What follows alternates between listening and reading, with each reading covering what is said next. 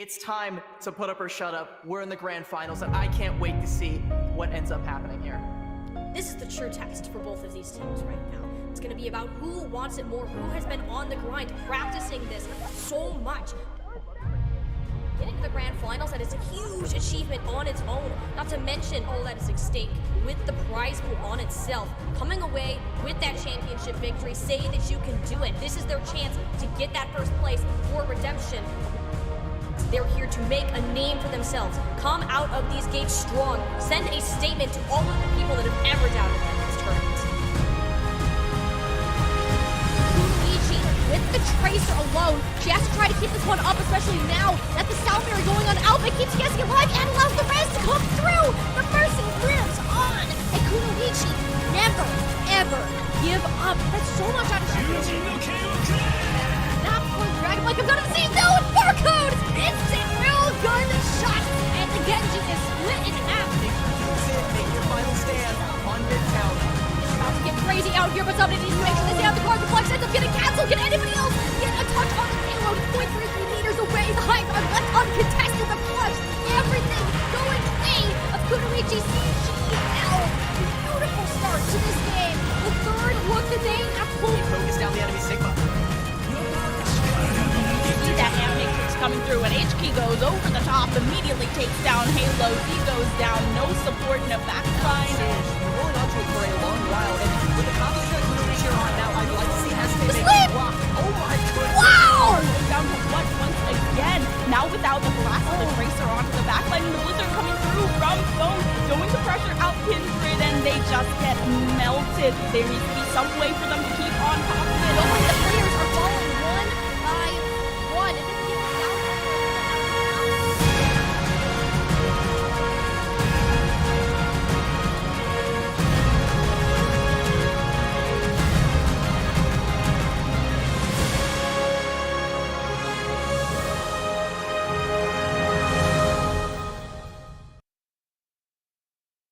Good morning, afternoon, and evening, Overwatch 2 fans. We're back for day 2 of the Calling All Heroes Challenger Series Championship. It's been a wild ride, and we had some sweeps, knocking teams down into the lower bracket yesterday. But before we get too much further, again, I'm your host, Ash, and I'm going to be joined on the desk by my lovely casters. We've got 2 pairings this time, and we've got Dogman and got Moxie. Welcome back, you guys. Moxie, how are you feeling? I'm doing good. It's been a while. We were last here with the Major 3. We got to see a lot of these teams in action.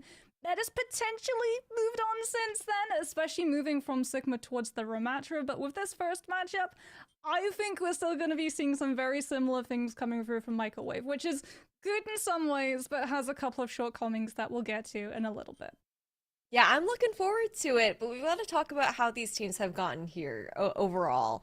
I mean, it's been this season-long, year-long season, I should say, actually, for the very first time down in 2023. So we've got 5 teams that ended up qualifying through those Challenger Circuit points, and then the 3 teams through the Last Chance qualifier earlier into last month.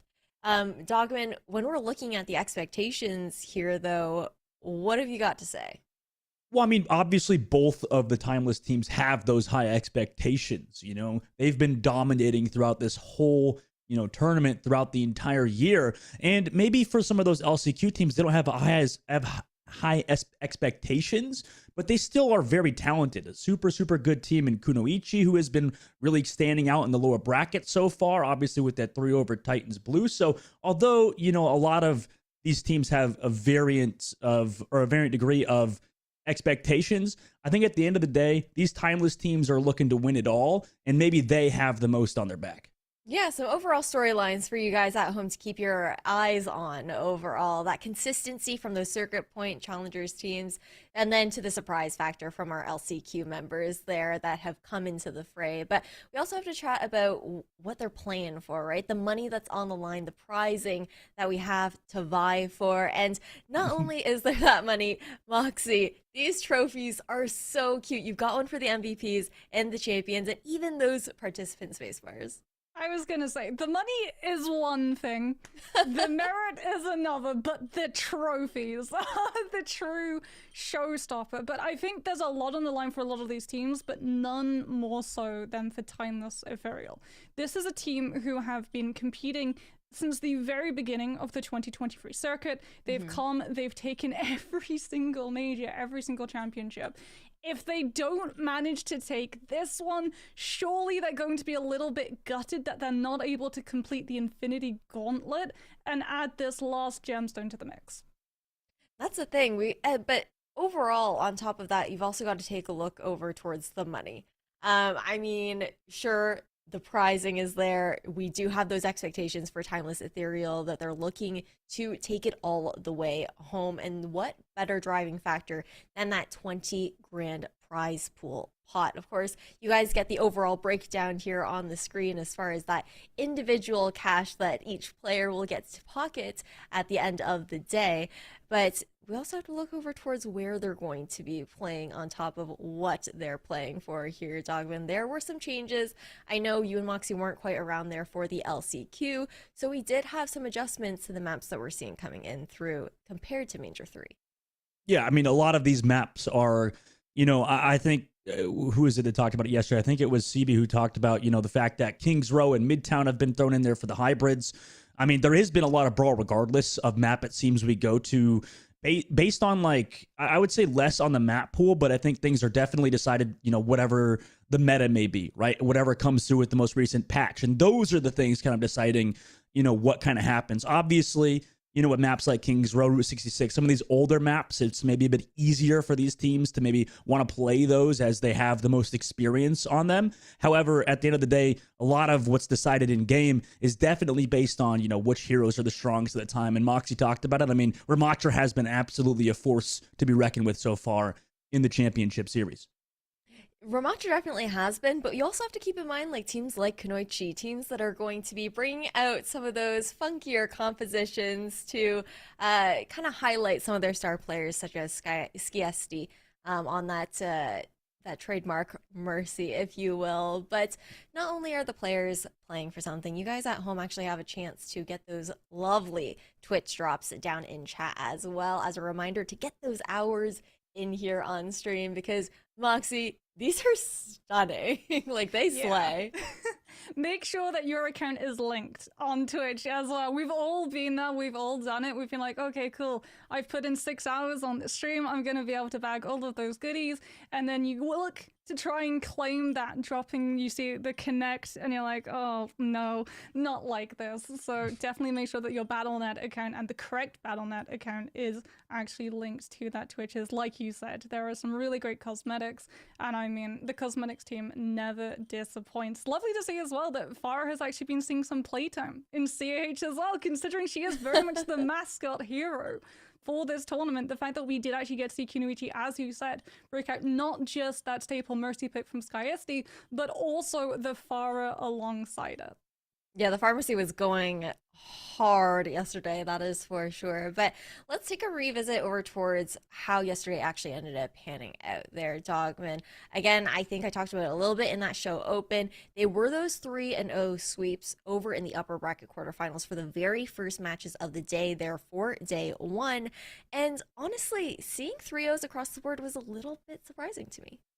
Yeah, it was. But I think while that is surprising, I think it can bode well for, viewers of the tournament so far, just to see that 3-0 happen or so early on. That kind of sets us up, I think, for the long run of, okay, maybe today we have some close matches in the semifinal. No jinxes, of course, but there's a good chance that because early on in the quarterfinals, all those 3-0s happened, that's kind of maybe what you expect. And as the tournament goes on, the scriptwriter is almost doing too good of a job, where maybe today, tomorrow in the grand finals have some exciting matches to look forward to. Because also, like you said, even in the lower bracket, I mean, we had Kunoichi that also got the 3-0. The only difference was Fable obviously going 3-1 in their series as well, which was a really hard-fought series from both teams down there in the lower bracket. So obviously moving forward, both of these lower bracket teams also look really good. So really, whoever has to drop down a lower bracket from the semifinals is probably going to be worried about both Kunoichi and Fable. 3-0s and 3-1s also don't necessarily tell the whole story about what a map in itself that scoreline ended up being, right? I know Yeah. for the Fable versus Inarizaki matchup, those were pretty close on some of those maps, but a bit heartbreaking also to not even really get that opportunity for a team like VT Blue to get that momentum started. It seemed like they didn't seem quite like the Vancouver Titans Blue that we had seen previously, Moxie, and unfortunately, we did have to say goodbye to them yesterday. Yeah, I mean, they got dealt a really tough hand, to be honest, coming into that upper bracket, having to go up against immediately Timeless Celestia, who are a very smart team. The mechanics are incredibly clean, but I think, honestly, the best point that Timeless Celestial have on their side is how they're able to look at certain situations that they're in and immediately adapt scenarios on the fly. We would see where they would look for trades, they would be able to sacrifice their tank to actually find themselves in a better positioning to bait teams into them with things like on King's Row, that absolutely amazing amplification matrix to set up this Sojourn as everyone from VT Blue sees a lack of that rematcher and thinks full steam ahead, it's go time, and walks directly into it when their main is still respawning. And as a result, the second the amp goes up, VT Blue go packing to that spawn point. And I think that dented their confidence. Like you said, they didn't really get to start having that momentum. They were very hesitant to actually put their foot forward against Time Celestial because they were always having to second guess whether or not this is actually an opportunity we can take, or this is something that they're making us think that it's an opportunity that we can take. And as a result, they just got incredibly nervous, incredibly hesitant. And when you're going up against a matcher in May, hesitation is something you cannot afford. It definitely isn't, but we'll have to continue the chatter about that lower bracket run for those other teams a little bit later because we have to get into the upper semifinals to kick off our day. And for the first matchup, of course, Timeless Ethereal versus Michael Wave and Moxie. Again, these are two teams we didn't get the opportunity to see them on stream yesterday on day one, but they have both obviously made a very consistent splash throughout the entire season. Yes, this is a team that, well, these are two teams that are incredibly known in the CAH circuit. Timeless Ethereal, you're not going to know that name unless you've been living under a rock because they have taken every single one of these tournaments by absolute storm. Arguably some of the best players, in fact, I would say Bun is definitely the best May that we have in CAH. Sawhill is actually going to be starting on off in the roster, so excited to see what tank matchup is going to be there because the last time they went up against Michael Wave, they were going into a Doomfist and a Genji, and they changed their composition around it regarding whether or not they had Bun on that Mei to mirror, or if they needed to put them onto that Tracer to be able to keep an eye on the Genji looking to infiltrate into the backline. And I mean, Timeless Ethereal, without a doubt, being the team that everyone is looking towards to be the ones to take it all. But the question is if they're going to actually make that clean upper bracket run, or if Michael Wave can potentially give them a run for their money, being one of those dark horses that everyone has to keep in mind here, Dogman. Yeah, I think that Michael Wave are those kind of underdogs, right? If we take a look even at the most recent major right before the championship series, I mean, Michael Wave had a real shot of kind of taking down those champs, really making a statement that they are a team that can definitely compete at the very top. I mean, the whole lineup has been very good. Realistically, we need to probably see that step up to the next level from them. Maybe whether that be from their Sojourn player in Death or some other area, they definitely have it in them to do that as well, as they've been a team to always do well in the clutch too. So realistically, Michael Wave is an underdog that is not only capable of winning the whole thing, but taking down Timeless today would be absolutely huge for them, which I definitely think it's within their right to do so. We'll have to see what they've been cooking so far. But overall, we also have to consider now that we're heading into this next matchup as well. Maybe, I don't know, Moxie, for this first map, do you think that there could be a map pick that could favor Michael Wave in the sense of trying to find that early advantage? I know we immediately see Lijiang Tower coming in hot here as Timeless Ethereal's pick, but sometimes that map pick ban, as far as what we see actually coming into these options, it can make a big difference in how a series plays out. Yeah, I mean, the last time we saw Microwave and Timeless Appeal actually match up against each other was back in the Major, and it was Microwave who took control point. So that is something to remember. Like Justin has said, they are an underdog coming into this, but they're an underdog who've already proven that they're able to stand up against this team. However, as we head into Lijiang, we're potentially going to be seeing a lot of that Ramatra come through on Control Center. But if we do head over to Gardens, there's the potential, the possibility, that opportunity to see a Junker Queen pick coming in through as well, where you have that shout, you have that rush, the ability to immediately position yourselves onto the point, and then you basically bait them through that choke so that someone can get grabbed out by the Jagged Blade, pulled out of position, made vulnerable for your Sojin to absolutely shred down, and there you just spiral the fight for numbers. Well, we're going to have to see if Moxie's 3 crafting does pan through here for some of those hero swaps. We're going to head straight into this first matchup, you two. Have fun. Thank you, Ash. And Lijiang Tower, the map will be starting on as we load on in Moxie. I mean, early predictions, you obviously think that there potentially could be that JQ. What do you think the chances are that we actually do get to see that, though, right? I mean, both of these teams obviously like that Ramatra, but, you know, we have seen that JQ come out at points. What do you think we're actually likely to see as we load in? Obviously, it depends on the submap, but...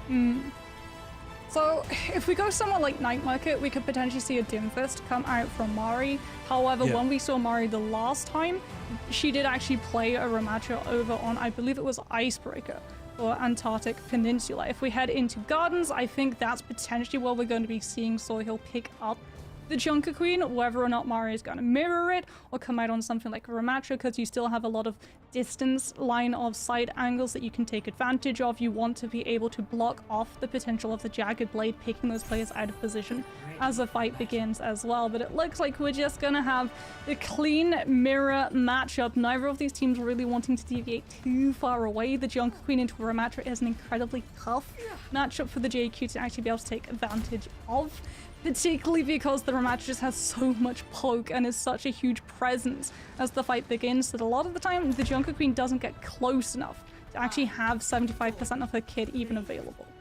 Yeah, so both teams running that Ramatra has been kind of dominant so far throughout the championship series. And now Microwave and Timeless Ethereal both go towards that bridge. They take off some poke initially. Sawhill already the first one to take control of that pillar side as well. Force that Maywalt early. Nothing really comes of it for Microwave, so that utility already gone. Could mean that Timeless just push onto Microwave. However, they've kind of locked themselves around the dojo. That's a great area. That's given Death the opportunity to take out Bun as she tried to go aggressive. Removes Bun from the server. Now you don't have that man anymore, and you still have Death pumping that damage in from the backline. Sawhill dangerously low, and so is X10 on the other side of Timeless, but they've managed to keep everybody alive for now. However, that second Maywall comes out from Zoe, separates Timeless away as Microwave look to cap the point out. They do have some members back, and in fact, it's Wicked to go down, so Timeless working themselves back into it.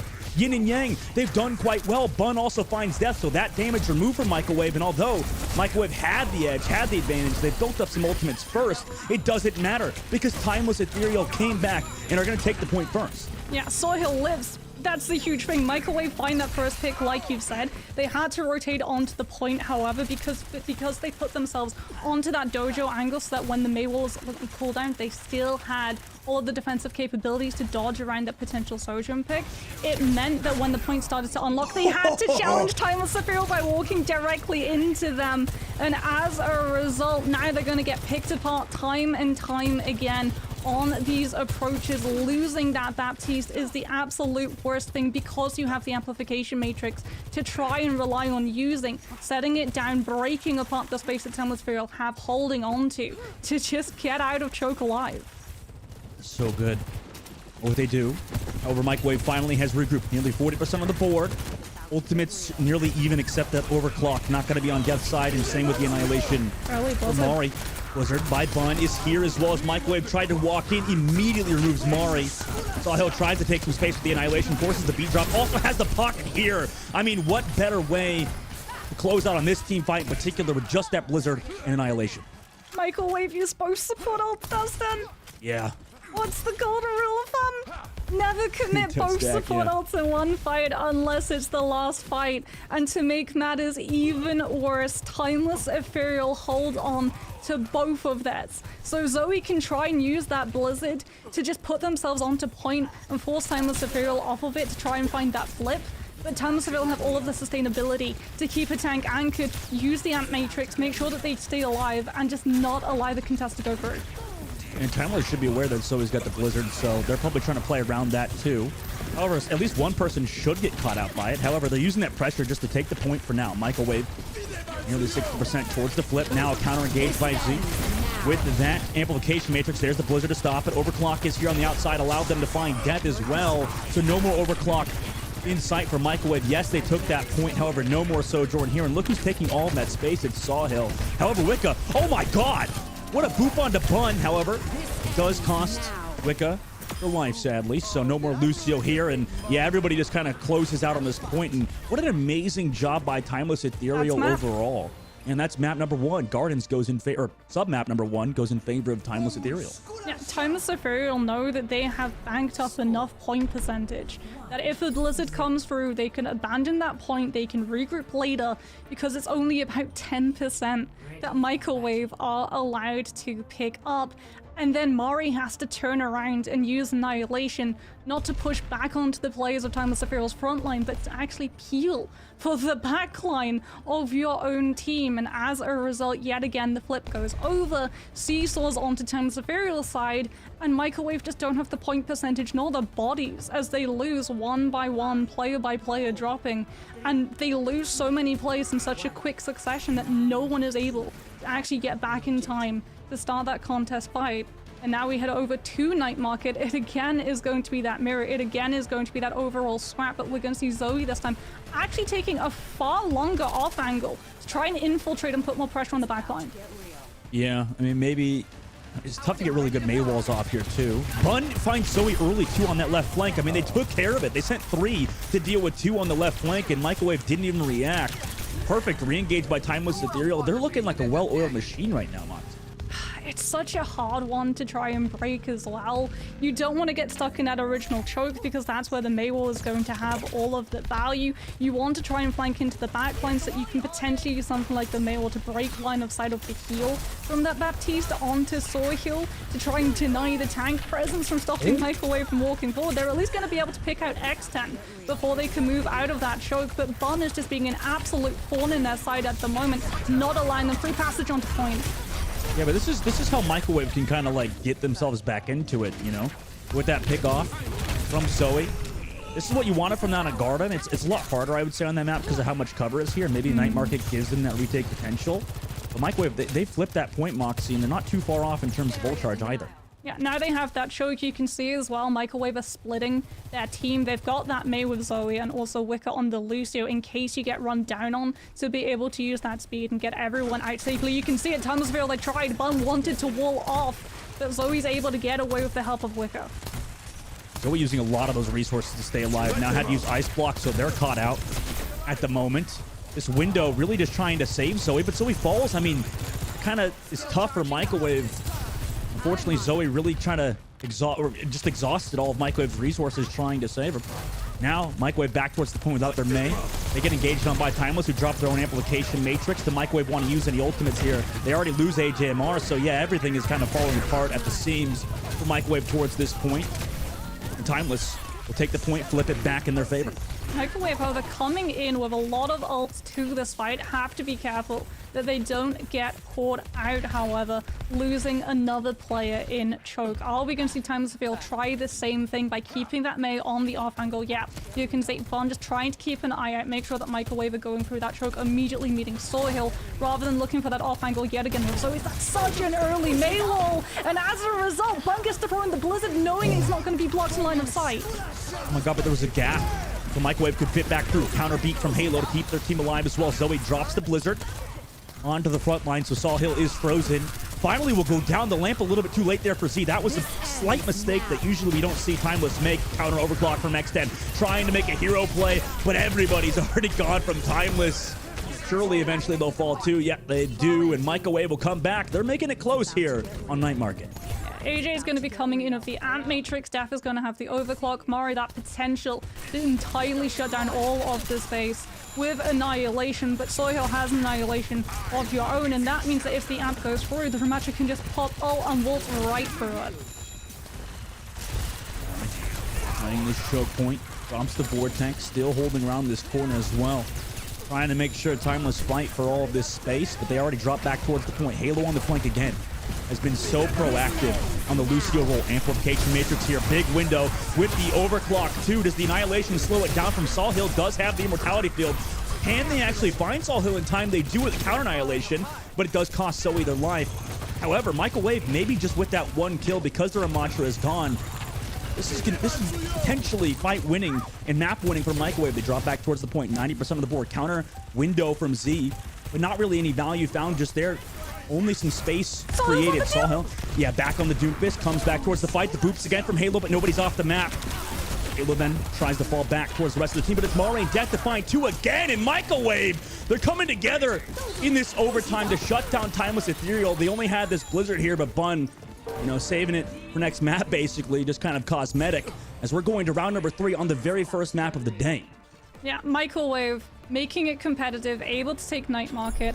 They're able to exhaust a lot of the ultimates that Timeless Ethereal had going into what was last fight territory. And Timeless Ethereal, they know it's last fight territory. You see that overcommitment, that overstep that you normally wouldn't make. If you lose a tank, that usually signals trying to back on off, regroup, and save ultimates for a later fight. They know that they don't have the percentage to be able to play it that way, however, so we see the full commitment come through. So he'll swapping onto that Doom, trying to come back in time with the rollout over from Cliffside to regroup while those ultimates are still active, but Microwave expect it. They're able to see the Doom threat away. Zoe even coming back in on a Genji of her own, so she can do pretty much the same thing. As now we head into Control Center, and if you thought the Mei was valuable before, that value just went up exponentially. These walls are going to have to be absolutely pixel perfect from both of these players. 100% agreed. This is definitely a map where Mei tends to shine a lot more, at least this sub-map, compared to the other two. Meanwhile, Microwave, they have full white control on the right side, but they're a bit split, right? I mean, they maybe get Maywall here, like you said, from Bun. However, yeah, they lose Zoe already. I mean, just the counter engage is there. Everybody's too split. Death wanted to kind of play from main, so you could see, you know, kind of a difference in terms of how they wanted to play that. However, Death does find X10 at the very least, so they're kind of working themselves back into this off of Death's positioning. They'll have their players back before Timeless do, so Timeless do get that first point cap. However, they're in a 4 versus 5 now. Microwave, do they take advantage of it? They drop onto Sawhill, but Sawhill drops forms, changes forms to stay alive and stay healthy, so they trade pack Zoe. However, Death still finds Sawhill, and now without their Amatra, you don't have any more frontline pressure. It's so hard to win without your tank. And now Timeless Zero, yeah, they're just going to back up, build some ultimates, and wait for Sawhill to come back. Yeah, Townsville not able to find that stall that they were looking for. Bun was playing towards control room rather than on the point itself. So you don't have that stall presence with the ice block and the wall. Instead, now we're going to see the regroup and Matrix coming on out early from Microwave to buy position so they can try and flush Timeless Ethereal back off of that point into Def, who's building up so much ult charge on the Sojin, but now that the window has gone from Microwave, Timeless Ethereal bite back. A nice window with X10 to shoot through it, gives them that kill, and now Sawhill also takes down Mari. Microwave just slowly falling apart here. They're going to have 40% on the board here, but Timeless Ethereal will get the objective back on their side. Sawhill's going to have Annihilation. Mari as well is going to be able to have it to match both of these Lucios holding on to the sound barrier. Are we going to see the commitment of that Annihilation to try and flush out that support ultimate to set the stage for these Blizzards to find more value? Exxon and Def also incredibly close and similar to those charges on that overclock as Microwave takes an off angle, but Halo spotted them out! Yeah, and into the Vortex too. Oh my gosh, before the beat can even drop to save Death. Unfortunately, happened far too fast for Death to react. Wicca now will go down to X10-2. Annihilation here from Sawhill just to kind of finish off everybody for Microwave, and they do so quite well. Nearly 60% of the board now for Timeless Ethereal. Microwave trying to sneak yet again. This is a very sneaky team. Whether it's Zoe playing pseudo Tracer with the Maid looking to dive into the backline, or Def wanting to take an off angle with that overclock and catch someone unawares before the sound barrier comes through in time to save them. And unfortunately, it meant that they were a little bit too predictable as Bun is able to ice pick Def, who yet again is sent packing the wall, making it even harder for Microwave to be able to retreat, as with control of all of this space, Timeless Ethereal just burn Microwave out of so much point percentage. We're on last fight. Yeah, now Bun's got pretty much the world in her hands at the moment with that Blizzard. They're trying to distract her at the moment towards the White Room and wait for their Sojourn to come back. In fact, Zoe goes first with their own Blizzard. Sawhill gets caught out, but the Immortality Field with the window here should keep Sawhill alive through that. And now a counter engage. X10 finds one with the Overclock Annihilation in desperate times to try to counter, but you can't. That's a 3K for X10 in this fight. Bun finds the fourth. Wicked goes down, and Timeless Ethereal will take map number 1 in this first to 3. Yeah, there's just no outward pressure on the Sojourn when that overclock starts to come through, because everyone from Microwave, all of their attention has to go on to that point. If they step off of it, the round is done regardless, so all they can do is just stand and take all of that damage as X10 is able to pop on off. It looked close on Night Market, but this is something that Timeless Ethereal are incredibly good at. It's something that we actually saw them taking advantage of the last time these two teams matched up against each other. They stumble for a moment, a millisecond, and then they look at your win condition, they look at how your team is operating, how they're positioning, they download that strategy, and they figure out your next step before you even take it. And you could see every single time they were in control of that point, it wasn't just the point they were playing in control of, it was all of the space alongside it as well. Every time Microwave thought that they were being one step ahead, Timeless Ethereal were already standing there tapping their watch. Yeah, I mean, that was... You see some of these like really dominant teams, kind of like if we noticed on Gardens, they maybe slipped up slightly at the very beginning. You know, maybe you take that like first map warm up or something. But, you know, Timeless, they really didn't lose a step. Like you said, sure, Night Market didn't go in their way. But, you know, besides that, they looked really good, Moxie. I mean, throughout the entire map, everybody kind of stepped up. X10, Bun, Sawhill, Halo, and Z all had their own moments. Meanwhile, Microwave, what can you give them, really? I mean, it was just kind of like Zoe had a good pick off at one point. I mean, what takeaway do we have if you're on the side of Microwave to give them some sort of, you know, excitement coming into this next map? I mean, I want to see more shenanigans come through from them. They're risky because if you are splitting your team off, you already saw it, right? Timeless Ethereal, they started figuring out that they would be playing split apart rather than the May with that Ramatra to try and find value and isolate some of those targets down. And as a result, we saw 3 players from Timeless Ethereal committed rather than 1 or 2 to watch the flanks, because they know it's not a sort of guessing game. It's not a maybe we'll put a couple of players here and it could potentially find value. It's we know they're going to show up here, so we're going to make sure that we always outnumber them in a fight. So I want to see either the full commitment to that strategy from Microwave, where they all go for those rotations so that it's 5 players rather than 2 that don't immediately get overwhelmed, or they mix things up and temper that strategy a little bit more, because doing that once is good. It leaves your opponent guessing. It means that you're always going to be turning around, trying to watch your back, figure out whether or not you need to be on the lookout to keep your backline safe. But doing it twice and then thrice falls into a pattern which becomes predictable, and when you're predictable in Overwatch at this level, unfortunately, it's on the same level as being dead.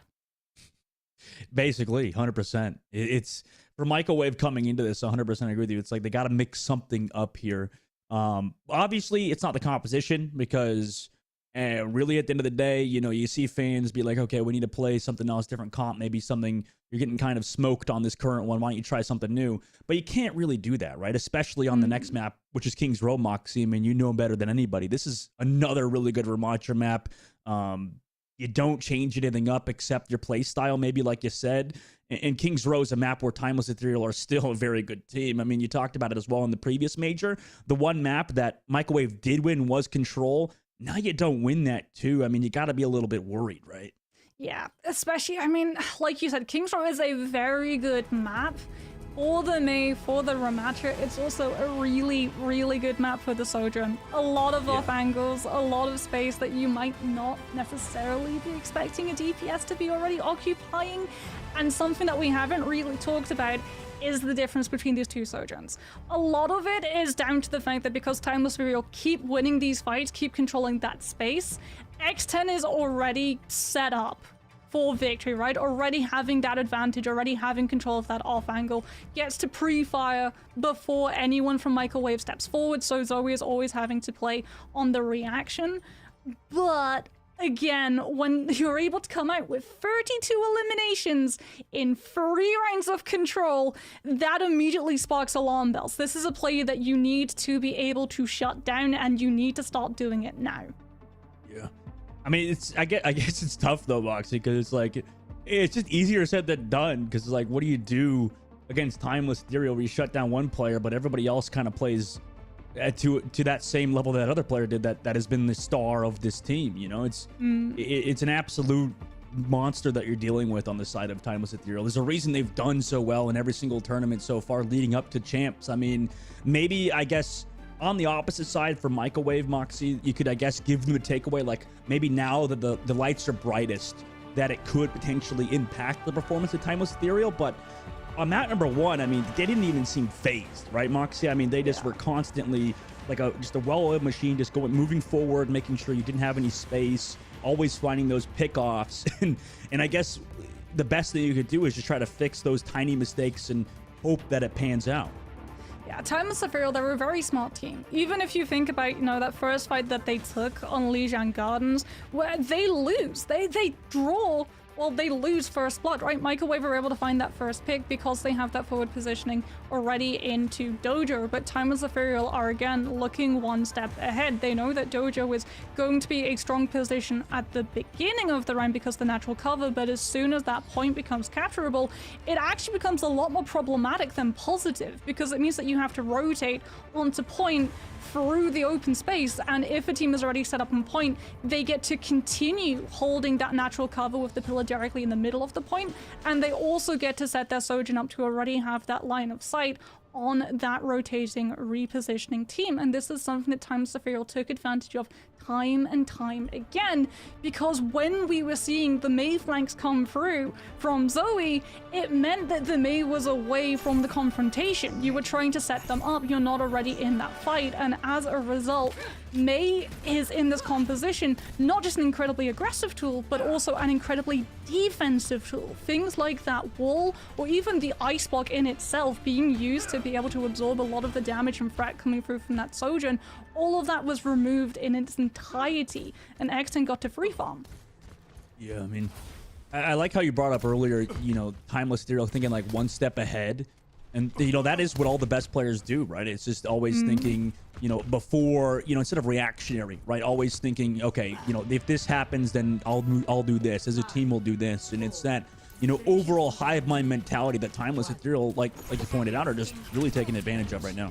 It's not just Timeless Ethereal, it's also Timeless Celestial. It might potentially, no, there it is. X10 just going for a little bit of an attempt of a snipe, Bun looking to maybe come in with that Mercy pocket to land a couple extra shots of damage. As Bun is able to immediately shut the defensive Surgeon down, and that is all hands on deck. Green sign is go. Timeless Ethereal moving forward and trying to take A off the first fight.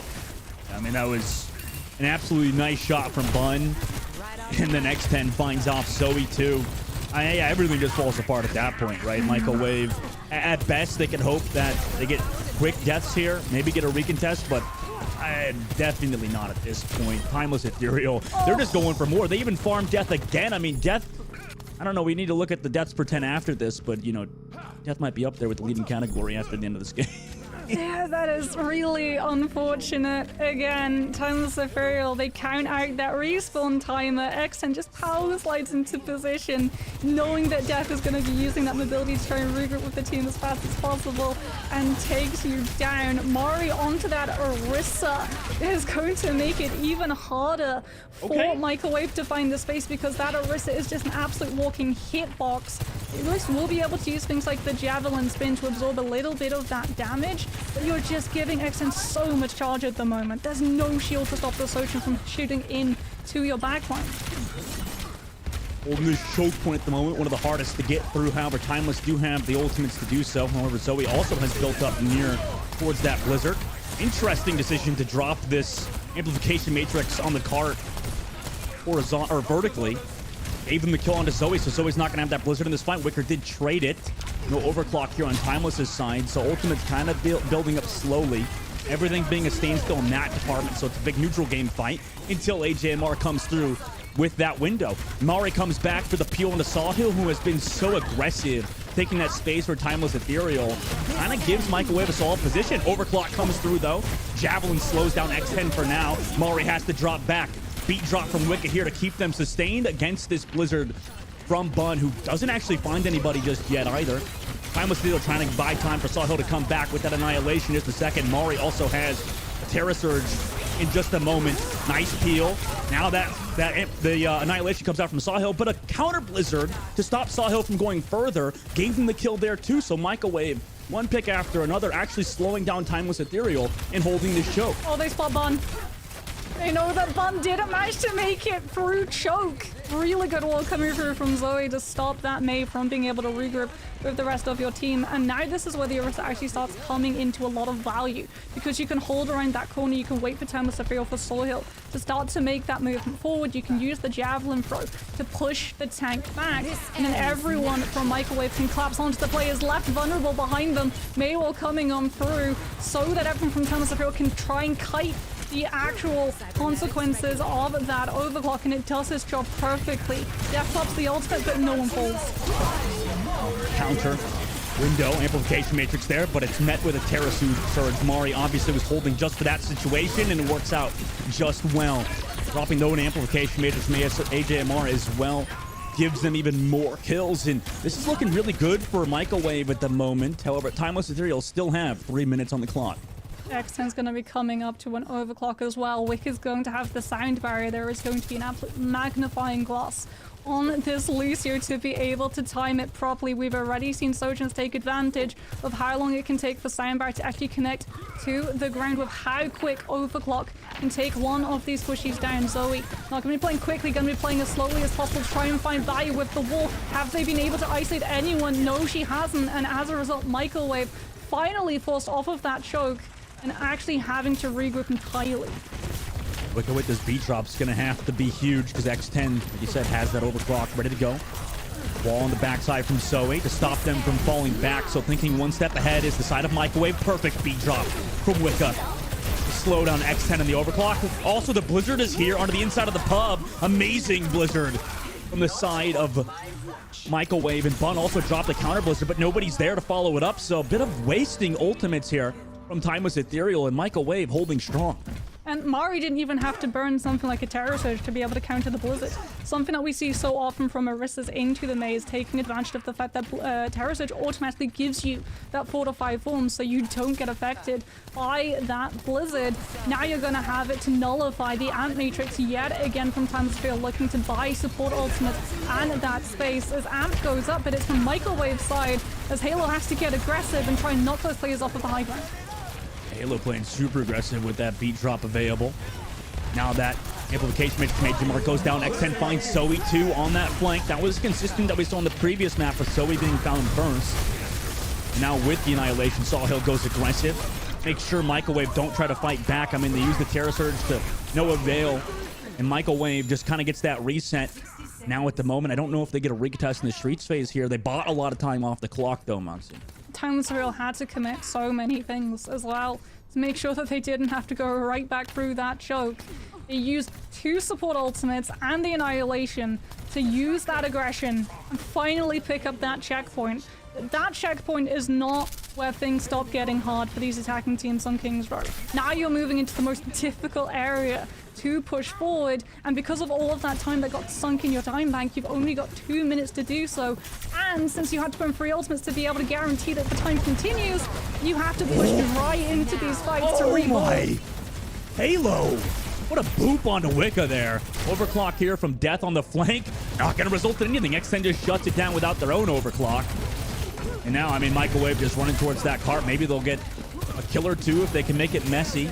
It's definitely not out of the question, but all of this kind of started from that boop off the map there from Halo. Now a Blizzard comes through from Zoe, and no follow-up is here either here. I mean, Timeless just comes back. They, I guess, had to use the overclock at the very least. X10 will get 3K in this fight. They're trying to die on the card as Microwave at the moment. I guess they'll be happy with X10 using that overclock. Yeah, Zoe sees that the Mei isn't working, is going to swap onto that Genji to try and put a little bit more pressure onto this backline and also dash up onto the high ground where X10 is currently standing. That Sojourn needs to be pushed off of this angle. Or he's going to have the terror, so you can see Zoe just waiting, getting into position, wants to dash onto the high ground, but Time is Ethereal. Figure it out. They know the swap's coming through and they peel. Oh, but the Terror Surge is there to counter the Amplification Matrix. We saw this previously on Street Phase, Moxie. Oh my god, Microwave shuts down Timeless for now. However, Timeless only used that Ant Matrix. With 40 seconds left, they have a recontest here as well. Yeah, but the great news for Microwave is Timeless used the Ant Matrix and Terror Search, displacing everyone, meant that X10 and Halo were not able to get damage through to pull their ultimates up for this next fight. Wicker is going to have a sound barrier, and Halo is still missing hers. Like this from Zoe. Making it messy, drops back, but unfortunately goes down. You know, nobody was trying to go as aggressive as Zoe was there. Death, though, does find X10. Mari here on that left flank has the Immortality field. Wicca still has that beat available. Do they use it in time to save Mari? No. They hold on to it for now. In fact, the card's falling back. Somebody touches some Timeless. I mean, Halo still has the beat drop. Everybody's got ultimates here, but now, I mean, overtime ticks down. This is getting scary for Microwave. If Mari is able to javelin spin the Blizzard, that's going to be absolutely huge because Wicked will be able to hold on to the sound barrier. They have to try and touch. You can see her just trying to use that javelin spin, anticipating when the Blizzard is, but she uses it early, and sound barrier as a result has to come through. The Blizzard with the beat drop late there from Halo 2, so it layers on top of Microwave. At the moment, Annihilation here towards the cart. Death finds one, but the Annihilation, I mean, makes it so nobody else can touch. Timeless Ethereal and overtime cap out. You know, honestly, Moxie, that was not too shabby for Microwave considering how bad first point went, right? Yeah, the recovery was huge. They landed really well on their feet, being able to swap onto that Orisa and take advantage of that choke. That really brutal corner for these attacking teams to be able to push past. Very similar to in the past how we see Reinhardt's playing around those corners, waiting for their cooldowns to be able to cycle back online before getting to play aggressive again. Really helped out. The Orisa, if you get walled off by the Mei, you have things like the Fortify and the Javelin spin to be able to keep yourself safe. It means that there's a lot less pressure on the Baptiste to throw Immortality Field in every single time your tank gets isolated out. Plus, you can put more pressure on the Mei in terms of how not just the walls are being used, but also the Blizzard utility. So a lot of the time it becomes a lot more telegraphed when that ultimate's going to come through. So Wicker with that Lucio can make sure everyone's kited out around it. But really crucially, the true counter in play was Mari coming with those Terror Surges to stop Amplification Matrix from being that domino effect that Timeless Ethereal used to pave their way to victory. It's not just Amp Matrix buying themselves the space, it's also being able to shoot through it and do so much more damage and build their ultimates so much faster than their opponents. And that avenue, that win condition, was drained entirely by the Orisa. Yeah, I like that swap. That is an interesting decision to do that. And like you said, Mari was doing a super good job at shutting down Z and the rest of Timeless at points. However, you know, coming back to it, Timeless still capped out, right? Even in overtime, they capped out. And now they're in the lead coming into their defensive side. Are we going to see the same come through from Microwave? Timeless were able to full pitch onto Ace so quickly off of one pick, but it's just not happening at the moment. Microwave having to contest. They were already starting with the Orisa, which is nice to see. No ultimate reset to try to circumvent that Amplification Matrix. They've seen what works and they decide to double down. They're trying to go past Sawhill, but Sawhill says no. Zoe, go back to the spawn doors. Holding around this statue side, now has the rest of their team. I mean, Timeless Ethereal just shoving away Microwave in one fatal push. Wicca almost goes down, but lives at the moment. Already nearly a minute shoot off the clock for Timeless Ethereal. And that's the drawback when you're running the Orisa, right? We talked about being able to play around those corners and wait for those cooldowns to cycle back. You don't get those if you're trying to approach the point on the attack. Every single time Mari is forced to use defensive, she becomes so much more vulnerable, and Timeless Ethereal can immediately pressure that tank even further, so Microwave just don't get the space to set these DPS up to prosper. Look at trying to set up a flank angle off the top of the clock tower, at least have Zoe kind of deal with that Sojourn. Meanwhile, block already used by Bun. Nice wall there with the amplification matrix from AJ Mar and forwards them that kill. Counter window from Timeless Ethereal down their May player though, so no Blizzard in sight for now. However, at least get some time for Bun to come back from spawn now with a minute and 30 off the clock. Mari tries to come back through with that spin, so that cooldown is used. Zoe gets the wall off too, so they're trying to find Sawhill fast. However, the heals are too good there for both Halo and C. Beat drop now available. Terra Surge available on the side of Microwave, who uses their ultimates first here. It's Bun to get found again, actually, after coming back from spawn. So great work from Microwave to find that kill. Beat drop counter engaged by both Lucios. So he still has that Blizzard ready to go. Doesn't want to use it just yet. Now Annihilation is here from Sawhill, but everybody's kited it away. So that Annihilation doesn't get any value at all. Sawhill now, I mean, this is going to be tough to live, right? Just shoved into the corner, deleted by death, and Microwave capture that first point after about 2 minutes. Are we going to see Microwave push aggressively forward to deny Timeless Ethereal control of that choke? Yes, we are. They're not able to find a stagger pick, but they are able to move forward instantly because they know that first choke moving into B is where you lose most of your time if you're an attacking team. Zoe's going to try and play quiet, not get spotted out over into pub. If you get spotted out, it's really a death sentence for them, mate. If you don't, however, this Blizzard is going to be huge, and Timeless Ethereal are absolutely none the wiser. That 20 stealth check paused. It's a huge Blizzard. I've never seen a drunken stealth build before, Moxie, but, you know, having a pint at the pub allowed them to find those few kills. Now, Overclock comes through with the Blizzard. Oh my god, Zoe hits the shot before Frozen. Are you kidding me? What a kill from Zoe. Maybe affords Microwave a chance in this fight too, and it does so. Tall Hill goes down. Timeless used ultimates to no avail. Now they just get pushed that card even further through the streets phase. It's been so far flawless for them here. Yeah, absolute showstopper of a fight for Zoe coming on through with that May pick. Death as well, getting to play a little bit more forward with the overclock, trying to shut down Timeless Ethereal. If you can pick apart one of these players before that contest can probably be launched by the defense, that is absolutely huge. However, you do know that you're going into an amp matrix coming on through, and you can see Microwave positioning around the payload accordingly. Back off towards the main side. Amp still here. He actually comes back to deal with this overclock over the top. Just uses to kill Death. Oh my god, that is absolutely BM. Doesn't even want to use the rest of it.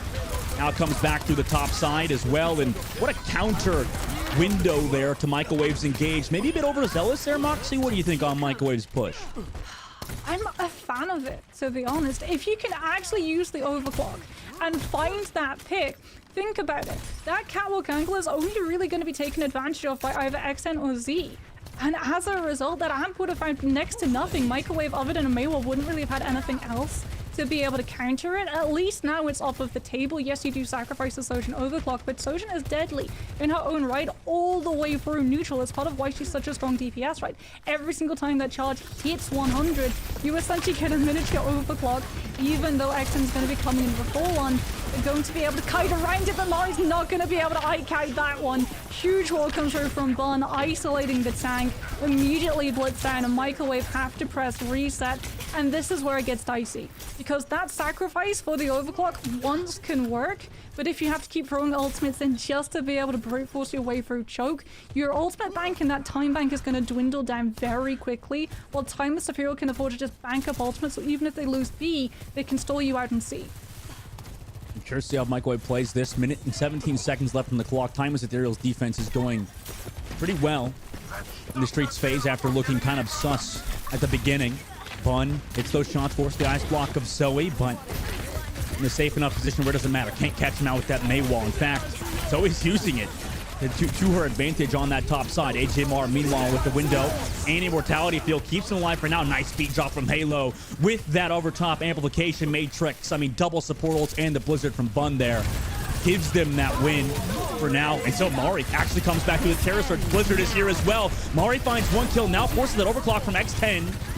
Hill finds Mari too, so even though they come back in with ultimates, they don't find the value from them, and now it's just absolutely terrible for Microwave. They only have an overclock for next fight. there's the adaptation that we were talking about coming through from Timeless Ethereal. They see that Mari has been countering the Ant Matrixes with the Terror Surge. So what's the solution? Drop Ant Matrix on the high ground where the Orisa has absolutely no way of being able to use Terror Surge to contest it. And as a result, X10 is able to take full advantage of that ultimate. Heading into last fight, we have Annihilation on the board. Soil taking a lot of pressure, trying to stay alive, knowing that you're going to be that target of focus for Microwave to take you down because it's the only ultimate that the defensive team has. They just got to find those kills. The Overclock unfortunately does not. And now Bun, with the help of the amplification, or the Annihilation, able to find death too. I mean, this is brutal now for Microwave. Right, I mean, they lose Zoe. Yeah, Zoe goes down. Halo also finds that immortality field. Everything else is falling apart from Microwave, although at points they look good. Timeless Ethereal really just capitalized on King's Row to go up 2-0 in the series and put us at map point. Yeah, there was a window that was there, that was open and ajar as Microwave approached that last fight.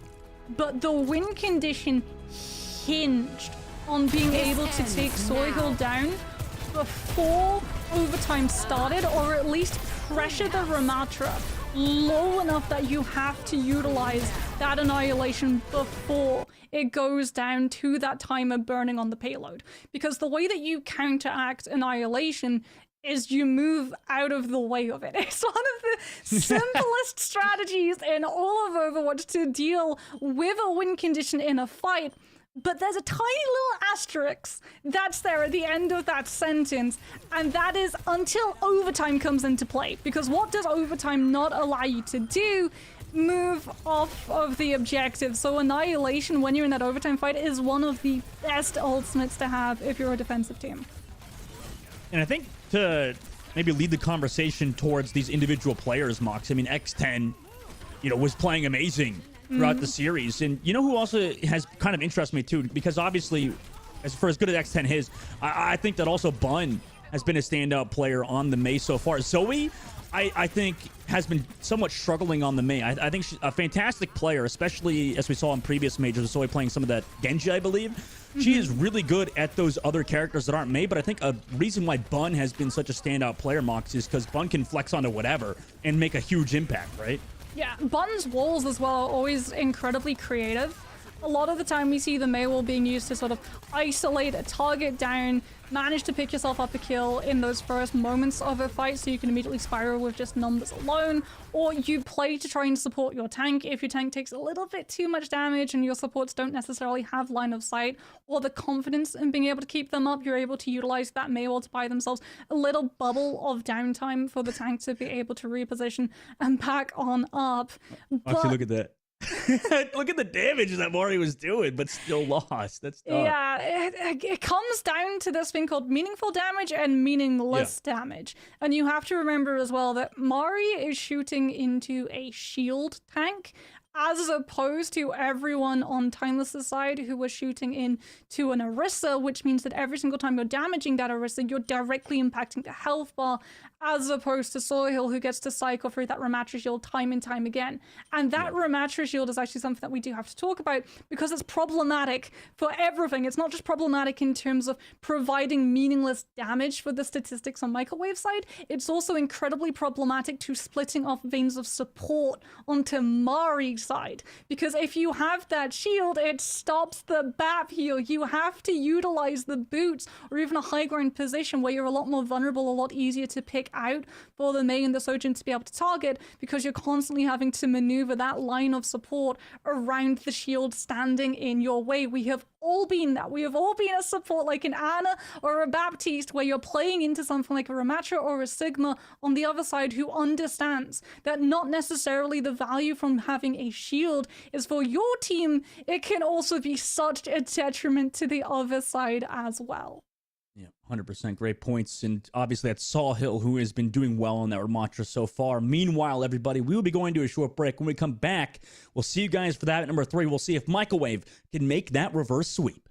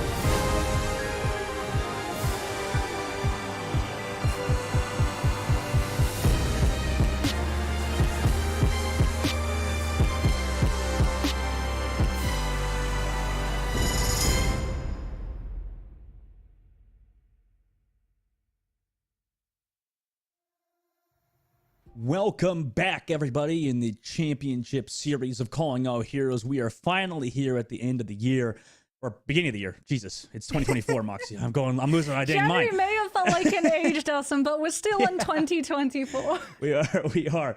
And in this series between Timeless Ethereal and Microwave, we're in the semifinals of the upper bracket. Currently, Timeless Ethereal up 2-0 on Microwave. Kings Row was at least, well, it was about the same, I would say, even that Lijiang Tower. Wouldn't you say that so far, Moxie? I mean, Timeless Ethereal 2-0, semi-close, I would say. What do you think? Yeah, there was like a little bit of a stumbling block where, again, Timeless Ethereal had to figure out how to deal with that Orisa swap coming on through from Mari, but the second that they did, they were off to the races. They hit the ground running. They were like, okay, if you're going to use Terror Surge to just block those amp matrices on the low ground, we're going to take the fight to the high ground because we have Sojourn and we're still going to be able to take full value. But speaking about low ground, we're going to be heading over to Suravasa, which means that we're probably going to be seeing potentially a little bit of the Junker Queen. I mean, some teams do like flexing the Junker Queen so that you can arrive at the point faster than your opponent. But again, this is a huge gamble because Junker Queen into Ramatra struggles. So it's sort of rolling the dice and picking your poison of whether you think you're going to be going into a Ramatra mirror or whether you think the other team is also going to be playing the Junker Queen and you want to go for that forward positioning or go for the Ramatra knowing that you have that advantage over the other side anyway. Yeah, and Suravasa, like you said, I think we have to wait and see what these two teams play. However, at the end of the day, the Ramatra has just been so freaking good. Yeah, I mean, we've already seen teams attempt the Junker Queen on this map into the Ramatra.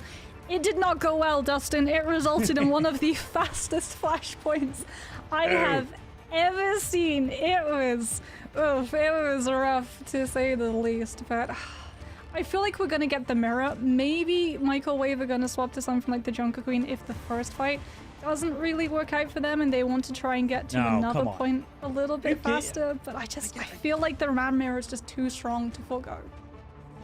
I like the idea. I like what you're going for. I think Mari as well has kind of shown, I guess, in this series in particular, the Orisa. So that definitely could be a swap to come through. However, at the end of the day, like you said about Sawhill and Timeless Ethereal, how they're playing their Ramatra at the moment, they just play it so flawlessly, right? I mean, they just managed to make those rotations with their own utility incredibly well. I say that as Sawhill's obviously hovering over the Orisa, so we could see Sawhill potentially mix it up. I guess why not, considering up 2-0 and he could try things out, right? Golden rule, especially on Flashpoint, never talk about the composition until the team is out of that spawn. Until Microwave going to be starting off on the Ramatra. We can talk about how strong the Ramatra is. On this point, there's a lot of opening angles, a lot of different rotations that you can take. Ramatra is very good at being able to shut them down with things like that Vortex and the shield being used to influence every single approach possible. As there it is, Sawhill rolling out on the Orisa, and all of the things that we were just talking about, all of the utility that Ramatra has, Orisa foregoes entirely. If you get Vortex off, you can just fortify. Or better yet, you can Javelin spin and Matrix it up before it even hits the ground, and look at that, Timeless Ethereal off of Sawhill being able to use the momentum already on that point first. This railgun shot from Death there, but at least forces him back. Oh my god! Wicca gets removed. And now that spin comes out from Sawhill to try to push out Mari from that immortality field. They find it anyway. They find Mari eventually anyway. And the first point, Timeless Ethereal will pretty much take it with ease. Yeah, Timeless Ethereal going to now look for those stagger picks as well to come through. Mari immediately going off of the Ramatra, seeing it's not going to work. Sawhill is just able to utilize all of the Orisa defensive capabilities to brute force through all of this Ramatra aggressive capabilities. And we're going to see the Sigma, the shield being in place to put more pressure onto XN, trying to find some of these other angles. You've got the accretion to try and knock back some of these players of Timeless Ethereal when they do get too over aggressive and look to punish. And already we can see that extra pressure with those spears coming out onto XN to force you off of that high ground angle so that you're not in a position to take one of the backline down. Mari pushed back for now, utilizing as much of that shield as they possibly can to get some space here, but a lot of this fight does rely on these Sojourns at the end of the day, right? Both Death and X10 popping in that damage. Nearly 80% on the board for Timeless Ethereal. These points go very, very quickly. X10 gets poked down low, force them back for now, and with that, Zoe tries to drop that Maywall to take some aggressive space with that Baptiste amplification matrix. They actually give up the point. Timeless Ethereal does for now. Come back through, use their own amplification matrix to the wall. Mari gets pushed into the corner and deleted, as does Zoe. So although they gave it the point temporarily, it didn't really matter. Timeless Ethereal take it back, and we'll take the first point of the 3. Yeah, there's the rubber band. Timeless Ethereal. They see that they're taking a little bit of pressure, that Mari is forcing X10 off of the angle that they've set up onto the high ground. The thing is, the Sigma with that pressure isn't a win condition, so Microwave, like you said, have to commit that Ant Matrix just to find the flip. And Timeless Ethereal, because they've already banked off of all of the stall that X10 buys them with the Sojourn, so much point percentage that they can just step off the point, kite around the amp, and then come back in with one of their own, absolutely no sweat off of their backs. And worse for Microwave, RNG falls into Timeless Ethereal's favor. This is one of the problems that these teams run into with Flashpoint. Is going to spawn closer to some of these other teams to respawn, and unfortunately Microwave now have to push a Sigma around the environmental cliff, with the Orisa having the capability of shoving everyone off. The Bun actually goes down first of all people, and also HMR finds Sawhill in that Blizzard. Also Gravedic Flux was there to try to capitalize. Z will find AJMR, but the damage is already done at this point, right? Timeless just kind of have to reset at the moment. They don't even want to contest this point. Just going to get Sawhill back for another fight. They do manage to build up 12% with that initial control, but it is a very fast flip. And Microwave now having things like the Sigma and the May, they have that stall sustain potential, so that if things start going a little bit south, they're still going to be able to bleed a lot of point percentage, because like you said, Flashpoint goes up incredibly quickly. Timeless Ethereal taking that cliffside, faking it out, however, to try and bait those utilities from Microwave's side. Yeah, Blizzard off that push actually catches out Zoe. Well, Z does find Zoe in that fight. B drop already after they've lost one. Also, they didn't Matrix here, so a lot committed for Microwave, and what appears to be a lost team fight so far, though. Sawhill goes down. Death finds them, at least. So Microwave kind of coming back into this as well. Amplification Matrix here, so they're able to find Wicca. Mari trades back Halo, so they are trading, but there's too many people for Timeless at this point. A lot of ultimates committed there to not even capture the point. That's kind of tough. Yeah, unfortunately, the fight going on incredibly long actually falls into Microwave's favor, as we're going to see 77% picks on up for this team. So he'll on to that Ramatra, immediately looking for that poke face to try and delay Microwave's approach for as long as possible to be able to play catch up with the percentage that they're missing. Now Microwave go around the outside, nearly 60% on the board here. Pretty much last fight territory on this point in particular. For both teams. Musical chairs with compositions, by the way. Mari's now onto the Orisa. That is super interesting when these teams are deciding amidst the match in terms of composition. You pointed out with Flashpoint, maybe these tank players will try to do that. Sawhill backs up, doesn't have to worry about that Maywall anymore either. Nearly 90% of the board for Timeless. However, Microwave have all of the members of their team on the point. No ultimates for either team just yet. Maywall perfectly placed again. Mari goes so low, down to 80 HP. Put Immortality Field here to keep him healthy as well. That cooldown removed. Death finds X10. That's huge for Microwave. They also have the Blizzard first as well. 80% now on the board. They want to find these stagger kills. Timeless Video try to back up, not lose anybody here. However, it's far too late. Microwave, they kind of hooked this fight very, very late, and it worked out for them. 98% of the board. They're surely going to take this point, tie it up so far on Flashpoint, and find some stagger kills. What a set play coming through from Microwave. That swap to the Orisa is huge. Every single time Zoe wants to try and use that Maywall to isolate Timeless Ethereal, they're already playing clumped up. So Mari actually uses the Javelin throw, which does a lot of damage, but also has a significant amount of knockback. So every single time Sawhill is actually playing with their team, whoever gets played behind the Ramatra gets shoved back and the wall comes up to isolate. And now yet again, we're going to see the Blizzard being used to isolate Sawhill away from the backline, away from the defensive capabilities. And with the tank having to back on off, Timeless Ethereal have no space to be able to utilize the 2 DPS ultimates that they had. You were talking about RNG earlier going in favor of Timeless. Now it's swapped back for Microwave, right? Finding that kill at that choke point with the wall ends up working perfect for them. Now Death comes with the overclock for the top right. Counters, he dropped from Halo, but also another one from Wicca to keep Death using this overclock. As many shots as they possibly can get off here is going to give Microwave a huge edge. Sawhill tries to come back with the Annihilation, but will go down Far too much healing here. Not enough damage for Timeless Ethereal, who are pushed back yet again by Michael Wayne. Yeah, Microwave committing in massively, but again, they've already been able to buy themselves 52% and counting off the point. They've got the Mei to be able to stall. Timeless Field do have the ultimates, however, so you can see Microwave being a little bit more hesitant to try and hold that forward aggressive position. But still, so much percentage still up and counting before Timeless Field are even able to get into position, and they have 3 ultimates. They can't afford to use all of them, though, because if they lose the next fight, they're still going to be down a point. Timeless comes through from this back left, taking their time. Use the amplification matrix first. The Microwave want to disengage. They do. Around the corner, so that's already 1 ultimate out, but they've got 2 more to have to work with. And at the moment, Microwave still waiting, biding their time. Timeless will take that point flip. Now X10 goes aggressive, drops the overclock through on that flank. Will find 2 immediately. The Microwave will sink for now. That's 3 for X10. Back to the spawn they go. However, they, like you said, Moxie, have built some time bank to work with. Yeah, Bond's able to hold on to the Blizzard as well. That is absolutely huge. Like we said, Timeless Field, they needed to be able to find that flip. It goes into overtime, so Microwave, no matter how long that fight goes on, they're not going to be able to pass 99%. So Timeless Field have all of the time necessary to be able to stall. Now they themselves get to stall the approach coming through. If Microwave are able to kite on to that point, it just plays into Bun's hand. It means that the Blizzard is going to be able to connect onto so many more of these players. You don't want to use the ultimate out in the open. Instead, you want to bait Microwave into walking directly into it by dangling the point in front of them as bait. Bun with this Blizzard is going to be huge, right? I mean, AJMar has to come in with that Ant Matrix. We'll use it early, in fact. So maybe that confuses the side of Timeless for now. However, it doesn't look like it. X10 finds that. Blizzard is here from Bun. Frozen May on the point. Gets saved by the Immortality Field. Both of these Baptistes have been playing so well. However, who's been playing even better? It's X10 on the Sojourn. 2 in this fight. Make it 3.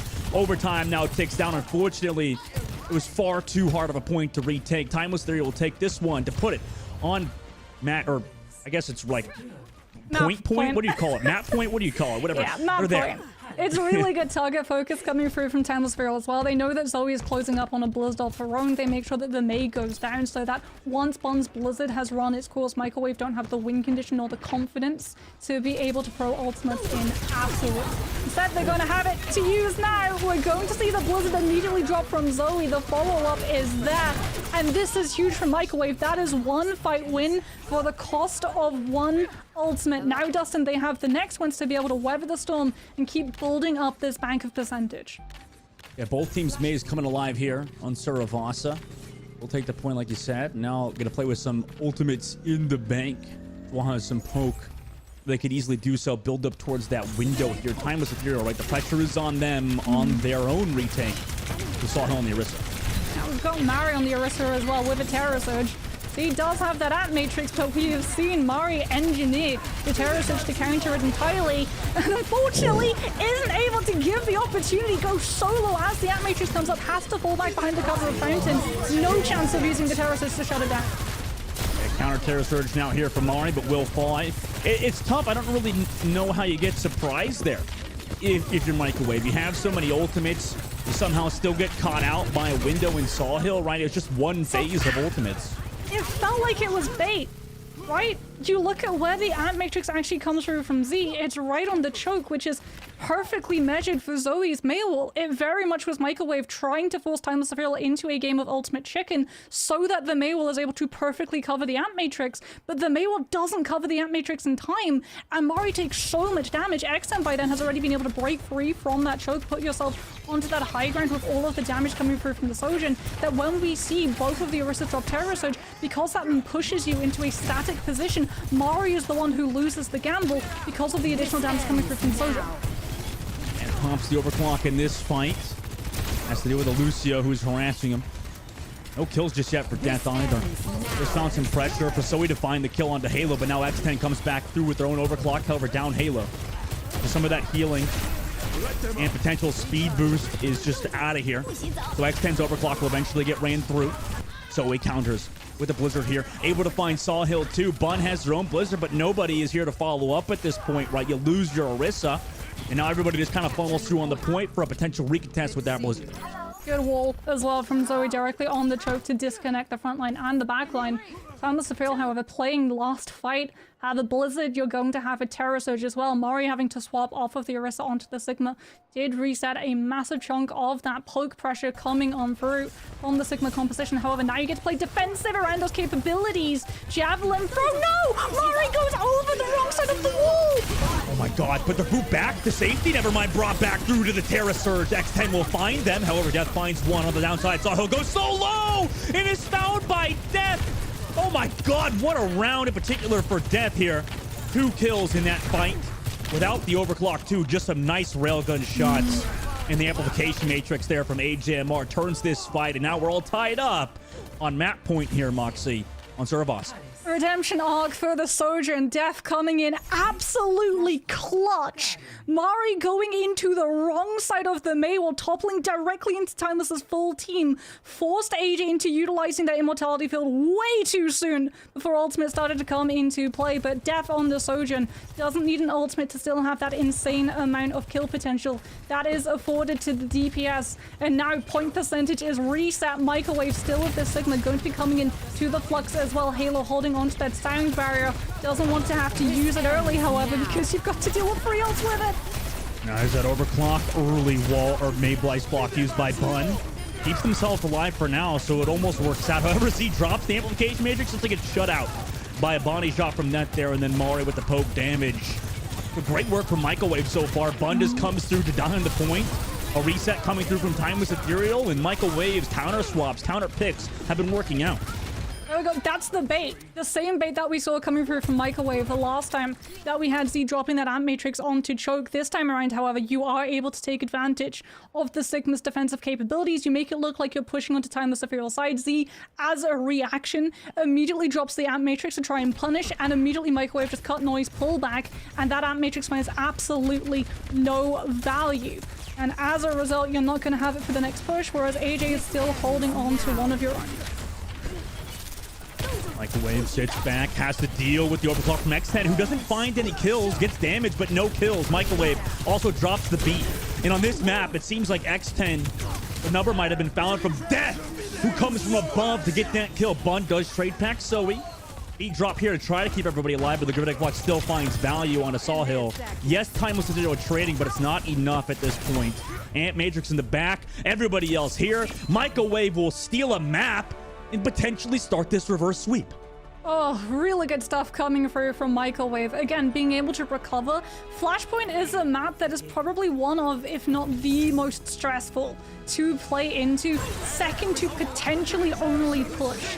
This mode goes by so incredibly quickly. If you think trying to just keep a track of the ultimate economy and how aggressive you're being and temper that aggression into defensive capability is hard on some of these other map types, it becomes even more important with Flashpoint, with how quickly that point percentage actually progresses. Unlike something like Control, it's not a case of when that point is finished, all of your ultimates lose value. No, it is when the next point finishes, another unlock. So you have to make sure that you can win a fight out while still holding on to something else to be able to win the fight out afterwards. Or if you indeed lose that fight, identify as the fight progresses, okay, this is not a fight that we're going to win. We're not going to make it easy, but we're still going to make sure that we don't overcommit so that we can come in with a better advantage for the next one. And that is something that Microwave took too hard, because at the start of that map, it looked really rough. Yeah, it did. I mean, that's a great point that Microwave really were able to make those rotations early because they got those fight wins. Like you said, I mean, every critical moment, it appeared like Microwave just came out on top with either that Blizzard from Zoe late into the fight on the rotation before the point even unlocked. I mean, like you said, everything kind of went in their favor because of how they've played. And, you know, maybe this goes back to what we were talking about earlier, where when the lights are shine brightest, right, how does Timeless Ethereal react? At the moment on this map in particular, X10's been playing super well throughout every single map until this one, where it did feel like Death kind of found their groove, were able to shut down X10 at points. Yeah, and I mean, if you look at the stats as well, the deaths are pretty equal. Death does die 5 times compared to X-10-7, but everyone else is very much even 7-7, 8-9, 8-5. And it's down to the fact that Microwave, they don't necessarily only play aggressively, they make sure that they play into what used to be predictable. They've sort of Pavlov conditioned Timeless into expecting actual full commitment onto all of these pushes, right? If you look at how Lijiang started, with how aggressive this team was being, when they started to take those flanks, they were fully committing into all of those fights. And it's something they started taking advantage of towards the latter half of Flashpoint, because they started pulling their punches. They started going for a couple of feints. They went for some of those left hooks when they actually made it look like they were going for an uppercut punch. And as a result, Timeless Zephyro reacted wrongly. They dropped things like the amplification matrix. They tried to go too aggressive. They wanted to try and match some of those ultimates for ultimates. And as a result, they played directly into Microwave's hands. And that is something that is crazy, because normally that strategy is Timeless's own. It's literally like Microwave went, okay, that's what you do. Well, I can do it better. Yeah, it's absolutely amazing to see what Microwave have been able to do on Suravasa. We'll have to see if they can keep doing it, right? Obviously waiting for the next map pick coming through. We saw the map pool earlier on, Moxie. I mean, for this series in particular, I think it really matters for this team, for Microwave, to really get things going here and now, right? Obviously, you talked about potentially Death having to step up, make those amazing kills on the Sojourn, having to have Zoe do well on the Mei, right? On that map in particular, things have changed, but do you think that this is just a flash in a pan? Do you think this is a one map type of thing? Or is there things here that they've learned that they can move forward with in the next map? I think there's things that they've learned 100%. If you do one strategy once, you can think, okay, maybe it's someone having a little bit of a moment, or maybe it's a fluke. Maybe they wanted to go aggressive and then they saw the amp matrix and they went, okay, this is a fight we don't want to take, and they pulled away.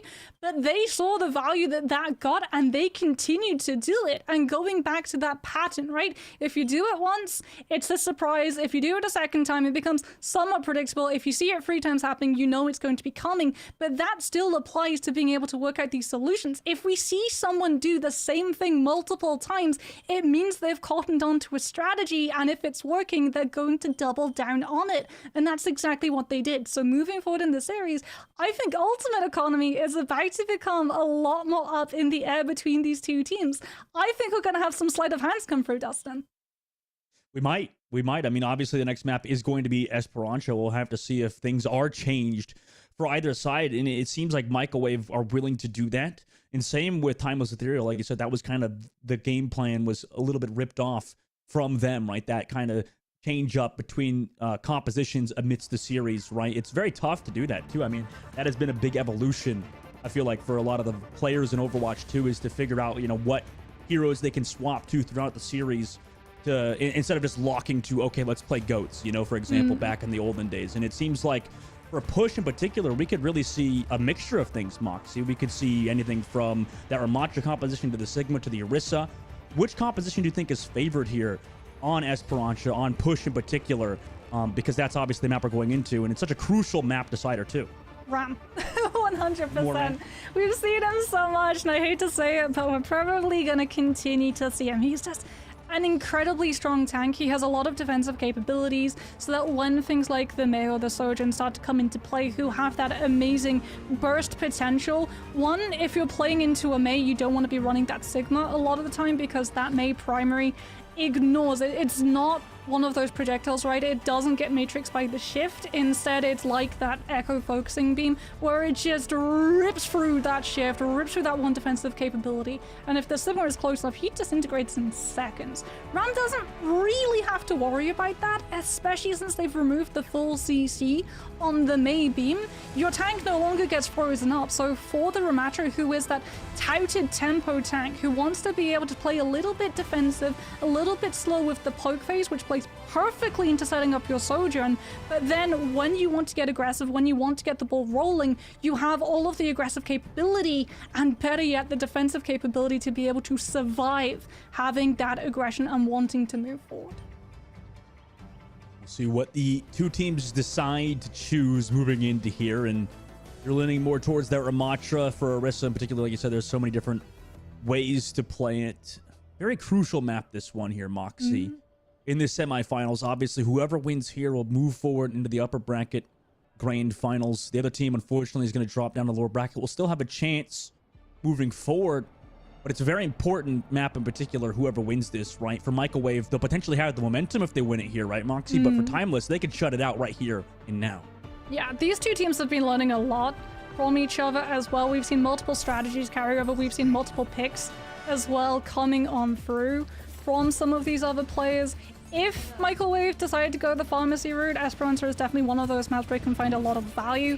There's a lot of the high ground, there's a lot of those rooftops, very similar to King's Row Street Space and also Dorado A that the Pharah can use, but I think we're just going to be seeing standard meta unless Microwave decide now is the time to pull out that old identity of the Genji Doomfist. I'm on the fence about this, Dustin, though, because the last time we saw them use this, Timeless Ethereal broke its back within seconds. Yeah, we'll see if it works out for them. That's definitely a strong choice to make right now in Esperança. You know, maybe it forces Timeless to mix things up, though, right? I mean, I think we talked it about... might win them the first fight. And on push, that is huge, because the last time we saw Timeless Ethereal deal with it, they had fun on the Tracer to actually stop Zoe from being able to get into the backline and pose the threat as the Genji. And Timeless Ethereal, they didn't expect the Genji, they didn't expect the Doomfist. They're entirely unequipped to be able to have that avenue of choke control. Jimar obviously going to set up a lot of those anti-grenades. That's what we're on the Nano POV at the beginning. Misses the first one, however, just goes for a set nade. Now kind of knows where everybody is. Just tossing out cooldowns, understanding that, you know, they can't really be dove on by Timeless. There's too much of a distance gap to really make here. Nade misses again from Microwave's side, so they're really looking, they're kind of poking and prodding for that anti-grenade. Meanwhile, Timeless taking some space with that robot. Already 9 meters, minute off the clock too here. Not a lot of ultimates built yet either. Neither team doing a lot of damage just yet. Another anti-grenade miss. Land. Yeah, I mean, that's really what Microwave needs at the moment for them to find this dive. However, at least they've not lost anybody just yet, so it's not really gone too terribly for them. Here we go, off cooldown yet again. Nano. Building the Nano. 4 times the charm with the anti-grenade. Zoe doesn't even need it. Just finds X10. We talked about Zoe being a great Genji. Having to play Mei throughout the series. Now makes that swap and really doesn't seem to have lost a step finding that first kill. And now with that, I mean, Microwave surely can maintain this. No, never mind. Sawhill comes back, finds Zoe, trades it out, equalizes it. Now in the 4 versus 4. They stopped that robot from pushing forward. Now here's that nano boost, but it's on a Doomfist, right? Is the damage there? Immortality kill to keep everybody alive. No, the anti-grenade finds Halo with a final blow. So Mari just there to create some space with the nano boost. And now they're actually able to get that first fight win. It was an incredibly long first fight. Seems like Timeless are still fighting it, though. They want to find these kills. But no, eventually Microwave will get them and control that robot. Immediate swap from Xeon to Kiriko as well. You can see that those anti-nades are going to pose a problem, and the Kiriko is straight away brought on out for that Suzy to be able to cleanse that effect. Bun still not swapping onto the Tracer, most likely because you have that Blizzard. You do not want to give up such a valuable ultimate. The problem is the Blizzard going to be able to find value? Wicker is playing Protect the Ana, so not on the Lucia to be able to kite around it. So the backline is prime real estate for the Blizzard, but everyone else, the Doomfist, the Genji, and the Sojin, they all have the ability to dodge it entirely. AG Mars gonna get blocked by the shield. Now a rally to keep Wicca alive here. Overclock as well. The help against the push from Timeless. Sleep on a Sawhill, gets woken up immediately. Ultimate still available from Timeless after the beat. Nice anti-grenade slows down X10, but eventually cleansed off from Z. Which is why they've got that Kuriko, like you mentioned, Moxie. Bun finds Zoe too, who went for that dive. No Genji now here from Microwave. A lot of that damage gone. Lands to Mari. Has to back up out of there for now. They do have a lot of that cart space, so as long as they don't lose anybody, they're in a decent spot. But we'll see if they can do that. Yeah, it was definitely wishful thinking. Mari will get staggered, and Timeless have control of the robot.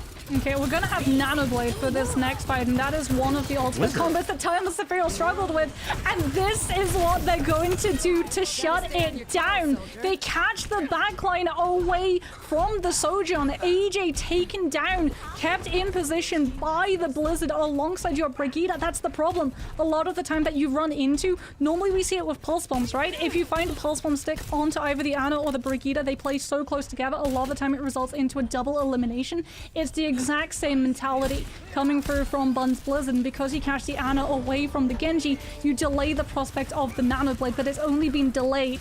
We're still gonna have to rip the band-aid off eventually, and eventually might come sooner rather than later. There it is, Halo deleted. Suzu out, can't save X10 here. That's 2 in this fight, and Zoe's gonna live for now. Annihilation from Solhill actually got 2 on the other side. Make it 4. Oh my god, the counter push on the other side where we're watching Genji POV. It ends up not mattering because Timeless Ethereal's Annihilation in frontline has killed everybody. Sleight of hand, Dustin. Sleight of hand. You think the Nano Blade is going to be the most important, but Soilhill sees an opportunity. Rally has already been used by Wicker in a couple of fights previous. Soilhill knows no one can shut down that Annihilation. No one can kite it out either. And as a result, the objective keeps moving. And yes, you lose your backline, but you still put up so much more distance in comparison to what Microwave have achieved. And now they have to cycle back into their win condition of Nano Blade. I don't know if they'll even get another one online. I don't think so either. I mean, that's just absolutely a backbreaker. 100 meters now and climbing for Timeless Ethereal. It seems like the Suzu from Z as well has just countered every single anti-nade from AJMR. I mean, they're playing this very well at the moment. Yes, they find Sawhill at least, but Moxie, I mean, they've already built up 112 meters and they're climbing even farther. Yeah, you're going to have Overclock combined with Kitsune Rush. You do lose X10, but you've still got Bun on that Mei. Microwave now going to take advantage of the Soja missing to push that objective a little bit further back. Their Halo's just delaying, not allowing Microwave to be able to break past those early spawns coming through from Timeless Ethereal, who refuse to give up the high ground. That's a safe vantage point that they can hide when the dive comes through. Mari has the back gun under there, doesn't want to use the Doom ult just yet. AT connects on the Sawhill for now. Overclock flank from X10. Immediately though, Mari came back with the slam. Oh my gosh, what value found for the Doomfist. That is a huge kill to get. But they did have to use the rally as well as that ultimate just for that overclock there. In this fight in particular, Microwave will win and find these stagger kills to get control of the robot with 3 minutes and 40 seconds left. 2 for the price of 1. And crucially, the one that you're able to draw out from Timeless Ethereal side is not anything that can be used to counteract the Nano Blade coming through. This is the true win condition for Microwave, right? It all anchors and cycles around this Nano Blade, but Timeless Ethereal have the beat drop to be able to sustain through it, or Bun can even just use that counter Blizzard to stop Zoe from being able to find the dash resets. And Zoe's the one pushing the cart though. Has to back out, nice pocket there, but the Mei is slowed down. Also, Nano Death, in fact, with the overclock this time to mix it up. I like the change up, beat drop here from Halo. Sustains for now, and they actually find X10. That was a huge kill to find because X10 has been a thorn in the side of Microwave every single time they go for that push. So they deal with those flankers and come back towards this robot off of a Nano overclock play. So this is huge. This is big brain coming through from Microwave in 2 ways. One, you bait out Halo into utilizing the sound bar to counter the Nano overclock, which means Zoe doesn't need the Nano Blade to have enough damage to chunk through the health bars from Timeless Ethereal side to actually convert into kills. And 2, Bun could not use the Blizzard to be able to counter it because unlike the Genji who needs to get close to melee slash through you, the Sojin can play out of the range of Blizzard, so Timeless Ethereal just had to take it on the chin. Yeah, Mari and Zoe probably just going to have to go really hard here in this fight. But Bun finds the kill on the Wicca while they're setting up. Oh my gosh, and now they try to go forward. Anti comes through, cleansed immediately by Z. I mean, perfectly played by them. But now that blade comes through. Annihilation to force back Zoe. I mean, that's the value found of the Genji blade dry. There's not really much else you could do. As long as they don't lose anybody, they might be okay. However, it looks like Timeless are always in a position to find these stagger kills. Now from the top side, Sawhill comes through. AJMR goes down, no speed boost or peel. Mari actually commits that Doomfist ultimate as well. Death finds one on the flank. They don't have a lot of healing, just the Brigitte. Can they find Halo? If they find Halo, it might be winnable. Or Z, able to find Z, that could be something here for Microwave as they're still on the top side of the bridge. The robot really isn't pushing too far. Oh, just kidding. It's actually moving in favor of Microwave, so they've managed to come back towards this robot.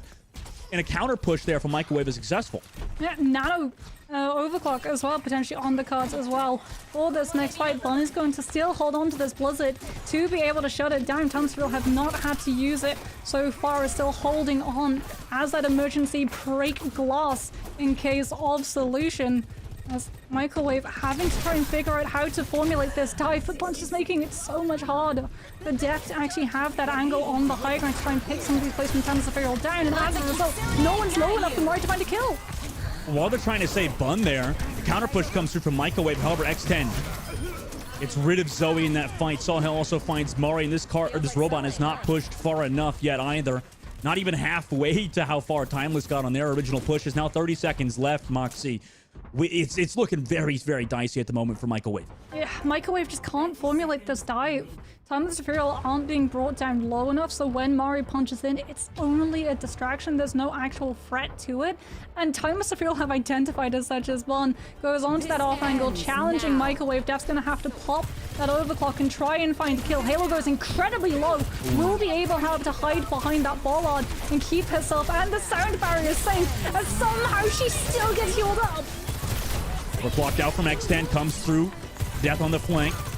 Wicca also stuck in that blizzard. Will go down to Sawhill. X10 waits for Death to peek around the corner. And this should close things out for Timeless Ethereal to cement themselves in that upper bracket finals. Finding Zoe on the stagger. That blade is negated pretty much throughout the entire map, and especially at the very end. Timeless Ethereal are moving forward in this tournament. I said I was on the fence about that Genji Doomfist. I like the idea of it. It's something that you pull out in the hopes that it surprises Timeless Ethereal, and you did see that they were running out on that composition without the Kiriko, which they immediately swapped to when they identified, okay, they're going to be formulating dives, they're going to be trying to play off of the setups of these Antonides. We need that Suzu in full effect so that we can hold on to our cooldowns and abilities as well as our own lives when that starts to come into play. But unfortunately, that surprise factor, that sort of feint into a jab that Microwave were hoping and gambling the Doomfist and the Genji pick would be, is just too well read by Timeless Ethereal, because it's something that they've already played into with this team. And Genji struggles so much at the moment in this meta because of the amount of shutdown there is. You don't have to swap onto something like a Tracer to control all of the avenues of the backline, because the Mei does the job for you. You can't deflect the beam, it does so much damage in seconds. Every single time the Mei is there, the Genji can't fully commit in, and you saw as a result when Mari was punching forward, a lot of the time Zoe's presence was entirely absent.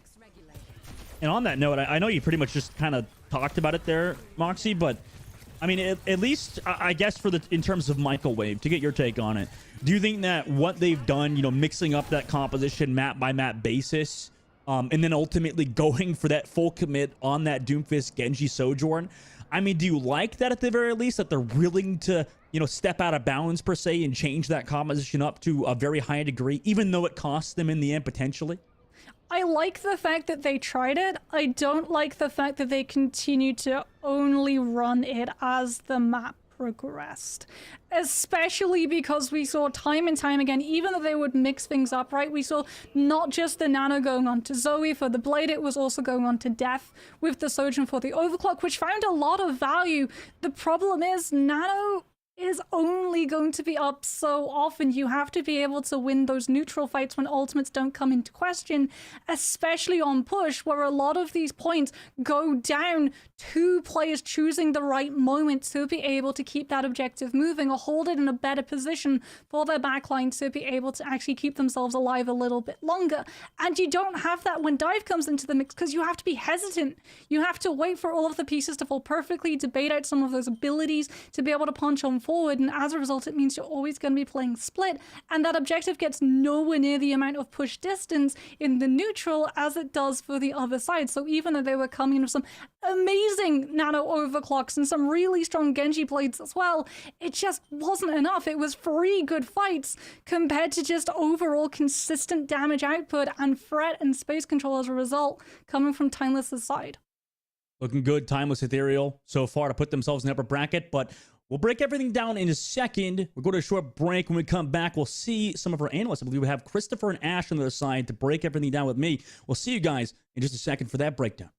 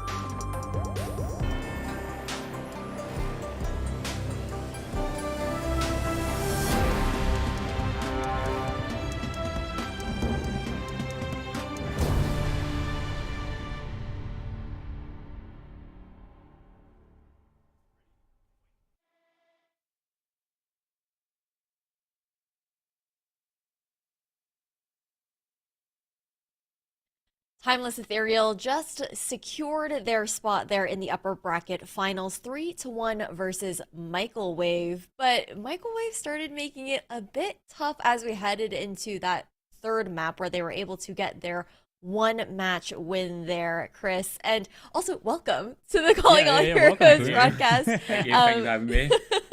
Like, that's first off the gate. So excited to have you here with us and join us on the analyst desk. But second off, I got to get your overall thoughts on this last matchup.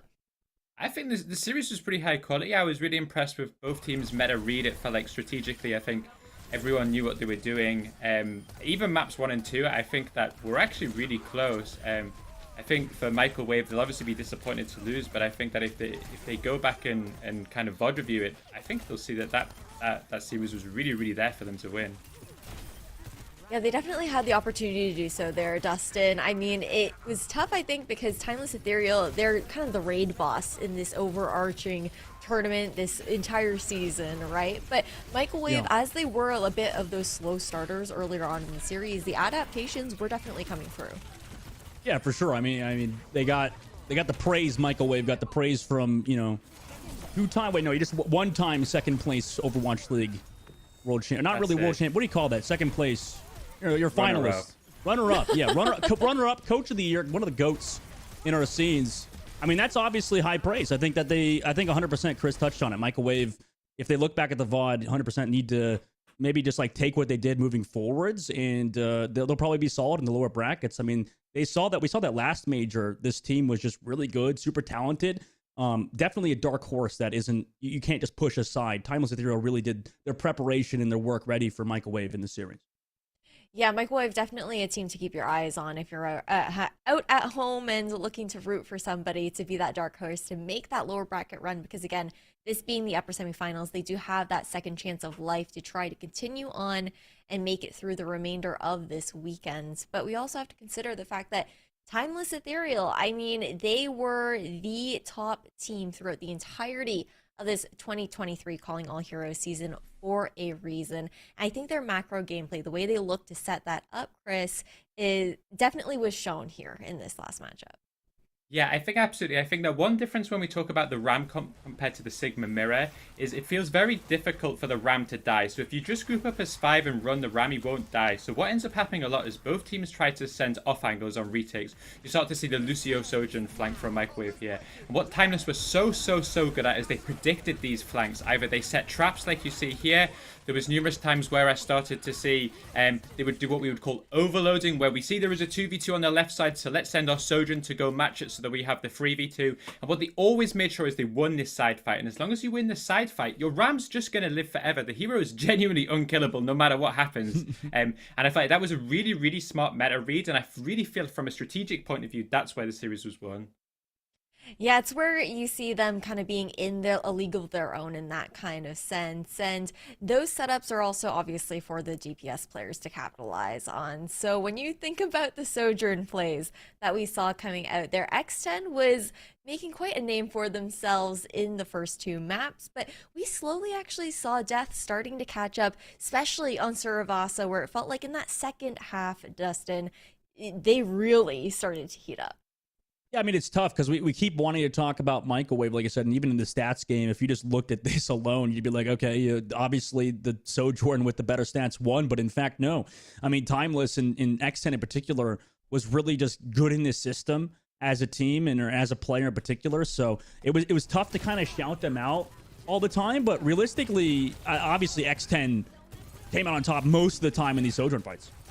Yeah, I think one thing that I was really impressed with X10 was whenever Z had the Baptiste ult, that Amp Matrix, X10 would group up with it and would look just to charge rail, body shot, and we saw numerous fights exactly like Def is doing here, where we were able to just win team fights off just a body shot, which was a really, really, like, I think a big difference between the 2 Sojourns, especially on map 1 and 2.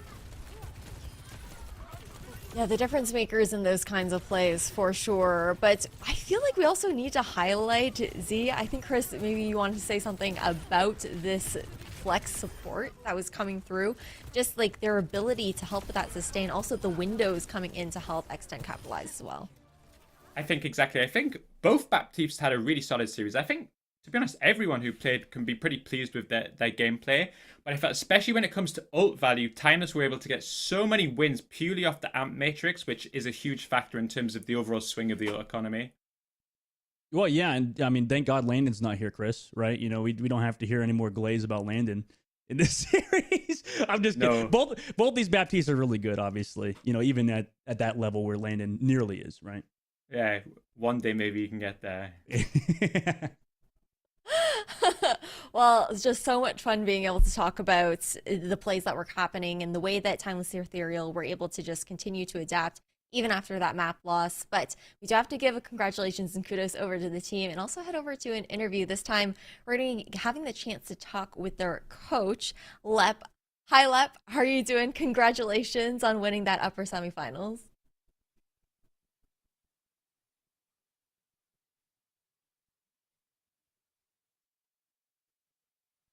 Unfortunately, I don't think I was able to hear you there. You may have been muted on I your said, sorry, my mic was down. It's been a long day. I'm really excited, really happy to be here, to be able to represent my teammates and to be able to represent the Timeless brand. Pleasure to meet y'all. It's a pleasure to meet you too. Thank you for taking the time to do this interview. So kind of curious, like for Timeless Ethereal, obviously your team was reigning supreme over the entire season. Undeniable performance in that kind of sense with the consistency and seeing that they're always kind of a step ahead of a lot of these teams, despite the competition still looking to catch up, of course. But overall, what did preparation look like heading into this championship weekend? Were things kind of carrying on as usual? Was there anything special you guys ended up like leaning into, knowing that so much more was at stake? Not really. I think for me, the biggest thing is, especially coming in and coaching a roster that's been playing together for a while, a lot of things that I wanted to focus on were more so out of game. There's things in game that I can't really talk about with regards to strategy. So a lot of like adaptation whenever it comes to strategy, but I really wanted to make sure that the team was able to maintain composure, especially being able to go down in these maps. Taking a team that's really successful like Timeless and going into playoffs and having a lot of pressure on their shoulders, I really, really like. We have this saying, maintain a deep calmness, and we associate that with the color blue, right? So being blue and being like really, really calm and being able to come back from these situations is the biggest thing that I wanted them to be able to do and have. So that's kind of what we focused on going into this. I love hearing that, the fact that you guys really just focus on like keeping grounded and whatnot, because I was actually planning to ask like if the team actually felt a lot of that pressure, like knowing they were playing so consistently throughout the entire season and looking to secure that first place spot for the championship series to earn that infinity gauntlet, as Moxie was saying earlier on the broadcast. Was that something that weighed on their shoulders? That's not really a conversation that's like very open, right? Like that's not something that's like, oh, we're worried that we're not going to get the trophy. There's lots of confidence, I will say, and that's really, really nice to have. But I just want to make sure that even if it's not like an open thing, that like subconsciously, like we're all on the same page and that we're all like, we're just gonna go in, we're gonna do our job, and we're gonna get the trophy at the end of the day. Yeah, the big thing is just being able to focus on playing your own game and not getting too in your heads about everything.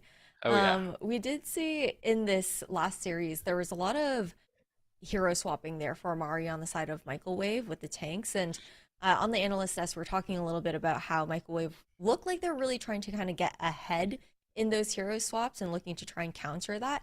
How did it feel in the moment trying to work around those changes? Because Mari swapped up really, really frequently, and I'm curious to see if that kind of affected the approach to the game coming out from Timeless.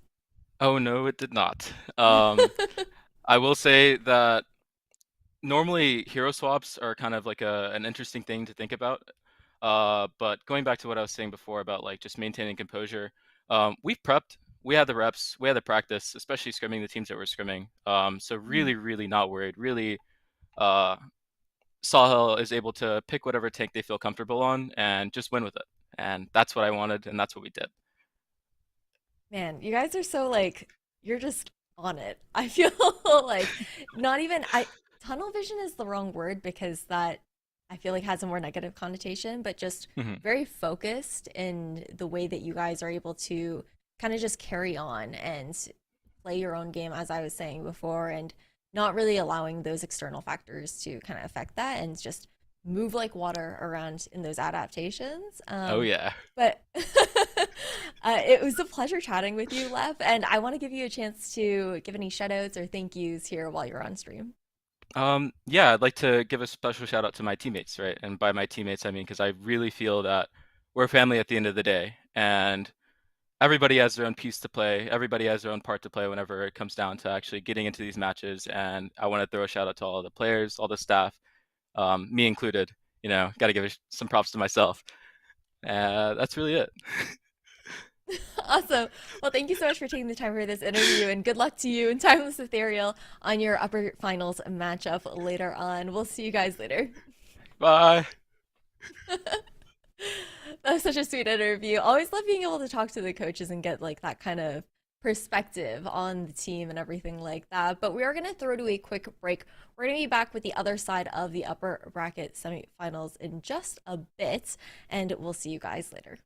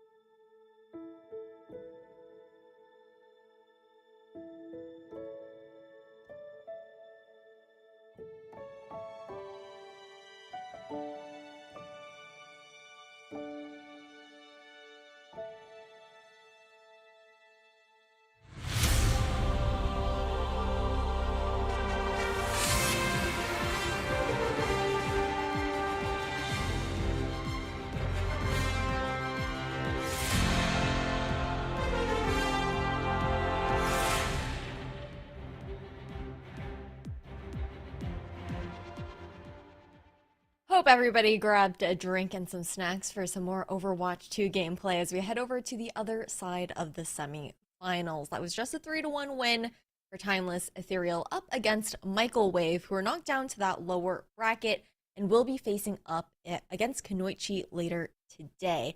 But, I mean, Moxie, that matchup that we just saw was a lot closer, I think, than maybe we initially expected. Microwave really got to give them some props there.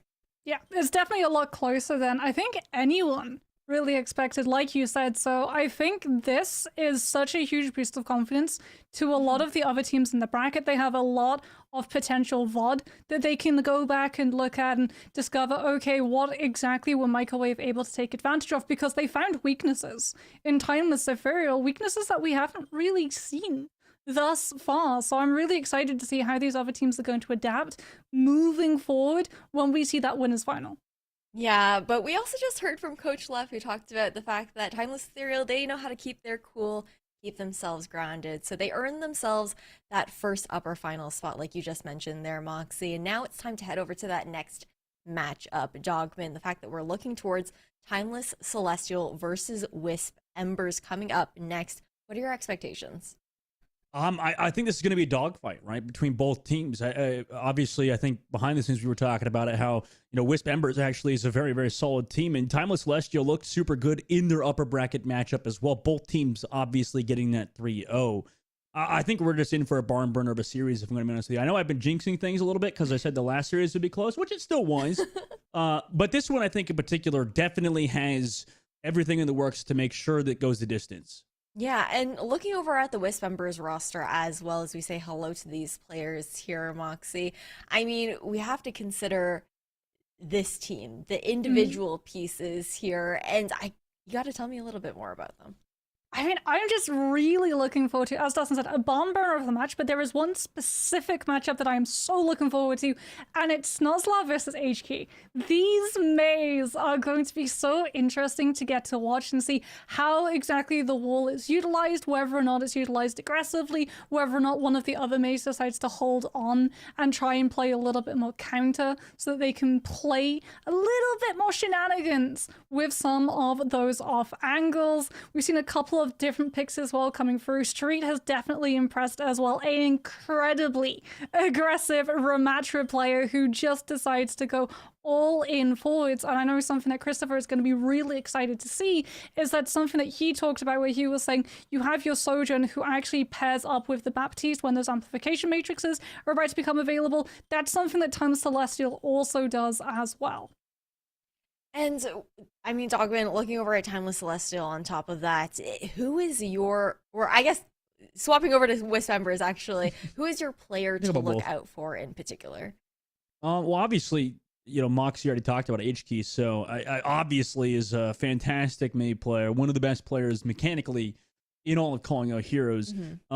So obviously we have to shout out HK, right? Just such a fantastic player. Senna as well, playing more towards that Soj, really has to do a lot of work in that department. So probably look more towards there for, who's able to step up. I think on Moxie's point, HK is definitely a standout player that always plays well, right? So that's going to be consistent for Wisp Embers, right? It's a matter of who else can step up to that same degree. Are the supports going to play to that level that we saw in the previous series? I think we talked about the Baptistes in that series, in that matchup, in the other semifinals match. Can Anyun and Poor play to that high level as well? I love that you mentioned Anyun and Poryu there because that's who I was actually just about to bring up. Those support players. I mean, Anyun especially one to look towards, but Poryu able to still step up on that flex support and get to that level and support Anyun in that supporting role there, Moxie. We've seen a lot of elevation coming out from that backline. Yeah, supports at the moment are an incredibly strong role. In Overwatch, I think they've always been an incredibly strong role, but at the moment in this meta where supports have that damage potential, as well as the means and mobility to be able to try and 1v1 some of these DPS, it is so important that you're able to hold your own when things like those backline flanks try to come on through so that you don't deplete resources coming through from your other players. And it's something that Christopher talked about, right? if you have a Ramatra, he doesn't really need babysitting 24/7 like some of these other tanks. So you have a lot more downtime for these supports to get a lot more damage hungry. And we're seeing it in things like the Lucio breaking off with the Sojourn, or the Baptiste just looking for picks, because you are technically a hit scan, which means you also do a whole chunk of damage to the other team as well. Well, I'm looking at to seeing how both these squads step up to the plate. We're heading over to Antarctic Peninsula up first, and Dogman said it was going to be a dogfight, so I'm going to let you two take it away and see if things get scrappy. Thank you, Ash. I appreciate it. And, you know, what a series that we have on our hands. Second one of the day. Obviously, Antarctic Peninsula will be map number 1, like Ash pointed out. And, you know, we haven't seen it, at least today. We did see some Antarctic Peninsula yesterday, Moxie. I mean, do you think that compared to just taking today into account, what are the major differences that we're going to see probably from these two teams compared to like Lijiang Tower from earlier, Moxie?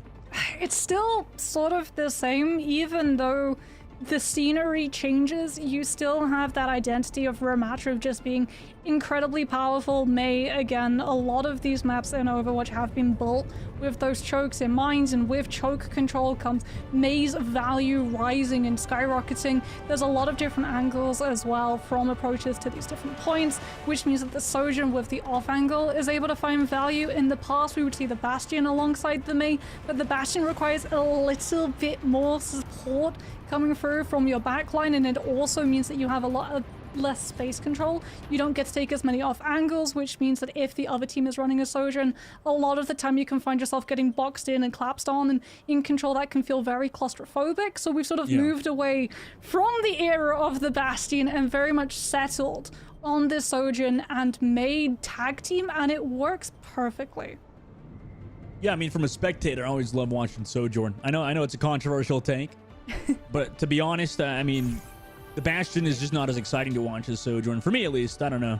I mean, we've had this discussion before, Mox. You're like, can we move Well, the on from Bastion is Sojourn? also sort of a lot easier to know the timings of, right? Yeah. There's the transformed mode where you have to immediately bait out and then try and hide, and a lot of the time it comes down to being able to utilize the May wall to be able to absorb the brunt of the damage when that transformation comes through before everyone kites around the corner. Sojourn doesn't really have that downtime button, and it actually pushes a lot more stress and pressure onto your ult tracker, because not only are you having to ult track the charges of the other team, you're also having to keep a track of the ult fire on the railgun. And there it is. We're going to see the Sojourns come through. Azure on their own. We're actually going to see full commitment, however, from Wisp Embers. Senna and Poyu going to be sticking right next to each other to provide that off-angle position. Yeah, wall already removed from Wisp Ember's side. They'll play slow. Street Lord will also forced out that Immortality Gold, and Senna finds the kill through it. I mean, what a nice shot from Senna on the point side to take out Azure. Now that Sojourn has been removed, there's not a lot of damage here. Mauler's able to find HK at the very least, but no, too much damage here now. Wisp Embers took the point and took that first fight win. Look at the difference as well in ult charge compared to Senna and Azure. And all of it comes down to the fact that Wisp Embers actually assigned the Lucio to just ferry the Sojourn into a better position before the fight began. So Senna already had control of that off angle, and Time Celestial walked directly into all of that damage already coming through. And they just didn't have the position to be able to return the favor. And as a result, Wisp Embers gets to just control so much more of the fight, as yet again Senna going to be coming with that disrupting shot, disrupting all of Time Celestial before they can walk onto point and try and threaten the space in the front line. Yeah, has that railgun shot ready to go. The back, already using that Ramatra shield as well. Tops it for now. Immortality Field plus Amplification Matrix in a great spot so they can sustain on the front line and get the damage on the Street Lord, who goes down in this particular fight. Another loss. First member of Timeless Celestial, and Wisp Embers are looking strong at the moment, Moxie. There it is again. Amplification Matrix used for Senna to be able to find that damage. You don't need the headshots, you can just find the body shots, and as a result, it charges so much of the overclock. But the kill, finally taking the Sojourn down, allows Azure to start to actually challenge that space and build up the overclock to have it to match. We're going to see the disruption shot come on through as HQ throws a defensive blizzard to keep that point anti-tank alive. Counter Blizzard now comes through, stops that May from retreating too far. HT will go down to Snozlar. With this overclock, Timeless Celestial able to get a lot of that space. Kindred just kind of tries to stagger towards that point. Don't think any more ultimates are going to be used here for Wisp Embers. They're just going to go for a reset, and Timeless Celestial will claim the point now. Yeah, but off of just a Blizzard and Kindred surviving that long, Wisp Embers are able to buy themselves over 90% of the point. That's insane. Timeless Celestial have to win all of these other fights in a row, which means that they have to be so careful that they do not overcommit in those ultimate economies. Wisp Embers, in the meantime, can afford to just continue poking, pressuring until they find a fight that's favorable to take. Push forward. Timeless Celestial comes to the left side, drops the beat on that engage from Wisp Embers, who had used the overclock. Now counter beat from For You is here. Aniu's already down, though.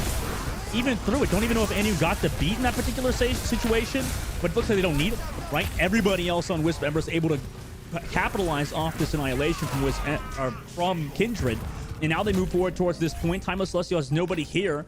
They got Snozlar on that Symmetra to come back and maybe try to touch 97, 98. Lucio almost here. Can he touch in time? Yes, Lucio does touch, but falls immediately.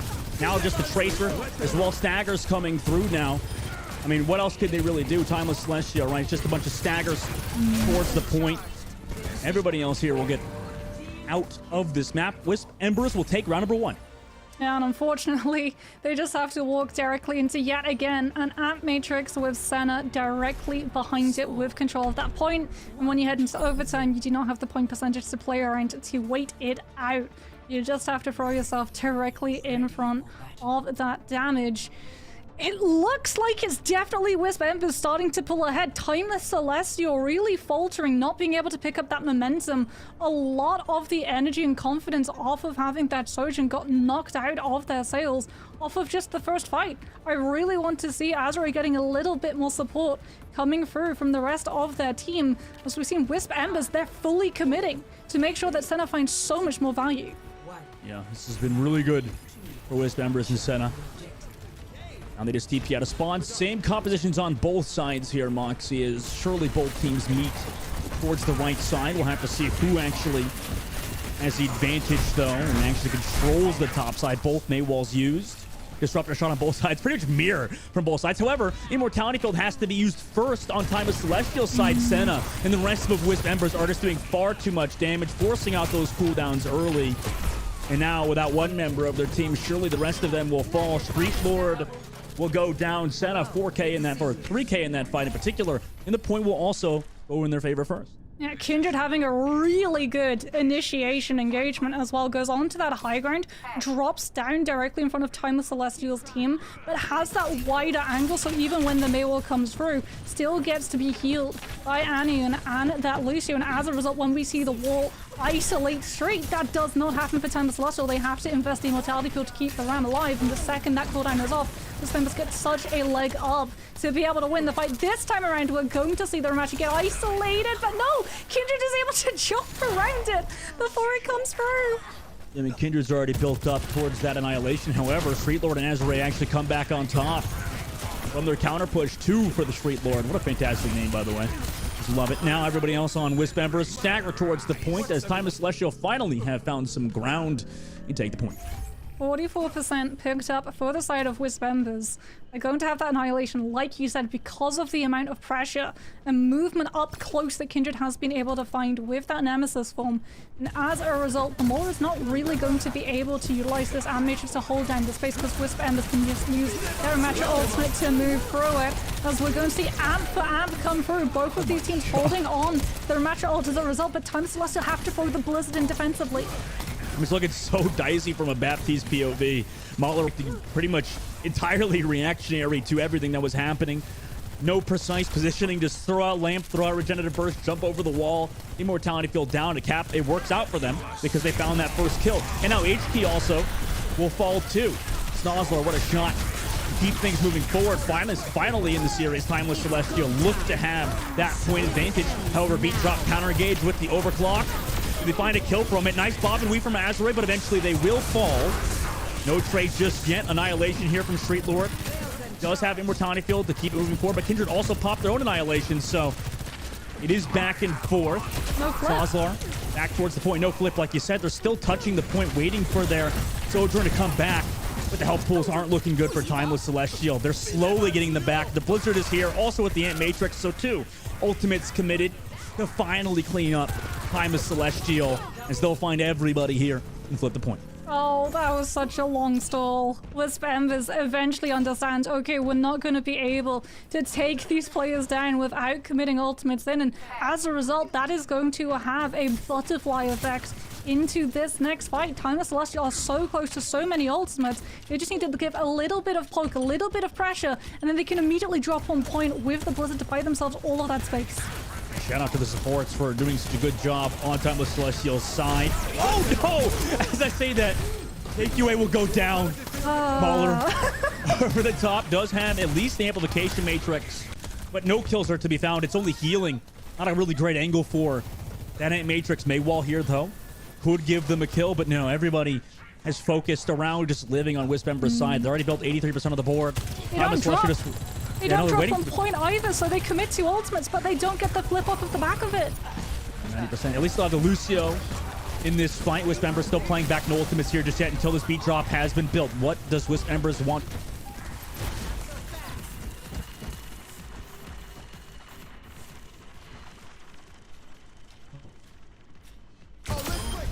Oh, and everything kind of just happens at once, apparently, as I pretty much lagged out there. The rest of Wisp Embers with the beat drop able to find the kills. Timeless Celestial get wiped. Wisp Embers, you know, was looking dicey early on. Will win this map, although it was a little strange in the end for me in particular. They're going to win Antarctic Peninsula and go up 1 in the series. Wisp Embers able to take that first control. If you're Timeless Celestial, Dustin, you owe an apology letter to this team.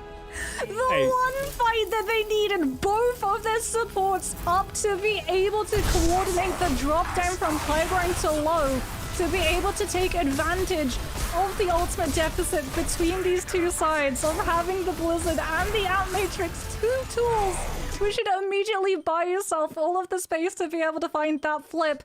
And the Lucio goes down at the worst moment. That is a tragedy that Shakespeare can only dream of being able to reach the levels of. Oh my goodness, that domino effect of lacking those two ultimates and not being able to find the flip off of it to be able to spiral into having the stall effect with that Ramatra cost them the map.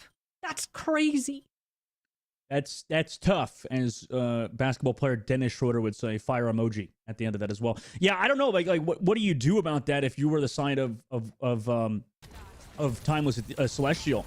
Because yeah, I mean everything was just going in favor of Wisp throughout the series. It just seemed like they continuously had that pressure from frontline. I mean, Kindred was pumping damage. If we just look at the stats alone, Kindred had like 4 or 5k damage. Do you think that's more so just how Kindred was playing on the Ramatra, or is that just because their supports were doing a better job potentially on Wisp's side? Well, Kindred was, like you said, absolutely escalating in terms of the Ramatra damage, but Snozzle was actually doing so much more May damage as a result.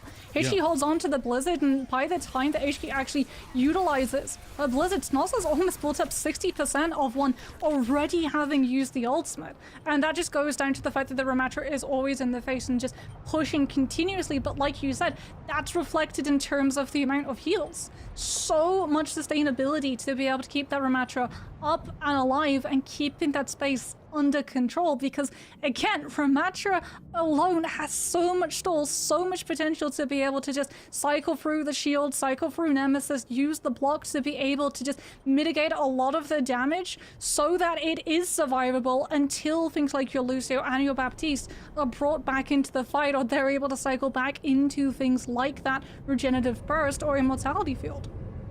I mean, that was rough. I think we were talking about earlier with Ash, where it's like, yeah, you know, you don't look at, you know, map score or whatever else, you know, it doesn't really tell the full picture.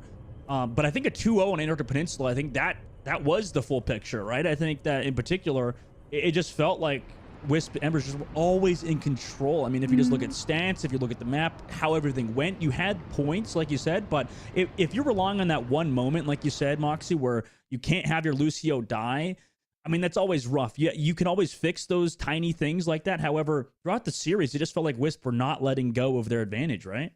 Yeah, again, they were able to find these forward positions before fights began where they were always at a better vantage point. They knew to be able to bait things like the Mei wall out. They had to sell that idea of the Ramatra being vulnerable so that the Mei immediately goes, okay, this is my time we're going to be able to burn a lot of those cooldowns. But yet again, it's Timeless Celestial baiting you into this false sense of security where you think you have the upper hand, and then 2 seconds later immediately revealing that, surprise, this has been their game plan all along. And this is something that I was talking about when we had that desk segment at the start of the day. Timeless Ethereal are incredibly good at masking their intentions, but Timeless Celestial are true masters of this. They are absolute magicians at being able to divert your focus into one thing while slyly pulling off another entirely. And a lot of the time you don't realize it's too late.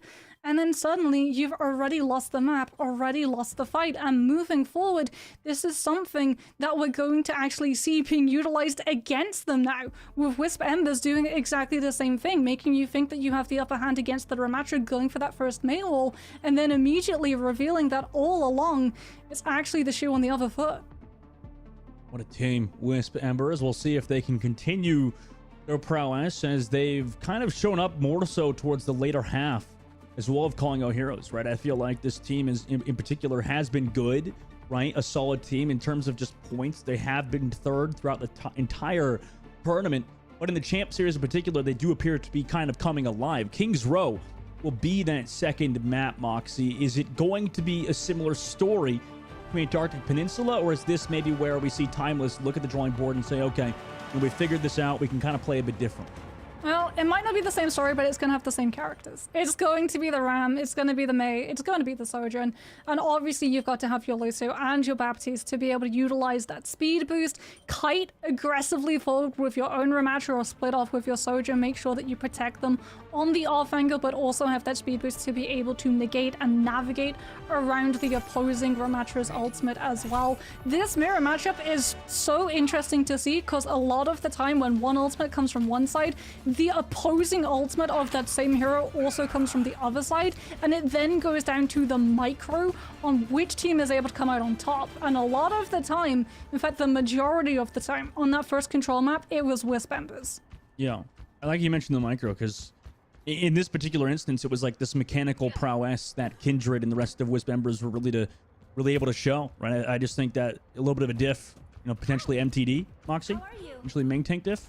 No? I wouldn't say MTD, because again, it's just Wisp Embers getting to play that forward position, putting a little bit more stock into things like those forward positions, utilizing for you on that Lucio to be able to get Senna into those approaches, or Kindred into the right angle to be able to take full advantage of her kits. As we're going to see Wisp Embers now on the attack. First of all, yet again, Timeless Celestial very similar in terms of the positioning. Lucio and Sojourn up on that high ground to be able to prey on the players as they move through choke.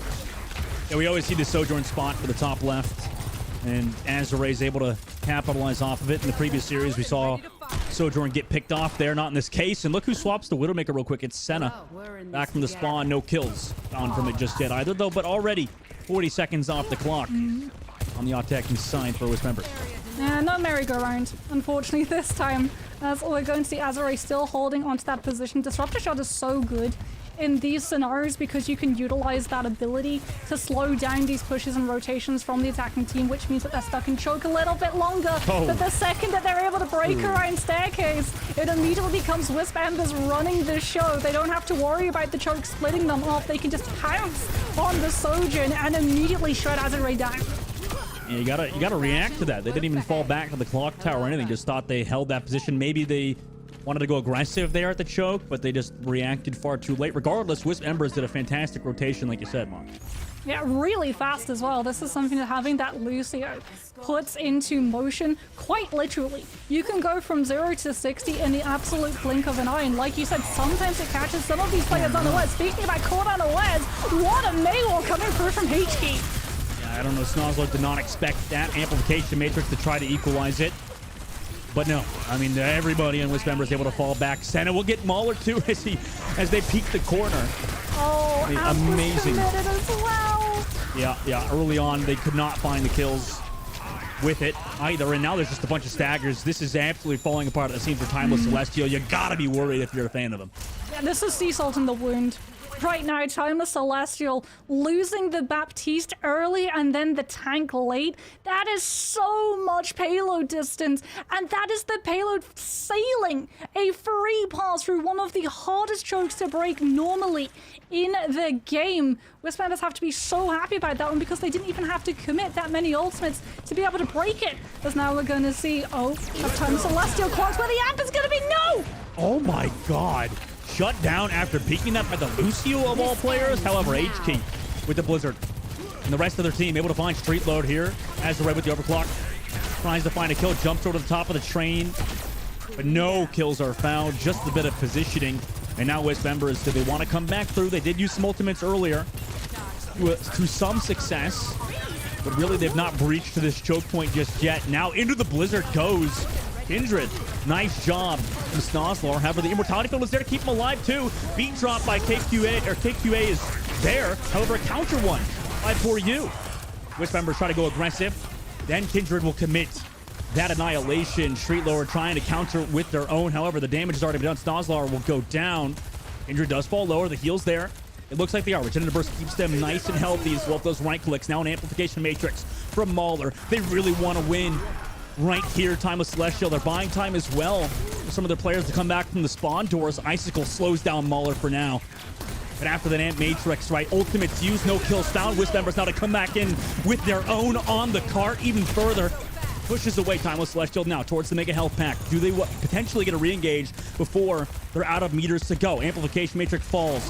1 meter left. Immortality Field committed here as well. Now that eventually will be gone. No cooldown here for that player on Wisp, or on Timeless Celestial side. Now Wisp going to use their own against Azure, who drops the overclock. Do they find the kills? It's Senna on the other side without their overclock able to find them. And the Blizzard here too. It was a long fight at the end of the Streets phase, but Wisp members are able to close out. It's a long fight, but it's actually towards the halfway mark that Wisp members are able to land on their win condition, and that is a disruptor shot from Senna into a Maywall from HK to keep Timeless Celestial stuck inside that corner where they're forced into utilizing that Immortality Field. So when we see Azure come in with the overclock, which should immediately swing things in their favor, they do not have the cooldown to be able to keep the Sojourn standing and utilize the ultimate to shut Wisp Embers down. And as a result, they sunk the overclock into a last fight, and Senna gets to utilize hers with an absolute shooting gallery. Just flies forward even further. 2 kills. No hex given. Lucio back to the spawn. 1 fight remaining. And this card's so close to the end here. Yeah, Wisp members, they've got the sustainability in Pause Signed Barrier. Kindred's gonna have the Annihilation as well. The Tracer Swap coming through from Azure, immediately shut down, however. Timeless Celestial not able to utilize any of the ultimates that they were about to come into that fight with, Dustin. And that was huge. Getting the Tracer out of the way that quickly, with the respawns for the defending team being that close, and 3 ultimates coming into play, that is massive for Wisp members. They're able to shut down so much stall potential for the defense and finish off King's Row with 2 minutes and 55. So often we see teams full push King's Row with barely a minute to their name. That is a masterclass on how to play this map. What a collapse. What a collapse. I don't mean to be toxic, but that was amazing, like you said, from Wisp members. But Timeless Celestial, I mean, what happened? What happened with them, Moxie? I mean, they just, like, got picked multiple times. It felt maybe like, compared to the previous map, there wasn't a lot of fight in this situation. Wisp members just kind of rolled over them. I mean, there was, like, 1 point in Streets phase, but ever since then, it was just not comparable.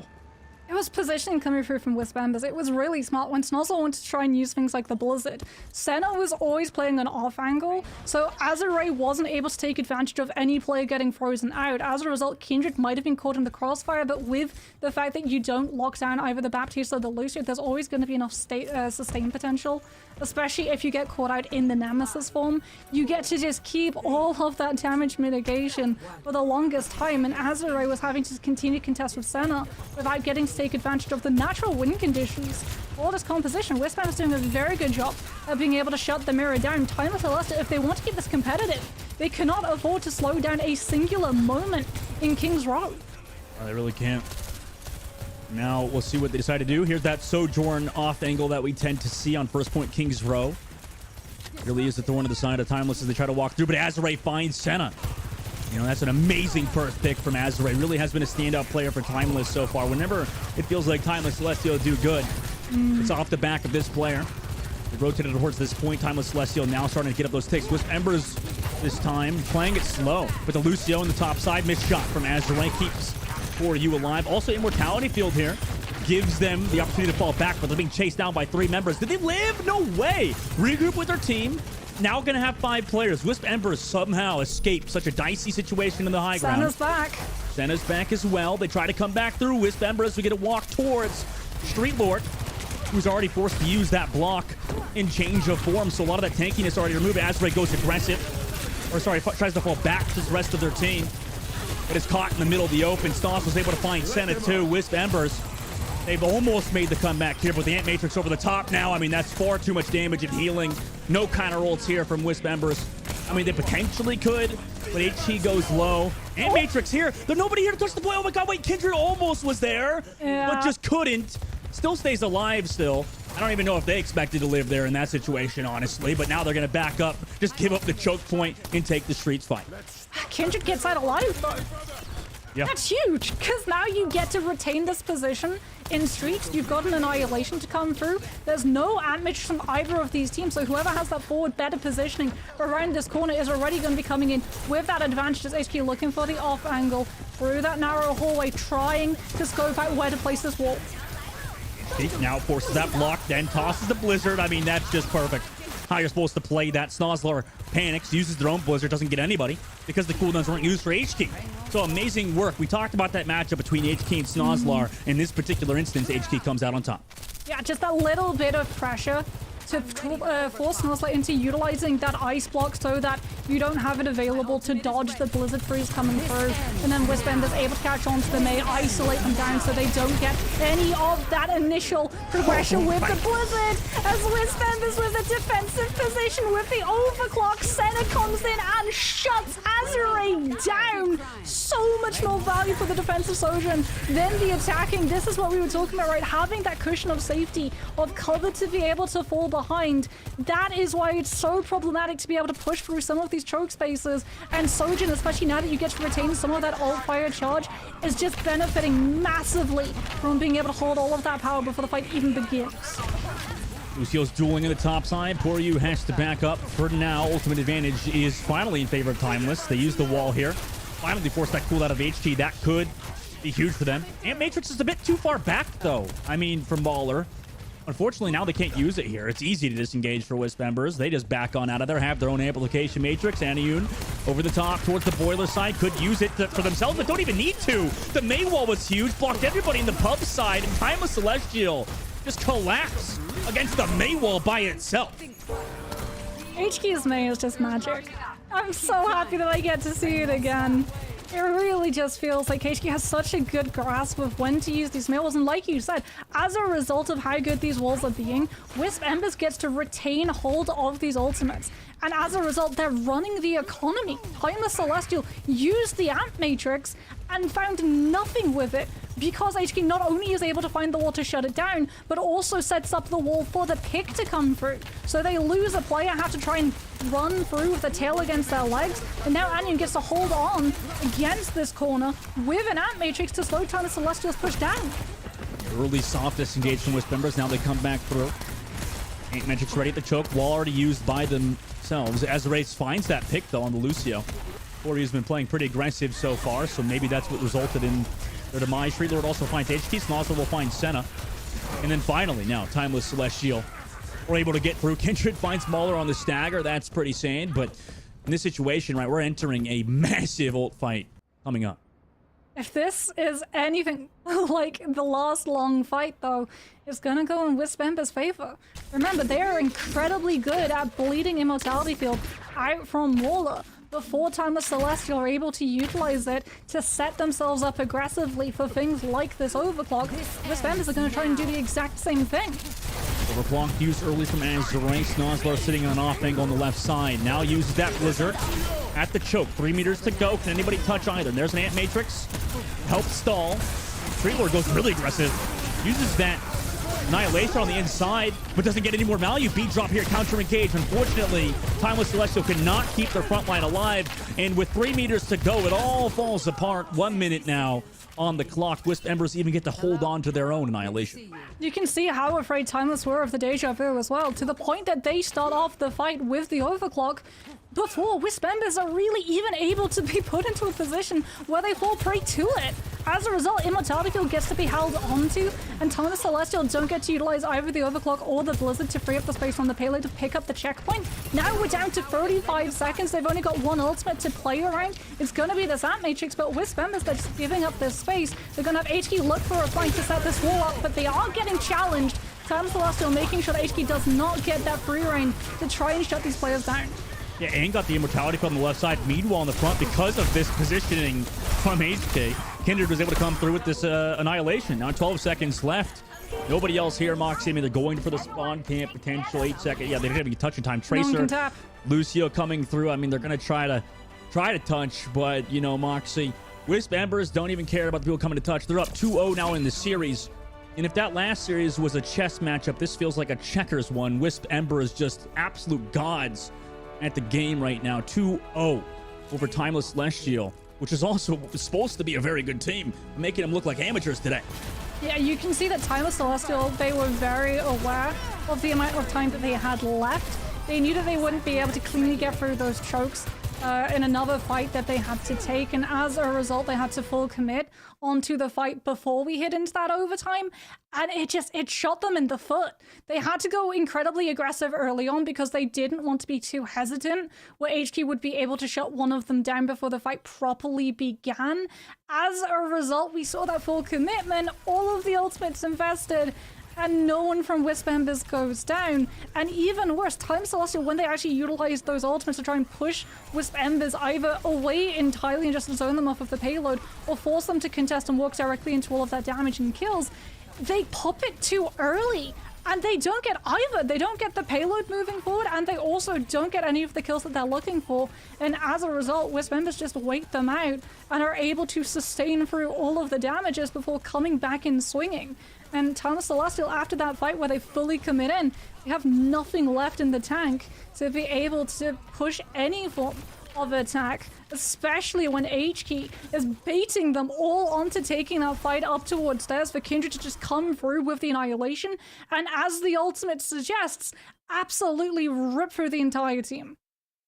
I mean, it's tough. It really is. I think that you said how they're kind of like, it feels like Timeless Celestial are kind of shooting themselves in the foot at times. Like they're making the game scrappy. And, you know, that could be good if you really have insane mechanical prowess. But at the same time, if you're just kind of going in and expecting something to go your way without a plan B or something else, it just feels like it falls apart, right? There was that instance where they came through on that pub side, like you said, and then immediately just died to no ultimates. So maybe Timeless Celestial can take this break and kind of come back, recall what they did good in that previous map and bring it into the next one. But at the moment, 2-0 for Wisp. They're on that map point. We'll have to see what happens after the short break, guys. So see you guys in just a bit.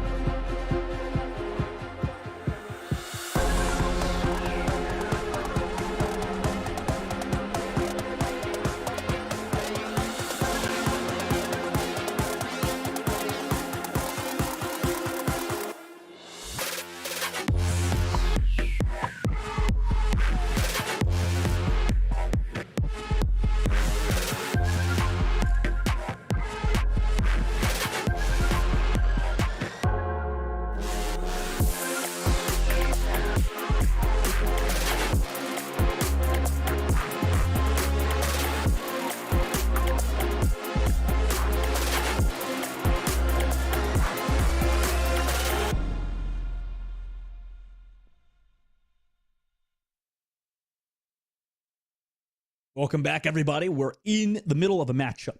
2-0 at the moment for Wisp, who are making this game against Timeless Celestial. Make sure not to say Ethereal. Looking pretty easy for them at the moment. I thought this matchup would be close today, Moxie. Break down what's happening at the half at the moment between these two teams. Yeah, I was on the same lines as you, Dustin. I thought it would be really close, especially looking at how Celestial were performing yesterday against VT Blue. On King's Row, it looked like a different team entirely. They were the ones punishing yesterday VT Blue's hesitation and setting up all of these really jazzy angles, looking for these really nice trades. If a tank went down, no sweat. It was actually something that they were disguising as a little bit of a smarter play later on down the lines. But you can really see that something against Wisps has unsettled them, and that something has come in the form of H-Key. H-Key has broken this team entirely. Every single ultimate is finding value, every single wall, as well as being able to cut and isolate these targets. Worse, instead of applying pressure on the Ramatra, a lot of the time it's being used to apply pressure onto Snozzler. And without Snozzler having those abilities, things like the Ice Block, when your own Blizzard kicks in, you don't have that self-sustain tool to be able to find value of the ultimate. And with the Mei remove, not only do you lose sustain, you lose that focus threat coming through with that massive dump of damage you can do on the primary with the 100 per second. And you lose a lot of the trust in your tank too, because Street just doesn't have that safety line that's available for Kindred when HK is still standing. Yeah, I mean, fantastic points, Mox. And, I'm curious, obviously the series is not over just yet, but, Wisp members look to be in the driver's seat. I really am curious at the end of the series when you and Chris break everything down, what exactly happened for Timeless Celestial. Potentially. Obviously, it's not over just yet. Maybe on Suravasa, they've got something planned. But like you said, I mean, H-Key and Wisp Embers, Mox, they're looking at another level right now. They're looking like they can win this whole thing. As we head into Flashpoint, these maps are going to get a lot bigger. These objectives are also going to get a lot wider with a lot of different angles and flanks you could potentially take. I want to see the same strategies that Timeless Celestial were doing yesterday, where they would split their team into different pockets so that they could take these off angles and apply pressure all around, as opposed to just having 5 people run directly at Wisp who have just so much more space to be able to shut them out entirely. If you see a Sojourn isolated or with only a Lucio, run at them. It's something that Wisp did to such a good effect when they were attacking Kings, and it's something that Celestial are just ignoring entirely. We're now first fight on Suravasa. In Timeless Celestial flip the course of the current timeline and make this reverse sweep happen.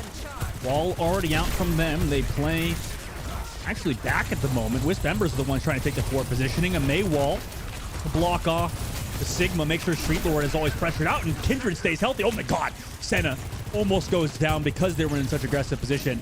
But Azra, unfortunately, doesn't get the kill. And now, Wisp Embers, I mean, they got full control of the point. They took it. Azure goes low on this off angle, too. But in fact, it's Muller to go down first to Kindred. This unrelenting pressure from this front line and everybody on Wisp is too much. I mean, they not only took the point first, but also sent Timeless back to spawn. And you know what guaranteed that they picked up that first flip?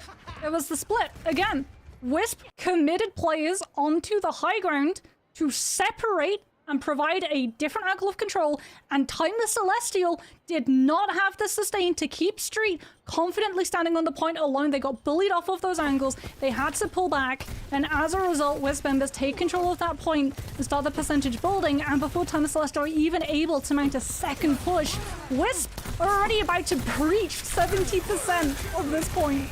Oh, Snozzler, what a pick on Ascena, though. That's kind of what they need. These opening picks, these flash into pain stuff from Snozzler. 2 kills in this fight. Amazing work from the Mei player of Timeless Celestial. The cleanup just comes through. And at a time when you desperately need something like that, too, they still use the Ant Matrix, but so did Aniune. However, they've got to hold this now for 100% against 99. And pushes like that, where you're trying to play aggressive and have everyone play off of the angle and damage and threat that the Ant Matrix provides, that's when you can commit 5 players on the same angle. Now, when you're in a defensive position, I want to see them take up more space, and I'm not seeing that at the moment. There's no split off from Azure with KQA to be able to try and find value with this overclock. Instead, they're all bundling very much up onto point, which Wisp Embers are just going to be able to utilize to run straight at them. Wall off. Kindred goes low. Beat drop here, though, to keep everybody healthy. Counter beat from KQA.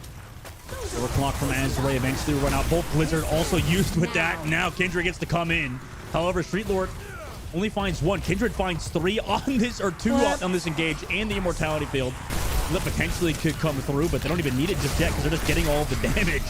Be that low ground. Lucio almost said, in fact, Azure to fall. I mean, there's not much that Annihilation is going to do at this point. Could have potentially saved it for the next one. Wisp Embers now come back, take that point, and we'll take point A.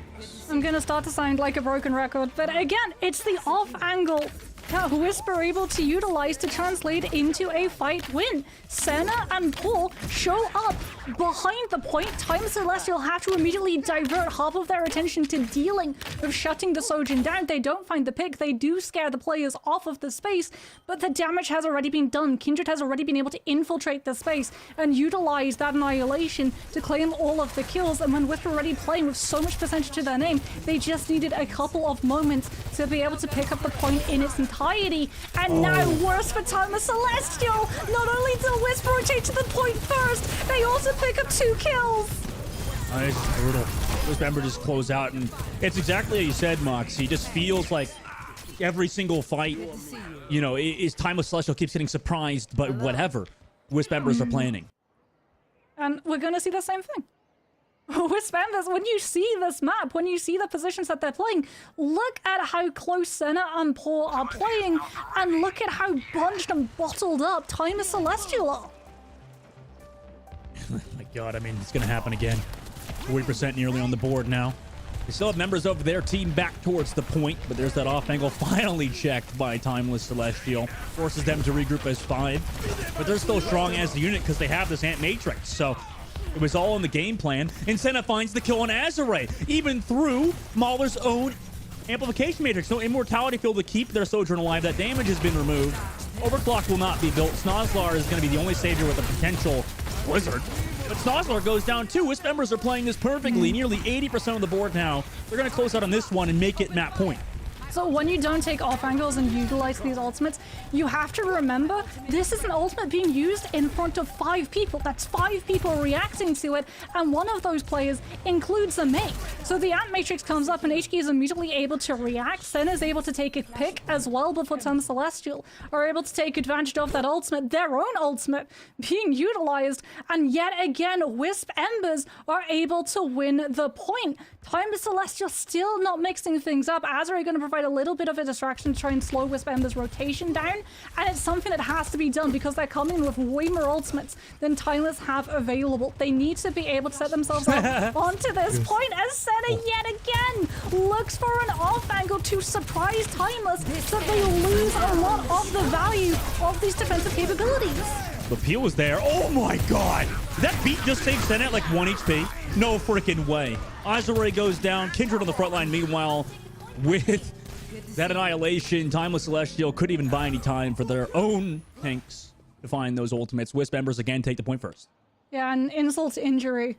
Even more, Dustin. Time Celestial may have been able to put themselves into the point first, but they're not able to claim it. Wisp Embers start picking up percentage, and Timeless Celestial only have 2 ultimates to be able to try and put themselves on top of it. Anyo's going to be coming in with the Ant Matrix, wants to hold on to the high ground as a result to set Senna up so that she can utilize that angle potentially, as Timeless have to just try now and divert Wisp's attention, but the poke is going to be so much more percentage picked up for their opponent.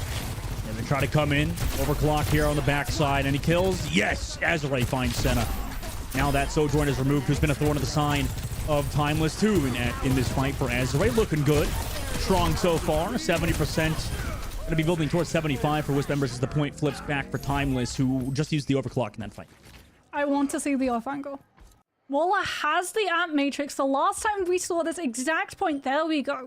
They used the off angle. The Baptiste set up on the exact building so that Azure could have such a bird's eye angle onto Wisp as they move forward with this, not even overclock, but just alt fire and body shots coming through, amplified with the damage from the Baptiste. But they give it up! I guess they had to. I mean, they just want to come back towards this point regardless. I mean, they have to regroup, right? They had a skyline angle to at least pressure for some railgun shots. Now Ani and the rest of Wisp members, right, deciding what they want to do. Like you said, Mox, they're giving all the space to the side. Maywall here to slow it down. They know the engage is coming, but Mauler finds HK. Great work from Mauler to keep Timeless alive in a series that has been so dire for them. Overclock here on the point to bolt Azure shot as well. They don't even need to use an overclock shot or railgun shot to get the final blow. Wisp members tries to reset quick for a potential recontest. Timeless Celestial not really wanting to utilize any other ults either. I think Wisp are just going to give this up entirely. They're not going to be able to touch easily. They're too close to the Blizzard and the Annihilation. They're not going to have either support ultimates either. So if you actually go into another fight before putting yourself onto that next point, you risk doing too much to allow KQA to hit that sound bar and give Timeless Celestial a bigger advantage in terms of overall sustain in a composition that's already absolutely drenched in survivability. Look at this, Monks. Wisp Embers are actually at the point first, so they don't actually opt to hold the choke point necessarily. It's a bit too hard. How open this entire section is. Rotation around from Timeless Celestial. They come to the main. They're actually kind of on the attacking side in this instance. HK ready with the wall, knowing this is where Timeless likes to go. Maybe in practice and scrims, they understand what Timeless's game plan is. And now at the top they come. Oh, is there? Blizzard, it's countered! Everything what Timeless Celestial is trying to do.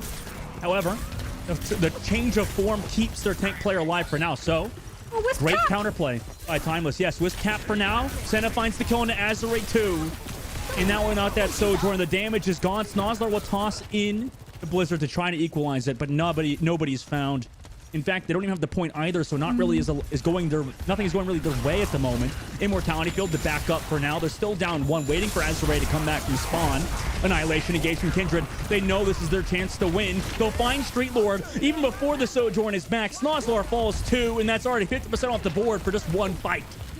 Yeah, that Blizzard was literally just to put the pressure onto Street so that Wisp could be able to cap, because they know they're about to hit support ultimates. If the fight goes on long, they can utilize those support ultimates and stall it out and bolt percentage to win in the overall. It is such a long con, and it plays out perfectly. Timeless Celestial now coming into this next fight for ultimates, but they know that they can't afford to just dump all of them in. But with 85% and counting on the board for Wisp, they have to make a move soon.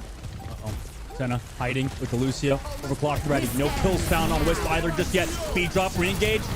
There is Vent.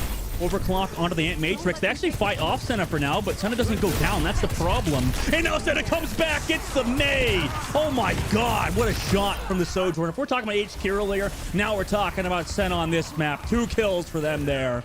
And Wisp Embers just close it out. I mean, nearly flawless against Timeless Celestial to put themselves in an upper bracket finals. Yeah, Wisp Embers. We thought maybe this would be a barn burner. We were wrong. They just had such a better understanding of how to utilize the spacing, how to utilize the mobility of things like the Lucio and the Sojourn. And looking at the Timeless Celestial that we saw yesterday against VT Blue, those were exact conditions that this team was meeting. I do not know what changed in between then and now. The only thing I can say that was the big difference maker was just not having that same level of trust or finding the same level of value around the Mei utility. And I'm sure that's something that Christopher will love to touch upon, because Mei is so just absolutely bombarded with different values that you can find in terms of micro and macro and being able to coordinate in a team environment, as opposed to how you would play Mei in your own solo unranked games. Yeah, I mean, it's just amazing work from Wisp Embers. And, you know, it does feel like Timeless Celestial did kind of seem like a shell of their former selves throughout the entire year. They played very well, but leading into this, you know, through whether it be the Mei play, like you said, or overall team cohesion, it just all fell apart in the upper bracket. And this is obviously where everything matters most, right? We're in that championship series. This is the end of the road for a lot of these players in the Calling All Heroes grand, you know, tournament. And obviously Wisp Embers showed up today. They just looked beautiful as a team. A 3-0 series versus Timeless Celestial. Really, I don't know if there's anything you could take away from that if you're Timeless Celestial. Is there, Moxie? Is there anything they could take down to lower bracket? I think for them, this is where they need to learn their lesson, that sheer outwards aggression with all 5 players just piling in on the same angle, does not work. It will work sometimes when you have things like Amplification Matrix and you just want to brute force, bullhead your way through these fights as quickly as possible to be able to find those kills and lock a space down. But when it comes to spinning the long con and keeping control of all of these different avenues, especially in the setup to fights, you have to be so much more controlling of that space. And I hope it's a lesson that they take into the lower bracket and that they learn from, where they see, okay, this Lucio and the Sojin were running rings quite literally around us. This was a problem that we had to turn around and deal with. It depleted resources from elsewhere in our team, resources that were immediately punished by the other side. This is something that we did fall prey to, but it's also something that we can use to our own advantage. This is something that you have to utilize to your advantage if you want to be able to find success in the mirror matchup of the Ramatra, Sojin, and Lucio.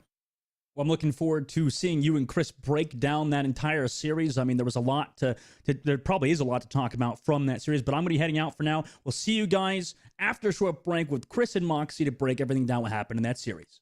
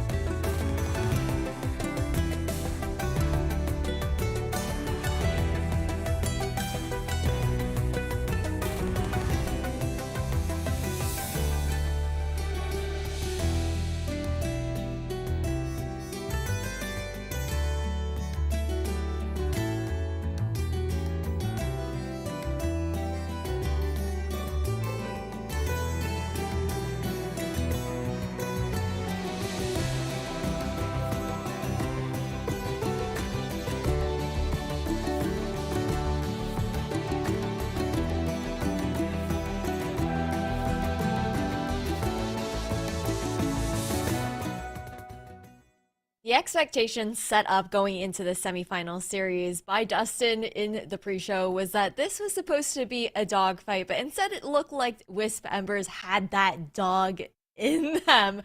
Because, Chris, we really saw the way that they were able to bring everything to the table in this series. But this is what I've said since day one: never trust Dogman. That's been one of my lifelong lessons. I think you're right. I think that on paper this looked to be a really close game. It felt, I think, Moxie, you were spot on with everything you said on the broadcast, really. It felt like Timeless really struggled to get any form of angle pressure. They kind of funnel themselves into this narrow fight a lot of the time. And if you want to play narrow in this meta, then you have to at least win the ult trades, which they almost never did.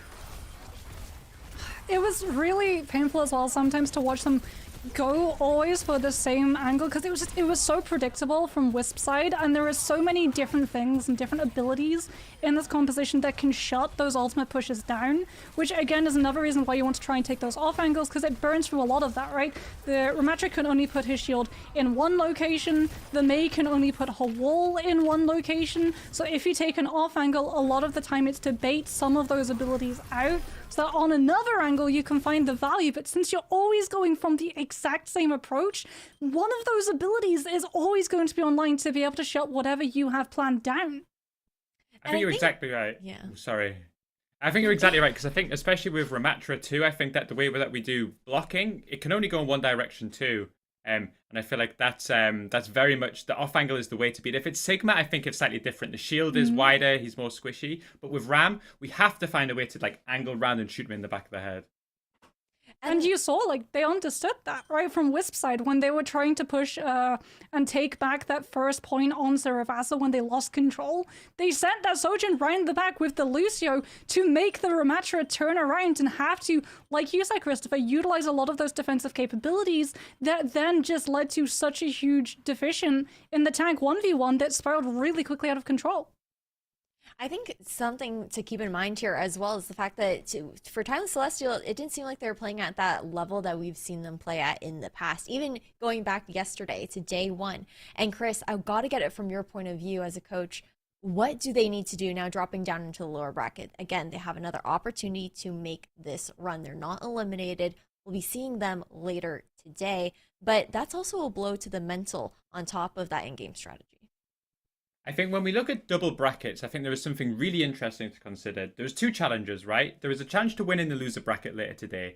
There is maybe an argument that due to how Timeless played yesterday, we are good enough to win this, so we keep doing what we're doing.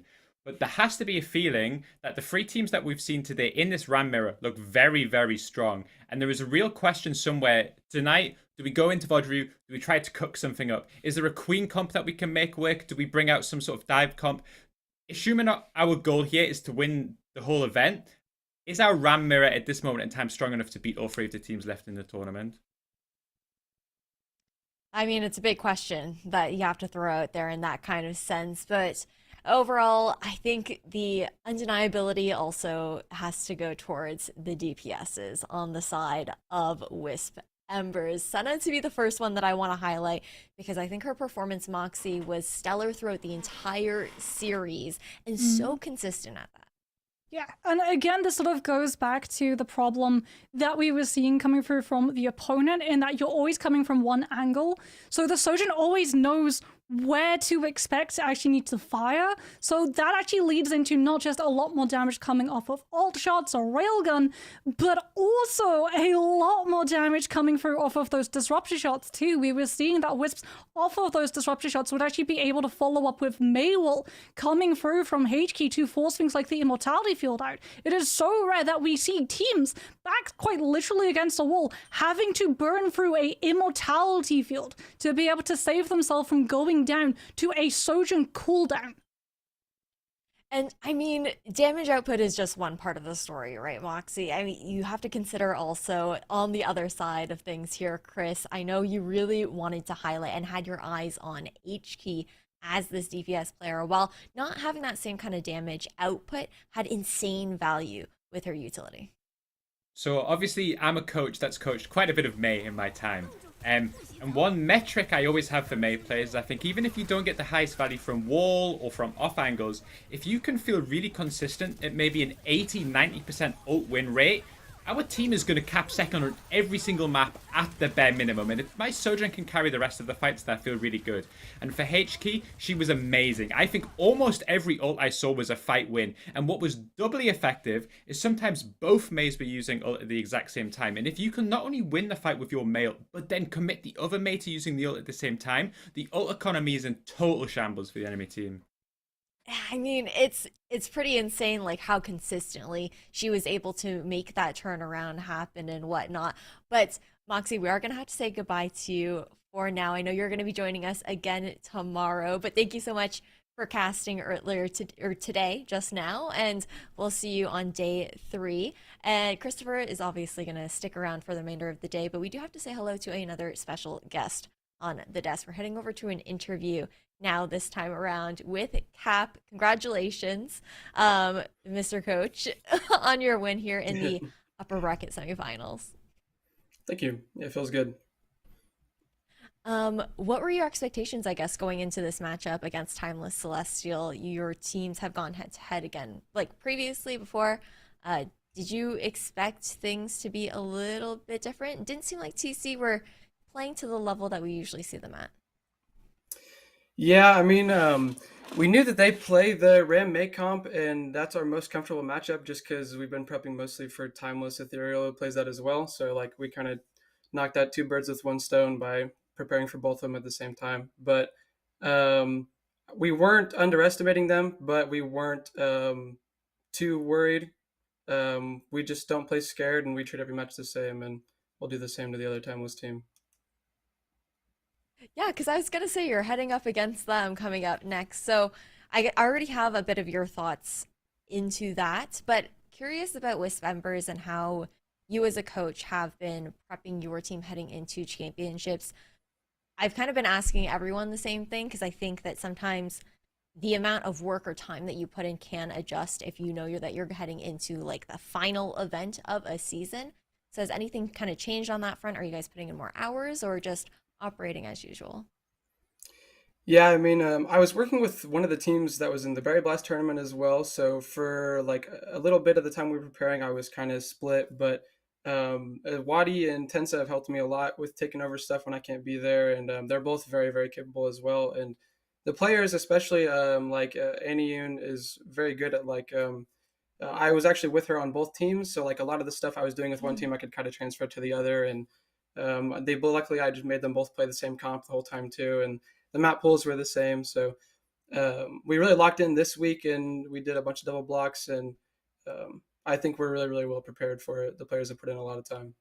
But I mean, it's definitely showing in the server right now. And a bit of a fun question. I'm actually curious. I don't know if you've had the chance to take a look at the lower bracket as it stands, but if you were to beat Timeless Ethereal in the upper bracket right now, who do you think makes that lower bracket run? so is lower bracket right now? Who was in that besides So there's other Timeless teams? Celestial, Fable, Microwave, and Kunoichi. And then in theory, if you were to win the upper bracket final, Timeless Ethereal would also be dropping down. Ooh, okay. I would probably be looking out for Microwave, to be honest. Okay. I think they're a really strong team, especially last series when we played them, we had a very, very difficult match against them. But yeah, I would expect them to make some big adjustments probably going back, and I think they're a really serious challenger. But Okay, you guys heard it here on broadcast. Dark horse to look out for sure. But Cap, thank you so much for taking the time to do this interview with me. And before we go, want to give you any opportunity to say thank yous, shout outs, or anything in general that you want to put out there on stream. yeah, I mean, first would be to all the players. I expect a lot out of them, and I do a lot of work for the team, but that means that they have to read a lot of stuff and show up to a lot of stuff. So it's definitely not easy to keep up with all of it, but they're doing a really, really good job. And Tensa and Wadi, the other coaches on the team, are doing a really good job. And then special shout out to Annie for having to deal with me on both of those teams. Is probably not easy, but Hey, I mean, it seems like you guys are cooking regardless. So thank you so much, Cap, for the interview and wishing you the best of luck heading into the upper bracket finals tomorrow. But we still have the lower bracket to look out for, heading over to the quarterfinals where CB and Tiny Shiny will be back right after this break.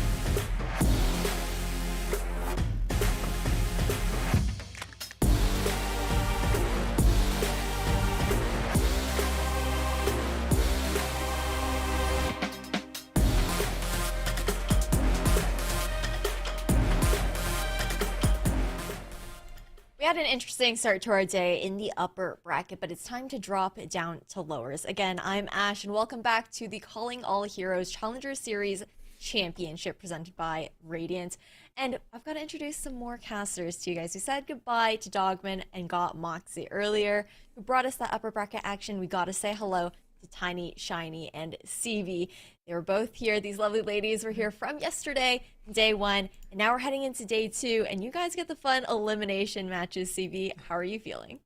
Fun elimination matches is a good way to put it. I kind of I'm a fan of all of these teams, so I'm looking at it as like, yeah, Tiny, Shiny, and we have the very dubious honor of saying goodbye to two more teams who have worked their heart out all season long to get this far, but you can only go so far before your journey, unfortunately, has to come to an end, and for two of these four teams, today will be that end.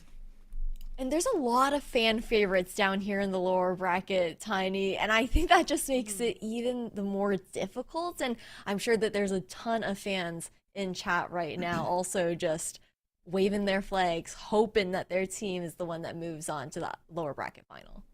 Every single team that we have in this lower bracket currently has been in basically all Calling All Heroes events that have been happening over the past 10 months. I mean, even myself have become a fan of all of these teams, and it's so sad that we have to say goodbye given all of the hard work that they have put in, which all means that all these teams are going to be fighting twice as hard to keep themselves alive. It's going to be a difficult one, and we've got an interesting matchup as our treat for the first lower bracket quarterfinal that we get to look towards. It's going to be Microwave versus Kunoichi, and I think the story here, CB, is that we're looking towards Kunoichi as that kind of fan favorite as far as a lot of the players on this team, but they're also going up against quite the boss of a team in Microwave. You got it right. Like, Kunoichi are definitely fan favorites, not just for the personalities that they bring to the table, you know, fan favorites like SK and Skieste, very popular streamers, but also because they come out with this very unconventional composition that completely not only breaks the mold, but shatters it and reduces it to atoms. Every week I'm seeing a new post on r/competitive Overwatch about how Wrecking Ball is so terrible, literally unplayable. Eve says, nah, Wrecking Ball is playable. Watch and learn, pal. I got this. Yeah, it's pretty insane the way that Kunoichi have that prowess to even just flex around Skieste in her main hero, that being the Mercy, and just consistently being on that kind of one trick. But at the same time, there is that concern of, okay, does that limit them, especially knowing Tiny, a team like Microwave, have that ability to adapt around those kinds of situations and break down those weaknesses. Microwave is the one other team that is currently within this bracket that has made some other adjustments to their lineups, playing these unconventional heroes, and that really can boil down a lot to Mari on this tank, an incredibly flexible player that can showcase high levels of talent on so many different tank heroes. And even that alone, having Zoe on the Genji, Death playing a variety of hit against heroes, and the stability that this backline provides, Microwave, of all the teams that Kunoichi have faced so far, this is the one that will swap right back in their face and potentially give them a taste of their own medicine. It'll definitely be interesting to see how that ends up panning out with that kind of adaptability. But even with the interview with Kunoichi's coach Kobe yesterday, he talks about how there were some tricks in their back pocket that they didn't really need to pull out. So I'm interested to see if that will come to fruition today as we head into our first map here, CB, in Antarctic Peninsula. I think it better start coming out, because if you're going up against a team as flexible as Microwave, then you definitely want to start pulling out some of those tricks, because just like Tiny Shiny was saying, like, they can match Kunoichi's madness all they want, because Mari can play just about any tank under the sun and make it look good. And I think this also kind of that, like, playing that rock paper scissors playstyle also kind of masks one of Microwave's key weaknesses, and that being, when we're playing the Ramatra mirror matchup, Mei is absolutely crucial, and you've got Zoe, who is, in my estimation, the best Genji in Calling All Heroes, but kind of falls behind when it comes to the Mei play. You don't have to have her on Mei here if you're, you know, just embracing the silliness and going with Kunoichi's game. Well, we're going to have to see how it goes. It's going to get fun, it's going to get silly, and it's going to get scrappy in the server. You guys take it away for our first series in the lower bracket. Thank you very much, Ash. CB, I do have to say, Michael Wave have done their research today. We will not be starting on Lijiang Tower. They have not picked their own doom. It is Antarctic Peninsula. No shenanigans, at least to a terrifying degree, will happen on this map. A much more even play field to start us off.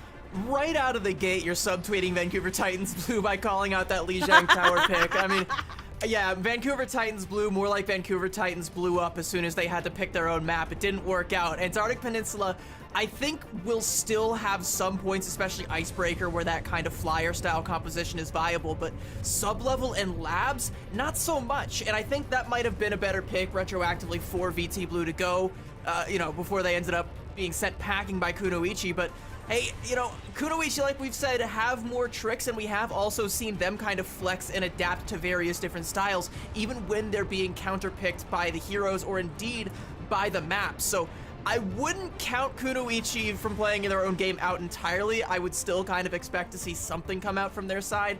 It's kind of like, how is Michael Wave going to respond, right? Are they going to dodge that blow? Are they going to come back with a jab of their own, something Kunoichi can't see coming? What's it going to be?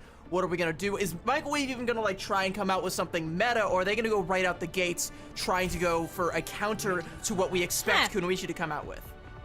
Well, we really can't say much while the spawns are still active, but with the way things are being teased as of now, Michael Wave look to be switching it up against what we kind of got a taste of. Vancouver Titans Blue pulled out a version of what Michael Wave have up now with the Junker Queen, the Echo in the sky, Zoe picking up a different hero, mind you, not currently on the Genji. Kunoichi CG, they are with good old faithful Ball, Pharmacy, Lucio, and Tracer.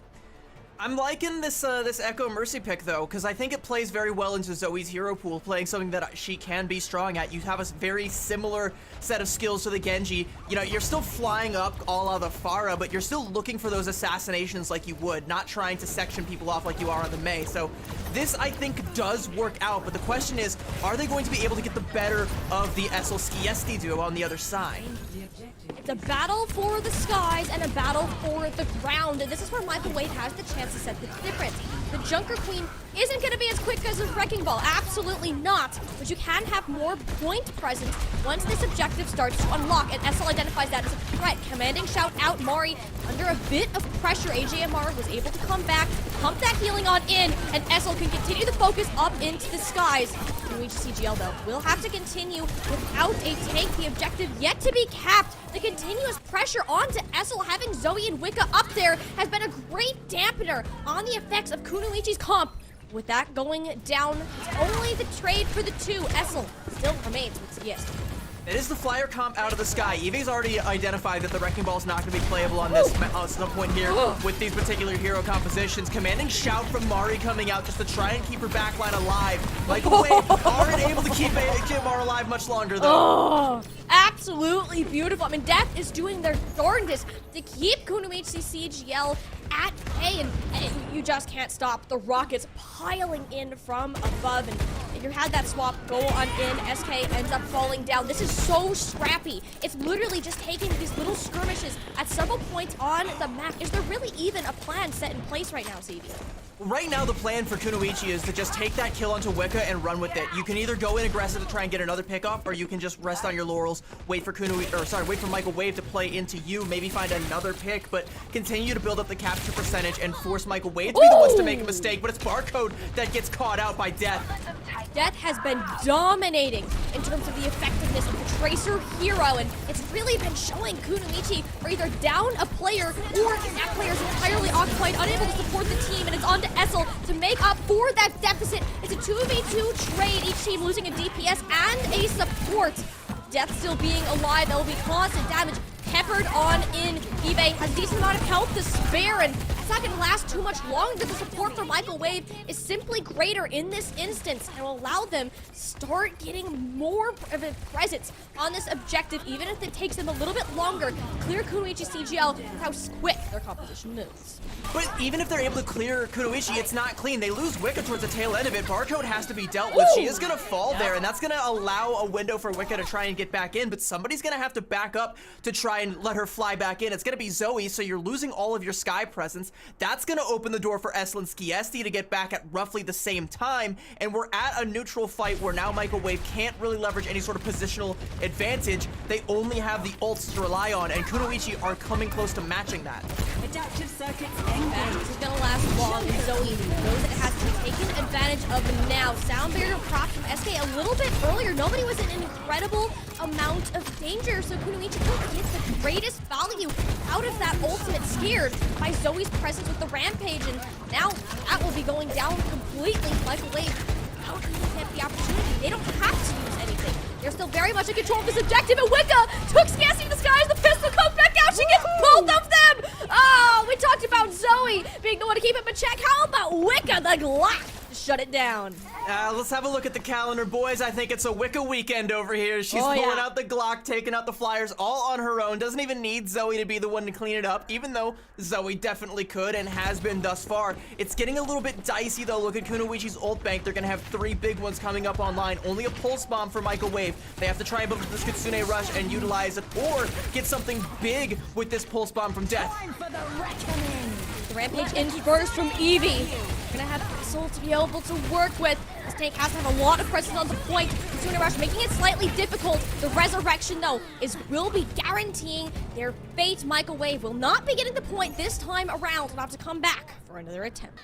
And they used that Kitsune Rush that I was calling out from AJMR. That was a lost fight. Now you don't have that. You're only going to have this one fight to try and build up to Mari's Rampage. You can see Wicca and Death making some swaps. Actually, Zoe going to follow as well. They're going full on Junker Queen composition, and I think they don't have to worry about Essel in the sky anymore now that the Mei is in play. So we're at something a little bit more favorable for Michael Wave here. Looking for Wicca to try and take Death on an angle if there's time, and hopefully burn down Essel.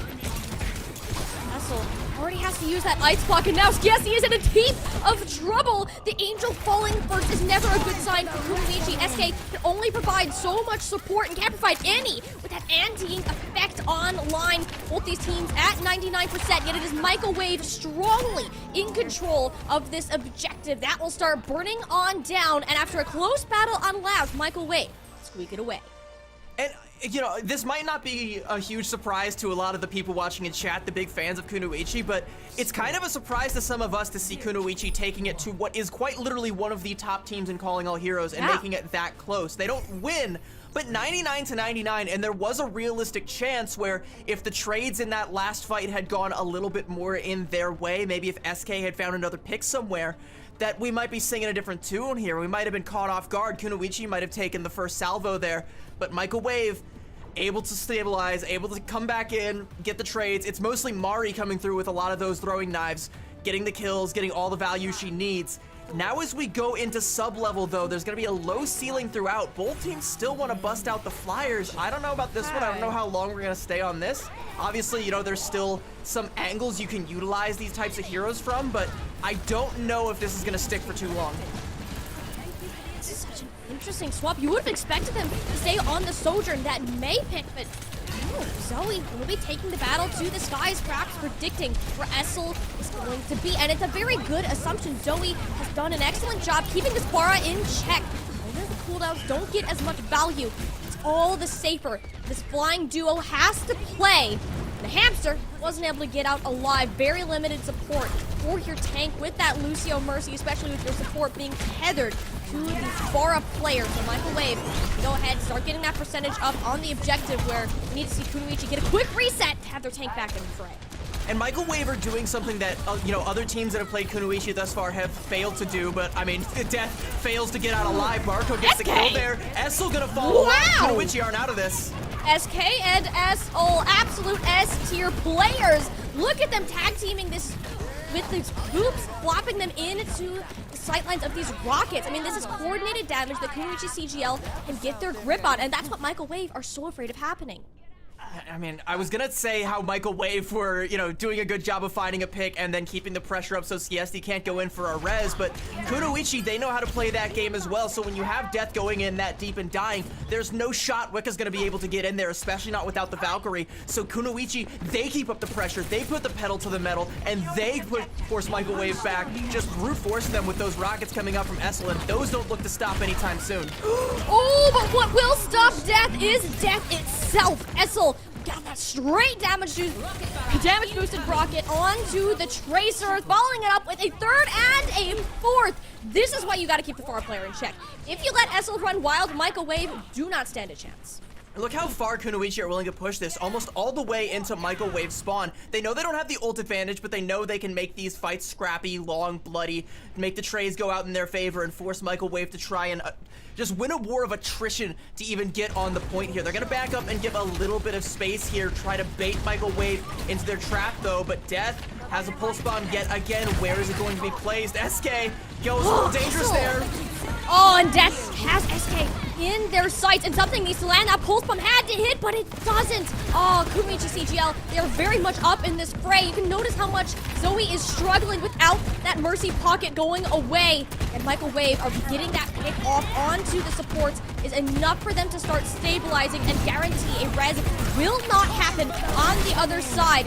Kunoichi, they're not done committing. Eve use that ultimate to give herself a little bit of extra health boost up to one fight territory. And that's a situation Kunoichi are okay with being in.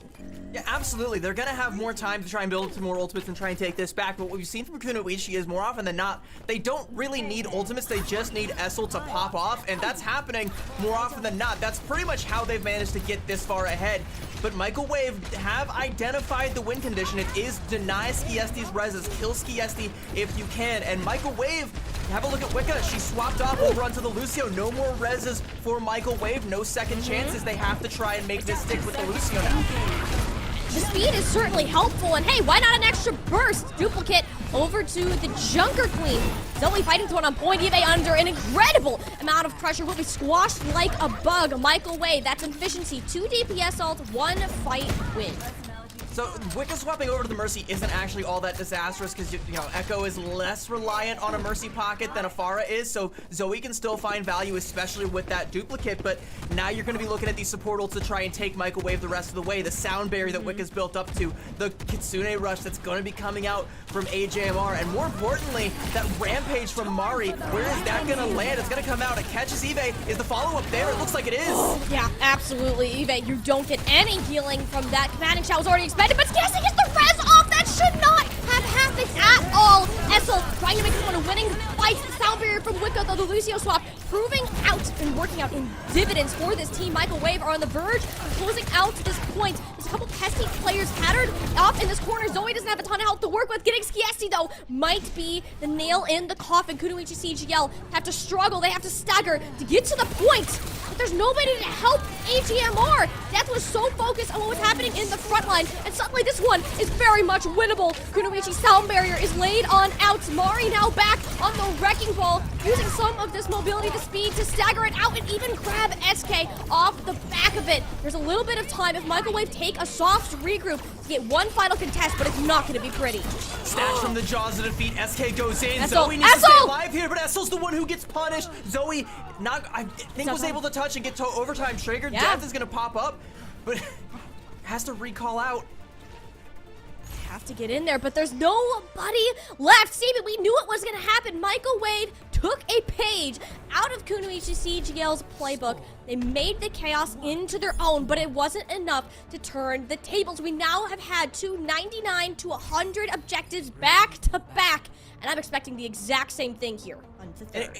And it's all SK there because, I mean, Kunoichi CGL had no business winning that last fight, but AJMR was left high and dry to contest the point against SK and Barcode, who went in, identified the lone Kiriko without the TP to try and, get back to the team for safety. They go in with that assassination. It's actually Essel that comes back on the Genji and cleans up these last couple of kills, and suddenly, despite Michael Wave having the upper hand, it's completely snatched away from them, and look where we are now. We're on Icebreaker. The map that I said at the top is going to lend itself the most to this Pharmacy composition, one that Michael Wave are no longer mirroring, but now opting to counter with Death on the Cassidy.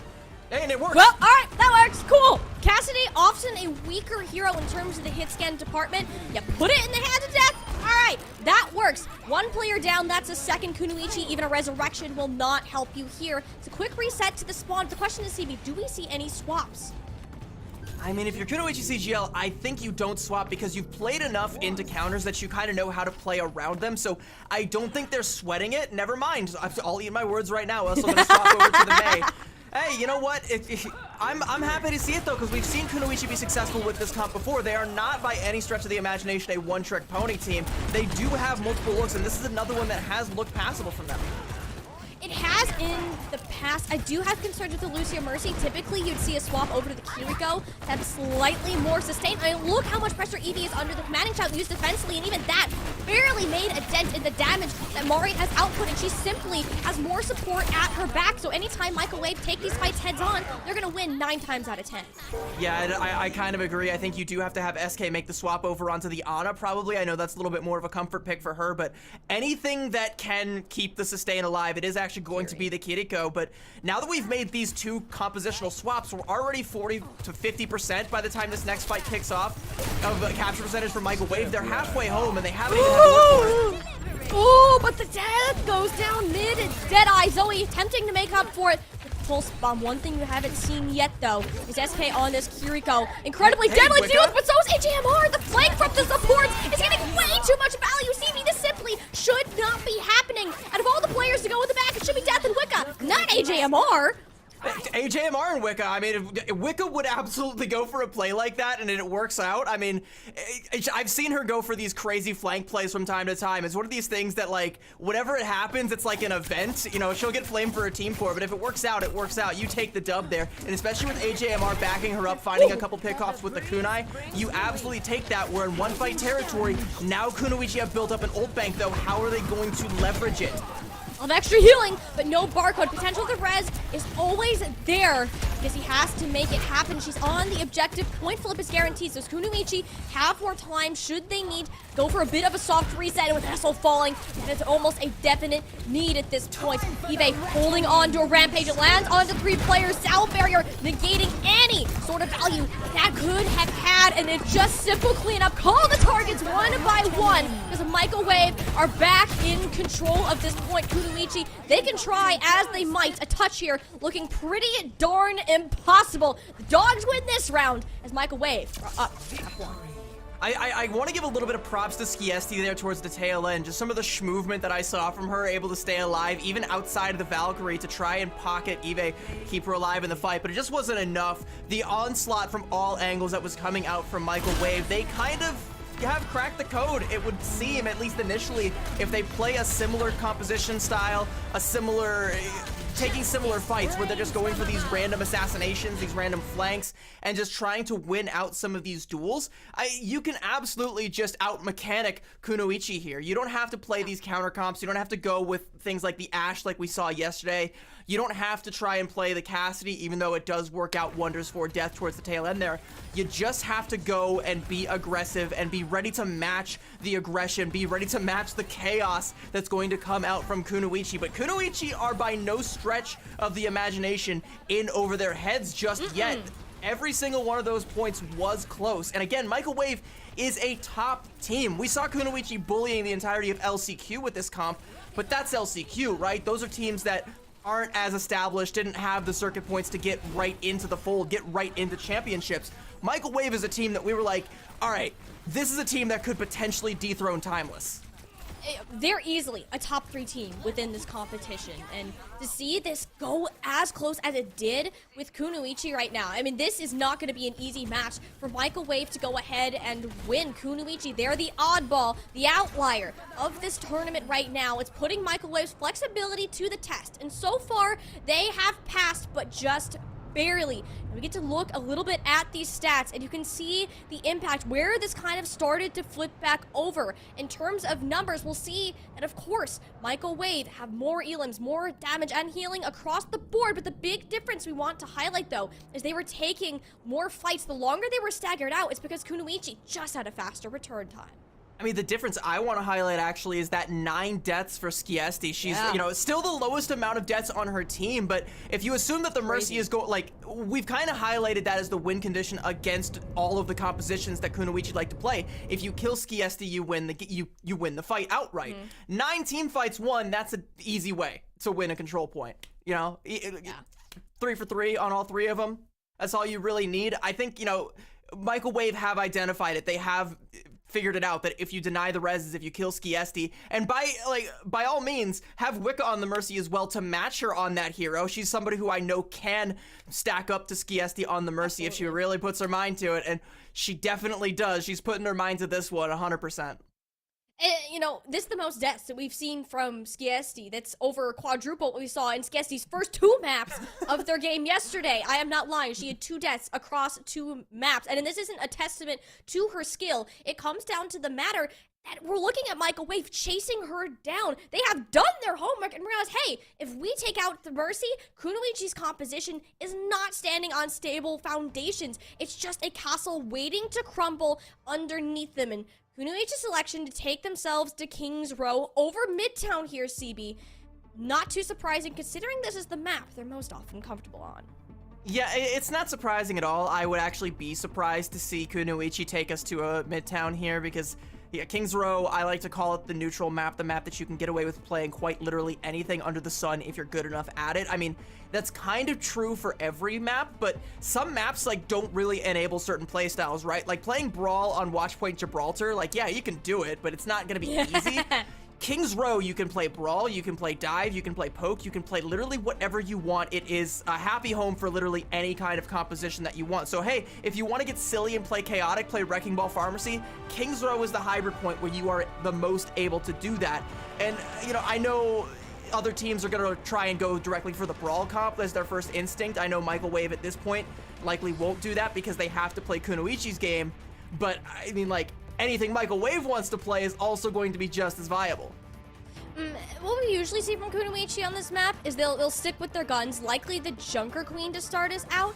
But once we get to that 3rd point, or even the Winston, as a matter of fact, once we get to that 3rd point, that's when we'll start to see those swaps coming in. You can't run the Pharah as well. The Winston becomes pretty darn difficult to play. So until we get to that objective, we're expecting very similar shenanigans to come on out here. Michael Wave will be the ones on the right side on the attacking first. So they'll have the opportunity to go ahead and set that pace for their own defense and try something new.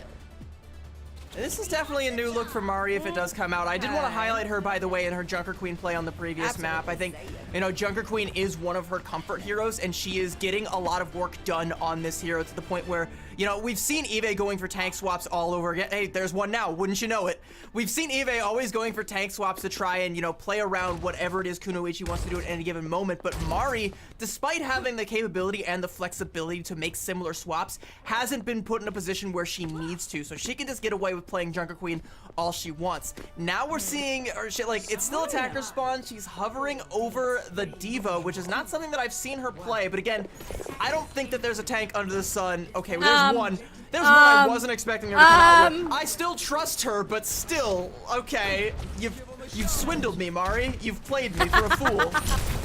I don't doubt it. Mari, I've seen her Roadhog before, and it is a sight to be seen after. I mean, you're going to shred through Azaria. The bubbles are forced out. Suddenly, they're incredibly vulnerable. You have to support with both the Mercy and the Ana, but I don't think they expected SK to be on that hero. Those bio-nades will become an issue if Mari is not careful with her positioning, burning through these bubbles like they're essentially made of wet paper, and then backing off once those cooldowns are expended. It's only a matter of time until she finds a melee.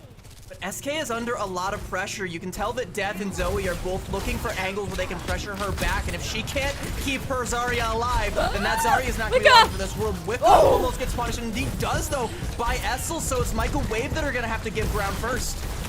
Michael Wave backing off. You do not have your mobility tool anymore. The only thing you do have is Zoe has worked her way up onto the high ground. It's gonna mean SK will have to rotate positions, and actually he's in a bit of trouble. The sleep came out on through though! Oh, she's just crazy with this. Oh. On the other side, though, AGMR finds the kill onto Barcode. That is going to get rezzed up by Skiesti. Thankfully, Barcode died somewhere safe. Death, though, did not. There's no res on the field from Michael Wave. So, again, they have to give ground. They have to back up. I mean, and if AGMR dies here as well, that's even more stagger, more ground, more time lost for Michael Wave. They have a pretty solid foundational strategy here, but they haven't quite been able to execute it. And look at Kunoichi's ult bank. There's going to be a whole lot of executions going around. All I can say is RIP Michael Wave. Unless this Kutsune rush gets an insane amount of value, this is not looking to end well for the attacking side. So does have to play around the hotel. Challenger cooldowns to go in just for the nano boost to be applied. Barrage, and that's one dead Mari. Tick was gained for Microwave, and that's all. They're going to get on this push alone. But they did get 4 ultimates out of Kunoichi. That was the Pulse Bomb, the Nano, the Barrage, the Valkyrie. Yeah, you're going to get the res there onto SK towards the end. Zoe is still lurking around here. The recall forced out, but she's just going to go deep into Kunoichi's spawn. They can't chase without giving up too much ground there. Actually, Barcode is going to go back and try and take this duel with SK there to try and help her out. Zoe might be able to get out alive, but this will kind of open the door for Microwave to not have to be checking their back doors, knowing that Barcode is back here preoccupied with her hands tied up. And now Death can solely focus on to Essel. That's a second tick game. The Pharah going down. Skessy can attempt to get a resurrection off. Evie can hold the rest of them back with the Graviton Surge. The amount of healing, the resources from Microwave pooled together is too much for Kunoichi to handle. They will forfeit this first objective, and the stagger is going to be brutal. Poor SK. That's a big nade. Wow, it catches 2. And I don't think he's going to get a whole lot for it.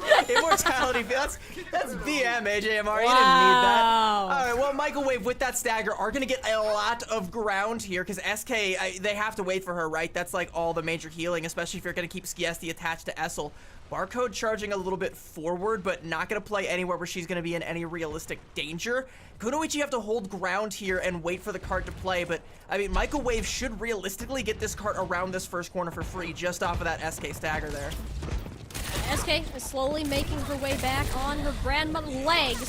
Zoe, part of the recall forced out, needs to be cautious about how she's playing. Has enough of the team to peel out, and Barcode getting stuck with the death nade. And sleeping ground again. Can she stay alive this time? Death is there to bail her out of danger. Microwave, they're not going past this one corner. No, they're going to get basically all the way through the street phase of Kunoichi's Pharmacy Duo, the last one standing. I mean, not even standing, they're flying. They're not contesting the cart. They can't do a whole lot. So Microwave are just continuing to get more and more cart progress. And, you know, all that Essel can really do is force them to turn their heads around as Barcode comes back in to try and get a contest here. But, like, you know, now you got Zoe working with a pulse bomb of her own. Oh, Death going down, though. Essel is free to move about on the objectives. The best pick that Kunoichi could have asked for now. Resurrection coming on through as well. Microwave down their main support. It's not looking too good for them moving forwards onto the second phase. And the fact that they didn't use any of their ultimates, only the amplification matrix for Microwave, it's not a bad trade-off. It's not bad, but now the cart is in this really deadly area where it's going to be a huge walk back to try and get there at all to take any fights, and you realistically only have 2, maybe 3 of them if they're all fast left in you. Every time you lose a player on this fight when the cart's here, it is so punishing. Microwave have to leverage these ults, might even have to expend all of them to match Kunoichi's ult bank if they want to get the cap here. Otherwise, I don't know how much farther this cart can go. Well, the Deadeye will help clear some space off, and the Pulse Bomb stick on to Evi. Kunoichi CGL not having a tank here is going to be devastating. Essel has to make up for the change. Barrage of rockets grabs 1. Hailed highly contested. The Annihilation popped. A scary sight indeed to look at, but nothing scarier than death itself. A triple kill going down under their name to push that cart the couple meters it needs to access the Foundry. And that's such a huge hero play from Death, because if they don't find that 3K, Microwave don't cap there because of that nano barrage that went out and just took down AJMR. Just a pure assassination, but that's all of this composition's heals. It's all of its sustain. Microwave, they would not have been able to keep that fight up any longer. Death had to click some heads, and the pressure is still on to keep it going. Essel making damn sure of that with some of those rockets being lobbed over the roof there, right at Death's forehead. Been barren to the existence of Kunoichi CGL, and you can start to see that focus fire going in onto the Cassidy. As that goes on out, it's a nice stick on through. Mortality field forced, not a terrible cooldown to take, especially with Evi. Rampage in sight. Knows the sound barrier is an option. Microwave aren't gonna have to use it yet. The Drez though, Skessy squeaks it off over the edge, narrowly and just barely so. And it's going to keep them in the battle. The extra healing pumped on in. Evi has to stay alive here. If she goes down, Microwave, suddenly the door will be swung wide open again, and it's Death with a second. You just can't practice this aim. It's done over and over again. Microwave rely on their hit scam player. to bail them out of any sort of trouble. And we're looking at one last fight, one last attempt for Kunoichi to halt the progress. And again, Death has to find those kills, and they do. Skiesti pops the Valkyrie, so she's able to get the easy res onto Essel, but that's not enough, because Death dishing out their namesake, and it is not done yet. They've lost AJMR, though, and the res does come through, so it's not clean, but it might be enough. Essel goes down. Skiesti, you're not escaping the tendrils of Amori. She's extended her reach. There's nothing worse than facing a Ramantra Annihilation on the death of your own door. 44 seconds. And a full completion for Michael Wave. They found the way to counter out Essel, and the answer the whole time has been death. I don't know if we're gonna bring up the stats scorecard. I don't know if that's what Prod wants to do, but I want to talk about some stats, because I'm looking at Death right now. 17 elims, 11 final blows, and 1 death. 1 death. Okay, we're saying 13 final blows on this one. The scorecard I have over here says 11. 13's more impressive, so we'll go with that. we'll boost the numbers a little bit. But either way, like, that many final blows, like, Death is all you need. And a lot of those final blows, or at least 3 of them, onto Skiesti. Again, that's the win condition. That's what's able to get them that cart the extra way every time they needed it. Death bailed them out towards the tail end of Streets phase, and even made that fight that was looking kind of shaky towards the end of Point C a winnable one, just by sheer force of head clicking. It's good old-fashioned Overwatch, harkening back to the days of Big Boss Pine. You can't play the game if you're dead. It literally is as simple as that. Michael Wave, it's not like they're doing anything extraordinary as a team in particular, except for giving Death the space to work. You rely on them to click the heads? Well, there you go. That's all you want from a hit scan player, and they are delivering the top level that they have to shut down Kunoichi CGL's plays and force them out of their comfort zone. Essel now on the Genji, not even attempting the flyer. One thing I do want to highlight, though, for Michael Wave is a consistent weakness for their composition right now is AJMR on the Baptiste. Yep. You know, Baptiste is a hero who is very, very susceptible to dive play, the kinds of things that we've been seeing a lot of from Essel and Barcode.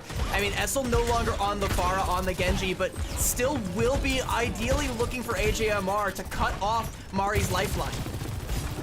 AJMR has been the player from Michael Wave that we'll see go down most often. Kunoichi CGL looking for their way in and find Zoe in the back, and Barcode narrowly missing that shot and actually gets punished themselves. Mori saw the opportunity and she pounced on it. Michael Wave up a player, and they're continuing at advantage as far as they can, yet no players peeking their heads out in fear of being staggered. And that's also so good from Zoe, because realistically, all she has to do there is not die long enough for Mari to come in and seize that opportunity, like you mentioned. There's a nice knife stuck into Evi there. Playing around this statue now, you gotta wonder again, where is Zoe lurking, and are Kunoichi the ones looking over their shoulders now? Kunoichi, you need to have your head on a swivel. You got Death in the front line. Mari looking for you on some sort of off angle, and of course Zoe peppering away at your supports, and Swap already had to come through. SK on to the Kiriko of all heroes. The only thing that really has to be said for him is support ultimate on each side, but the double damage is instantaneous with Ebay's Death, and Kunoichi CGL, they're struggling to get any form of point presence, and honestly, Sammy, I feel like this is going to go back to that support line. It's really hard for them to hold any sort of consistent space because they're like a swarm of bees. They're just constantly moving at you. And I mean, if you put up a window and you have Death popping shots with the Ant Matrix like that, it's going to be real hard to do. But now that they've dealt with Zoe, they don't have to protect their shoulders anymore. Now they can swarm in. Push on forward. It is called. That Deadeye is going to save you, Death. Kunoichi CGL now firmly planted on the objective. Several ultimates should they need to use them, and yep, you are definitely gonna have to. Ebay playing within the Kitsune Rush. Rampage on out. There's no Suzu. Keep that purple effect on away. That's gonna be the same case for Michael Wave. Immortality Field can only do so much if Barcode is nailing the shots. I kind of want to see AJMR swap over to the Kiriko, because you mentioned the Suzu. I'd like to see Michael Wave have a similar tool here. Yeah, overclock onto Barcode. Wants to win the duel with Death, but it's actually Evi that comes through with the final blow there, and that's going to slow Michael Wave's roll just a little bit. They're already kind of holding strong at this corner, but they're down someone. They're going to go ahead and get that kill, though, onto Evi. Now they can take all of this space back. Kunoichi essentially have to play on the cart at this point in time, and Michael Wave can now secure the archway. Oh, you don't get to play on cart. You get to play from spawn. That's what Michael Wave are telling them. They're like, yo, shoot, get back here. This is our payload for now. That is a critical death from Eve. Now they have to fight through this. They darn near impossible choke. AJMR does make the exact swap that I wanted to see them come out here with, though. The Kiriko now a lot less vulnerable to dives than that Baptiste was. Now Michael Wave should have a little bit more staying power and a counter for Evi's Rampage, but do they know that that's what's coming? They have to with the commanding shout coming out. Oh, they don't even care about that. If Essel is slicing and dicing through your backline, that's 2 down with the Genji. Zoe mirroring that hero, but not finding anywhere close to the same amount of value. All it results in is a late stagger as the payload is on the move. That was a Valkyrie pocketed Genji blade there, which is essentially as damaging as a Nano blade. And now you're going to have SK building up to a Nano of her own. She's a little bit behind, but will get there eventually. That you can put onto Barcode instead. Nano rail shots are some of the most deadly things in this entire game. And with Barcode hitting them, you got to believe that that's going to be a great plan. Once again, though, Kunoichi still have that Rampage. That looks to be the tool that they're going to want to leverage in this next fight here. Zoe going to kick it off with the Dragon Blade. What is she going to find? It's SK. SK and Essel going down. The Suravasa as support, and why not a third? Once Kunoichi lost 1, they lost 2. This one is done. You're giving this one over to Michael Wave with as least amount of resources committed as possible. And no pocket required, no Nano, no nothing, no Wicca. Hello, Barcode. They're going for so Michael Wave going for the stagger there, but on someone as lethal as Barcode, that might be a little bit greedy. Yeah, Wicca will get back relatively quickly. She's Lucio, but that's gonna, really neuter Michael Wave's maneuverability here. They're not gonna be able to pull back as quickly, especially if Evi does go in with this Rampage, which she's opting to do. 3 down, all of them covered in the color purple, and Evi glowing in blue sparkles. So many effects happening on the screen, yet one is canceled out. The key is the Rampage, the Annihilation, getting no value. Mori made the attempt to come on through, but Michael Wave coming up with nothing, and we're going to have to forfeit the second objective. Players so far back, contesting, not worth it at all. Have to hold it down here on the Foundry. SK makes a swap over onto the Lucio. I'm not sure if that's going to stick because now we don't have the Kiriko. We don't have the sustain. Now this is back in the spawn, though. Going to swap back over onto that Kiriko, but Barcode doesn't want to wait for SK. Nope, you're not waiting for SK. You are scared. There is a death. There is a sound barrier, and you guys need to go bye-bye. Get a regroup and come back swinging. Michael Wave now on a composition they are arguably the best at. Yeah, with Zoe on the Genji, and we've seen it time and time again. She is, again, in my opinion, the best Genji in all of Calling All Heroes, and we don't have a Mei on the field to keep her in check. And I don't know if Essel plans on making that swap. Mari! Something cheeky, but she gets sussed out. Well, can she manage to get out of this alive? That health bar struggling to stay above 100 HP. You can see AGMR and Wicca stretch to their limits, and all it results in is a dead tank. Oh, I liked the idea. It was there, but Michael Wave just weren't prepared. Kunoichi, they've made that same play themselves and checked their corners properly. But I don't even actually know what Mari was going for there because she didn't have the Rampage, so you don't have the ult to use from there. Another great shot from Death. That's going to be rezzed. It's not. No, it's not. No, it gets denied. I think she went around the corner. She went out of the range of it. And, if you can just kill everybody else, the resurrection doesn't matter. The playing field is already even. In fact, it favors Kunoichi CGL. Dragon Blade Rampage, 1-2 combo punch. And suddenly, they are knocking on Michael Wave's door. Zoe, Dragon Blade in hand. If anybody can turn this fight around, it is her on her signature hero. She's not going to have a ton of support. No sound barrier, no damage boost. For Nano coming her way, already put down at half health. She's looking for Skiesi, trying to get around the corner. That's one swing. The Mercy does fall as a result. Kunoichi CGL significantly weaker, no support lines, and this fight is not theirs. It's kind of like a Roadrunner cartoon there. Zoe doesn't have to actually kill Skiesi, just force her to fall into some quicksand in the form of deaths, disrupt their field, and that's all you need. With the dead Mercy, it's a dead fight. Michael Wave now have their heels dug in. We're under a minute. Kunoichi, they're going to swap over onto the Mei now to try and keep Zoe in check, but I don't know if this is really going to work out with this much time left on the bank. And with AJMR in your backline, winning out the Kiriko duel, yeah, they're going to get traded out with the spawn advantage. That's all for Michael Wave. Oh, that's going to go their way. The res is there, and the more that this happens, you have Skiesi. Oh, you had Skiesi. I spoke too soon. Death is yet to make their mark. It's going to be the final battle, the final 20 seconds, and Michael Wave know it, committing every single ultimate that they have to force the staggers on through. Barcode has to swap over the Tracer. Realistically, the only player that can touch it, they're not going to have eBay to do it. And you called out Skiesti going for the res onto SK, but because it's on the other support, there's no one there to save you. When Mari goes in with that rampage and the rest of the cavalry comes on through, the touch is gonna come out, and there is overtime, but what are they going to be able to find here? Not a whole lot with Skiesti already taken down and SK joining her. Both the supports have fallen, and Death being on the Widowmaker. No touch is possible. Michael Wave looking to claw their way through the losers bracket, and it only is going to take one more map to get them on through. They're still sweating for it, though. It is almost never clean, but when you have people like Death and when you have people like Zoe just popping off with big plays like this on some of their comfort heroes, which Kunoichi have kind of accidentally themselves into letting Michael Wave play, it gets so much more difficult to play your game, to play these, for lack of a better term, cheese compositions like the Wrecking Ball, the Pharmacy. You're not getting as much juice out of them as you really want, and even still, you got players like AJMR going on these flank plays, trying to take these duels with SK that they know they can win, and indeed they do. And again, like you called out, yeah, you can have Skiesti go out and res SK, but that's your healer. That's both your healers. That's your only living healer breaking off to go try and pick the other one back up. That's when Mari strikes with the rampage. That's when Death comes through. That's when Wicca pops the sound barrier, and everything just starts cascading like an avalanche, washing over Kunoichi and burying them alive in the snow, and they can't quite dig themselves out because there's not enough time and they don't have any more shovels.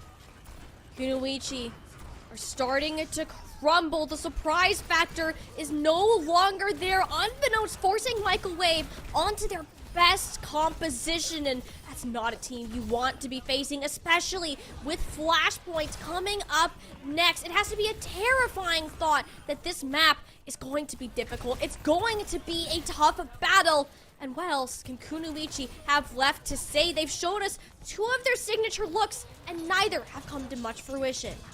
And you gotta remember, the Vancouver Titans Blue game that we watched last night with, against Kunoichi CGL is where Vancouver Titans had already started to feel like they were cracking the code a little bit. So if you're Kunoichi, you can't feel too confident going into that, because now you know that not only was the jig already up yesterday, but plans B and plan C have also faltered because Michael Wave is just one step ahead of you at every possible turn. And, in some cases, in the case of AJMR, one step behind you, and you gotta turn around to look for him.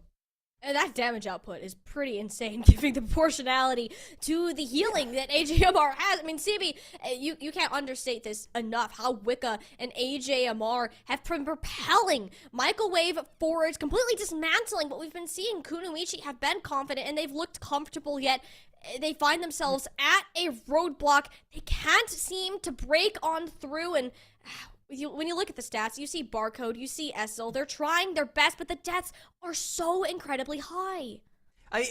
Looking over on the other side towards the stats on Michael Wave, to me, what I'm seeing there is everyone is firing on all cylinders. We highlighted AJMR briefly. Their deaths was a little high at 10, but to me, that is a mixture of them getting caught out from early playing the Baptiste early on, and then going for this aggressive flanking Kiriko style where they do get caught out from time to time, but they're taking people down with them every single time. So you're finding all of the value there. Meanwhile, Wicca is there to aid with some of those flanks, whether it's AJMR, whether it's Death, whether it's Zoe. And speaking of Death and Zoe, they might as well rename them to Death and Taxes the way they're inevitable right now. It took me a second to get that one. I've been cooking that one for weeks. As you should be. I mean, Death right now is unstoppable. Death is inevitable, and with Suravasa being that next map, there isn't a single other map type that is going to lean as heavily into Jotes as this one right here. This is Kunoichi's last leg. All of the fans out there, they're sitting on their edge of their seat, hoping to see something different, to find a bit of light to hold on to. So far, Michael Wave have been in control, and it's only slipped further into their favor as the series has gone on. It's time for that dial to change. Kunoichi want to make one last stand. They're choosing Suravasa, which is an interesting pick to me because every time I think of Kunoichi and when we get to Flashpoint, I always think of New Junk City. I can't recall if we saw them play Suravasa at all in LCQ or how their compositions worked out. I think we might have, and I think there's a couple points like the opening point that aren't going to play too nicely into the Flyer composition, so we are gonna have to see the more grounded side of Kunoichi, but that's where they feel like they're a little bit weaker. Especially compared to a team like Michael Wave, who has been scrimming contenders level teams, playing all these different kind of compositions, all these different looks. Just, by the way, just as a little side tangent about Michael Wave is I talked about Zoe and her Genji being an absolute asset to this team, but her Mei being a little bit, falling behind. I know for a fact that Michael Wave have been experimenting with a lot of different compositions to try and find some way to either force her to become good on the Mei or let her play her comfort heroes. And again, that level of flexibility, that level of prep work, even though you're not prepping for what Kunoichi is going to play, you're still prepping yourself to put Zoe in situations where she is going to succeed. And not just Zoe, the entirety of Michael Wave right now. You touched on it a little bit in our first map of Mari being on this Junker Queen. There's 2 Junker Queens that you really want to think of when you look at this current Calling All Heroes this backline, and it is currently Kindred and Mari. These 2 will go toe-to-toe with each other in terms of that hero. The fact that she's able to play that comfort has been all the more valuable for Michael Wave. I believe she had the most eliminations on the entire team, as a matter of fact, from the last map alone, and they're gonna have to decide whether they pick that up or go an entirely new direction. I'm not sure how I feel about this. I'm just gonna let it ride. I don't expect Zoe to come out here on a Junkrat. Yeah, no, this is a little bit more like it. Microwave. This is about what I expected. Kunoichi, though, they are on their composition, their signature with the Wrecking Ball. Eve gonna go for a wide angle there, way up towards the north side of your screen right there. Gonna loop back around with SK. I don't know if Barcode's gonna be in position to pinch on this, but she's gonna get into position real quick. Who's the target gonna be? Likely AJMR, and that's gonna make it all the more difficult for Mari to hold space. JMR, the first one to kind of get poked out. You can see Death is in Essel's crosshair currently, and he's playing incredibly cautious. He's getting some flashbacks from when we saw the Cowboy making an appearance in our previous 2 maps. Michael Wave getting that first capture, and Essel loses a head. Ooh, that's a big yikes. You have to be respecting that space, and I'm not going to be surprised, CB, if we see that immediate swap back over to a Junker Queen form composition. That's the 3K for Death, and yeah, that should be the death of this composition for Kunoichi. And something I want to point out for Death, by the way, is they're not playing around cover. They're just kind of playing out in the open where they don't have to respect any space that Essel wants to take. And so Kunoichi can't really play forward. Essel has to continue to play safe. It's her that's forced to play behind cover, and Death that stands fearless in the face of their namesake. It is insane how good you have to be in order to change that dynamic. I mean, look at that. Death is able to play out in the open, knowing that they're afraid another headshot goes down. It takes so much effort. That's all 4 players only shooting the Cowboy before Death shall hit the hay. Michael Wave down to their contention, but Zoe comes right back up and gets the elimination. No one stops DSD, and Michael Wave have to commit some more of these ultimates and attempt to extend this fight further. With it being overtime, though, there's not much more of a point in extending it as long as you're losing down in the numbers. Take a reset and come back, swing it with your ults. Something I really like that speaks to the team cohesion is Essel gets another 3K. What else is new? And they're going to keep going, actually, make it a 4 as they go into the spawn to try and take down Death. Something that I really like from Kunoichi, though, is after Essel falls, courtesy of the anti-air ninja that was Zoe, Ibe goes in and commits the pile driver to make space to force Zoe to vacate the premises so that Skiesti can safely go back in and get the res. So it's not even just Skiesti and her mercy ability, but the team's ability to play around her and allow her to get this value. Speaking of value, Zoe is looking for SK. Without that sound barrier coming on down, Kunoichi, they're not going to have a chance at staggering this fight even further. It's going to be a short-lived presence as Zoe has cut them all down to size. Oh, Kunoichi made a hefty investment in this battle. I can only assume that swaps come on in with 3 out of their 4 available ultimates just being dumped on the floor. Check out the whole kitchen sink and Microwave hoping for the best. And it is the worst case scenario that made an appearance. SK now, sound barrier as the return. Evi cannot contest any longer. It's onto the frog, glued to the walls. Skiesti providing a little bit more of that support from above, and suddenly the recontest is there. Mori has to use a lot more than she had originally intended just to get that little cherry on top, that security elimination. To flip that objective back on over and let it close out. Evi going down surely will expedite the process. Kunoichi is doing so much for the testing right what? here. Res from Skiesti to Hang get on. back in, and it's going the way of Hang Kunoichi. AJ and Mark finds 2, taking out both Essel and Barcode, and this might actually be winnable for Kunoichi. They just have to deal with death. The pulse bomb comes out onto Eve, but the healing is there. SK criminally low, but Skiesti is still there. Eve still making all the space. The Kitsune rush from AJMR comes out. Microwave want to buy themselves back in.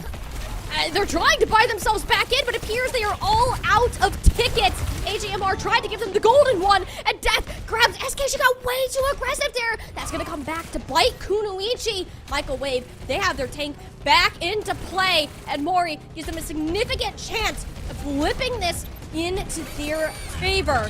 Minefield from Eevee sells out about half of the objective. Microwave, they are completely okay with that, dodging and maneuvering around the mines as needed. Not letting the tank get any value. Massive pulse bomb that goes through the sound barrier. Not enough. The resurrection. Oh my gosh, CB. This has been going on for nearly a minute and a half. And yet we are still yet to find a victor within this market objective. It's the sustain. It's this how quickly these players can return to the battle, extending its life time after time. Anytime you think it is over, somebody finds a way to pump the life back in. It's been Skiesti. It's been AJMR, but finally, we have a victor. The pointer is purple, and Kunoichi are walking away with it. The longer that overtime wick goes, the quicker it burns. So once Microwave are finally forced to regroup, take a split second. A second is all it takes for the point to finally go in favor of Kunoichi, but that could not have been more scrappy. Microwave are gonna have some ults to try and take this one, but Kunoichi's comp is fast. They've already got first positioning here on the next point, trying to wait for Microwave to come through one of these chokes, bait them in to somewhere where Essel can take them down, but Barcode is no longer in position to do any of that. No, Death swapping over to the Tracer has actually done a lot more than what we saw on the Cassidy. You're now mobile, and you can do basically the exact same thing, peppering these shots into Skiesti and Essel, forcing them back, and it gives Wave the opportunity to cap. Yeah, Barcode was the bait there that was trying to get Microwave to come in, but like Microwave took the bait and then cut the line, ran off with it. Kitsune Rush coming out from AJMR. What value are they able to find with it? So we can pop the Dragon Blade. But Essel gets those rockets shoved right back down her throat. AJMR, the Kitsune Rush, all there in the kill feed for the assist and with the kunai as well. I mean, Microwave are solidly in control of this objective. And they still have the Rampage as well. If they're able to catch Skiesti out with it, it might be curtains for this point on Kunoichi's end. Already, as we're at 60% for Microwave, and remember in Flashpoint, it goes so much faster than Control. One fight territory is right around where we are right now. Kunoichi, they have to make something stick. It's gotta be Barcode's Pulse Bomb, and they're not gonna have SK to aid in the capture here. Already down in a 4v5 and getting it up. And that pick onto Zoe is a wonderful start, and that one right there onto AJMR. Essel is working her magic and hitting these rockets, and it comes up when Kunoichi needs it the most. As inconsistent as it's been, you can never not be happy to see Essel in the kill feed. That's 3 ults, though, used for Kunoichi, and none for Microwave. They still have that aforementioned Rampage, and now they've built up to a Sound Barrier and a Pulse Bomb of their own, whereas Kunoichi, they realistically only have SK's Sound Barrier to play for, and again, you know, they don't necessarily need or rely on ultimates. They just need Essel to pop off or Barcode to do the same thing, but a very aggressive Sound Barrier from Wicca is going to make it all the more difficult to do so. Kunoichi, at the very least, are going to have to give space here. Oh, as they're giving space, Microwave now on the objective, and this is okay. You wait for SK to rebuild that Sound Barrier, because you're going to need it for the Rampage. SK needs to live, get the ultimate off, but no! She goes down with the Sound Barrier in tow, finding nothing for their team. Michael Wave taking out the key player at a critical moment. Now ready to close out round number 2 here of Suravasa. CB, this is gonna get very close to getting them onto that match point scenario. If Kunoichi keeps staggering touches in, it's always possible this flip is not going to be a touch coming into play. It's going to have to be a reverse sweep on top of a reverse sweep. Kunoichi to move on in this championship bracket. It wasn't, so SK didn't just die with the sound barrier in tow, she actually Ajaxed it, and I think that's crucial, and it's gonna be all the more troublesome as we move on to the next point. Look, it's just right over next door to where the previous one was, so Michael Wave are already gonna be on the point, despite Kunoichi's fast comp. They have a wealth of other ultimates that they're going to need, but they're definitely going to wish they had a sound barrier once the blade from Zoe builds up. They're not gonna have that, and they have R code, AJMR! That's a ding to the head of Barca. I mean, you can't understate enough the value that this hero is finding. I mean, AJMR should not be allowed to do this on the Kiriko. Normally it's SK we talk about. AJMR right up there with them, and there's only so much that the rest of the team can do. Kunoichi commits the barrage, and what they've been doing so far, CB, it hasn't been working. Now you are on close to your last life. Gotta switch something up. And you know, I'm gonna call it out again. SK still nowhere near another sound barrier, and Zoe does have the Dragon Blade, wasn't forced to expend it in that previous fight, so if she pops it, Kunoichi are gonna have to rely on Skiesti's Valkyrie to try and sustain them through, and that might not be enough, especially if Zoe's able to get close to Essel and potentially even deny the res that's gonna come out. You can see that's the duo she has in her sights right now. She wants to pop this blade, and she wants Essel to be the first target. Essel isn't gonna let her pop the blade out. Every time Zoe thinks about it, she gets too loud. Eventually, she's knocked over like a bowling pin. Kunoichi, CGL, they have the health. Skiesti within this Valkyrie form. She could choose to go for the resurrection or not. Michael Wave at this time don't have a win condition to play off of. Going off the map is a bit of a yikes, and that has to be made up for. And Skiesti isn't the player to do it. There's now no healing on Kunoichi's side, and only the hamster to stall it on out. And that's not going to be enough. Kunoichi, they bled their resources way too thin and will end up collapsing in the final hour. They still have one more hour. It's 1-1, but there shouldn't be another touch here. SK does come in and get a late kill there, but because she dies so late, and that's your Lucio, one of the faster heroes that would typically be the one that you send in to go for the touch there, it's just not gonna happen. All of the fast heroes died way too late to be able to go for a contest here, so it's match point, map point for Michael Wave, and look at the ults, still holding on to the Dragon Blade, plus a Rampage, plus a Kitsune Rush. SK might have that sound barrier I've been talking about, but she can only use that to counter one salvo that's gonna come out from Michael Wave out of potentially 3 that are gonna be coming Kunoichi's way. One of which is going to land a deadly mark unless something goes seriously wrong, and it has. But for Kunoichi, Zoe right now decides this is the moment to pull out the blade. That's 1, that's 2, and you don't need any more than that. Michael Wave have the percentage ticking on Palace. That's such a smart blade from Zoe too, knowing that she's gonna find that pick and that Skiesti is gonna want to try and go in for the res. So she pops the blade, so not only can Skiesti not go for it, but if she does, she's going into this really narrow hallway where the Dragon Blade is going to be all the more lethal. So anyone who tries to go in and make that save or try and facilitate getting that res gets their head chopped clean off by Zoe's Dragon Blade there. Michael Wave still have all the tools they need to hold this, but a minefield on the point gonna make it a little tricky. Minefield, you're able to dodge and weave. Zoe, though, way too low. That call-out came through, and Kunoichi decided now's the time, unleashing the barrage of rockets on Mari's head, and soon others to follow. With this flip coming on through, notice the sound barrier is still being held on to. I mean, they haven't been forced to use it. SK's holding on to it. Death, late death there. That might be pretty big for Kunoichi. It's a Tracer. Again, you know, Death will be back relatively quickly, so not the biggest thing in the world. But because SK still has this sound barrier and Michael Wave has cycled through a couple of their ultimates, now the mission is clear. You use the sound barrier to counter out the Rampage that's going to come out. Since you don't have the Suzu on your side, that's going to be the way that you survive this next salvo. Death has to find a key pulse bomb somewhere to negate that. Death has done it before and very well can do it again now.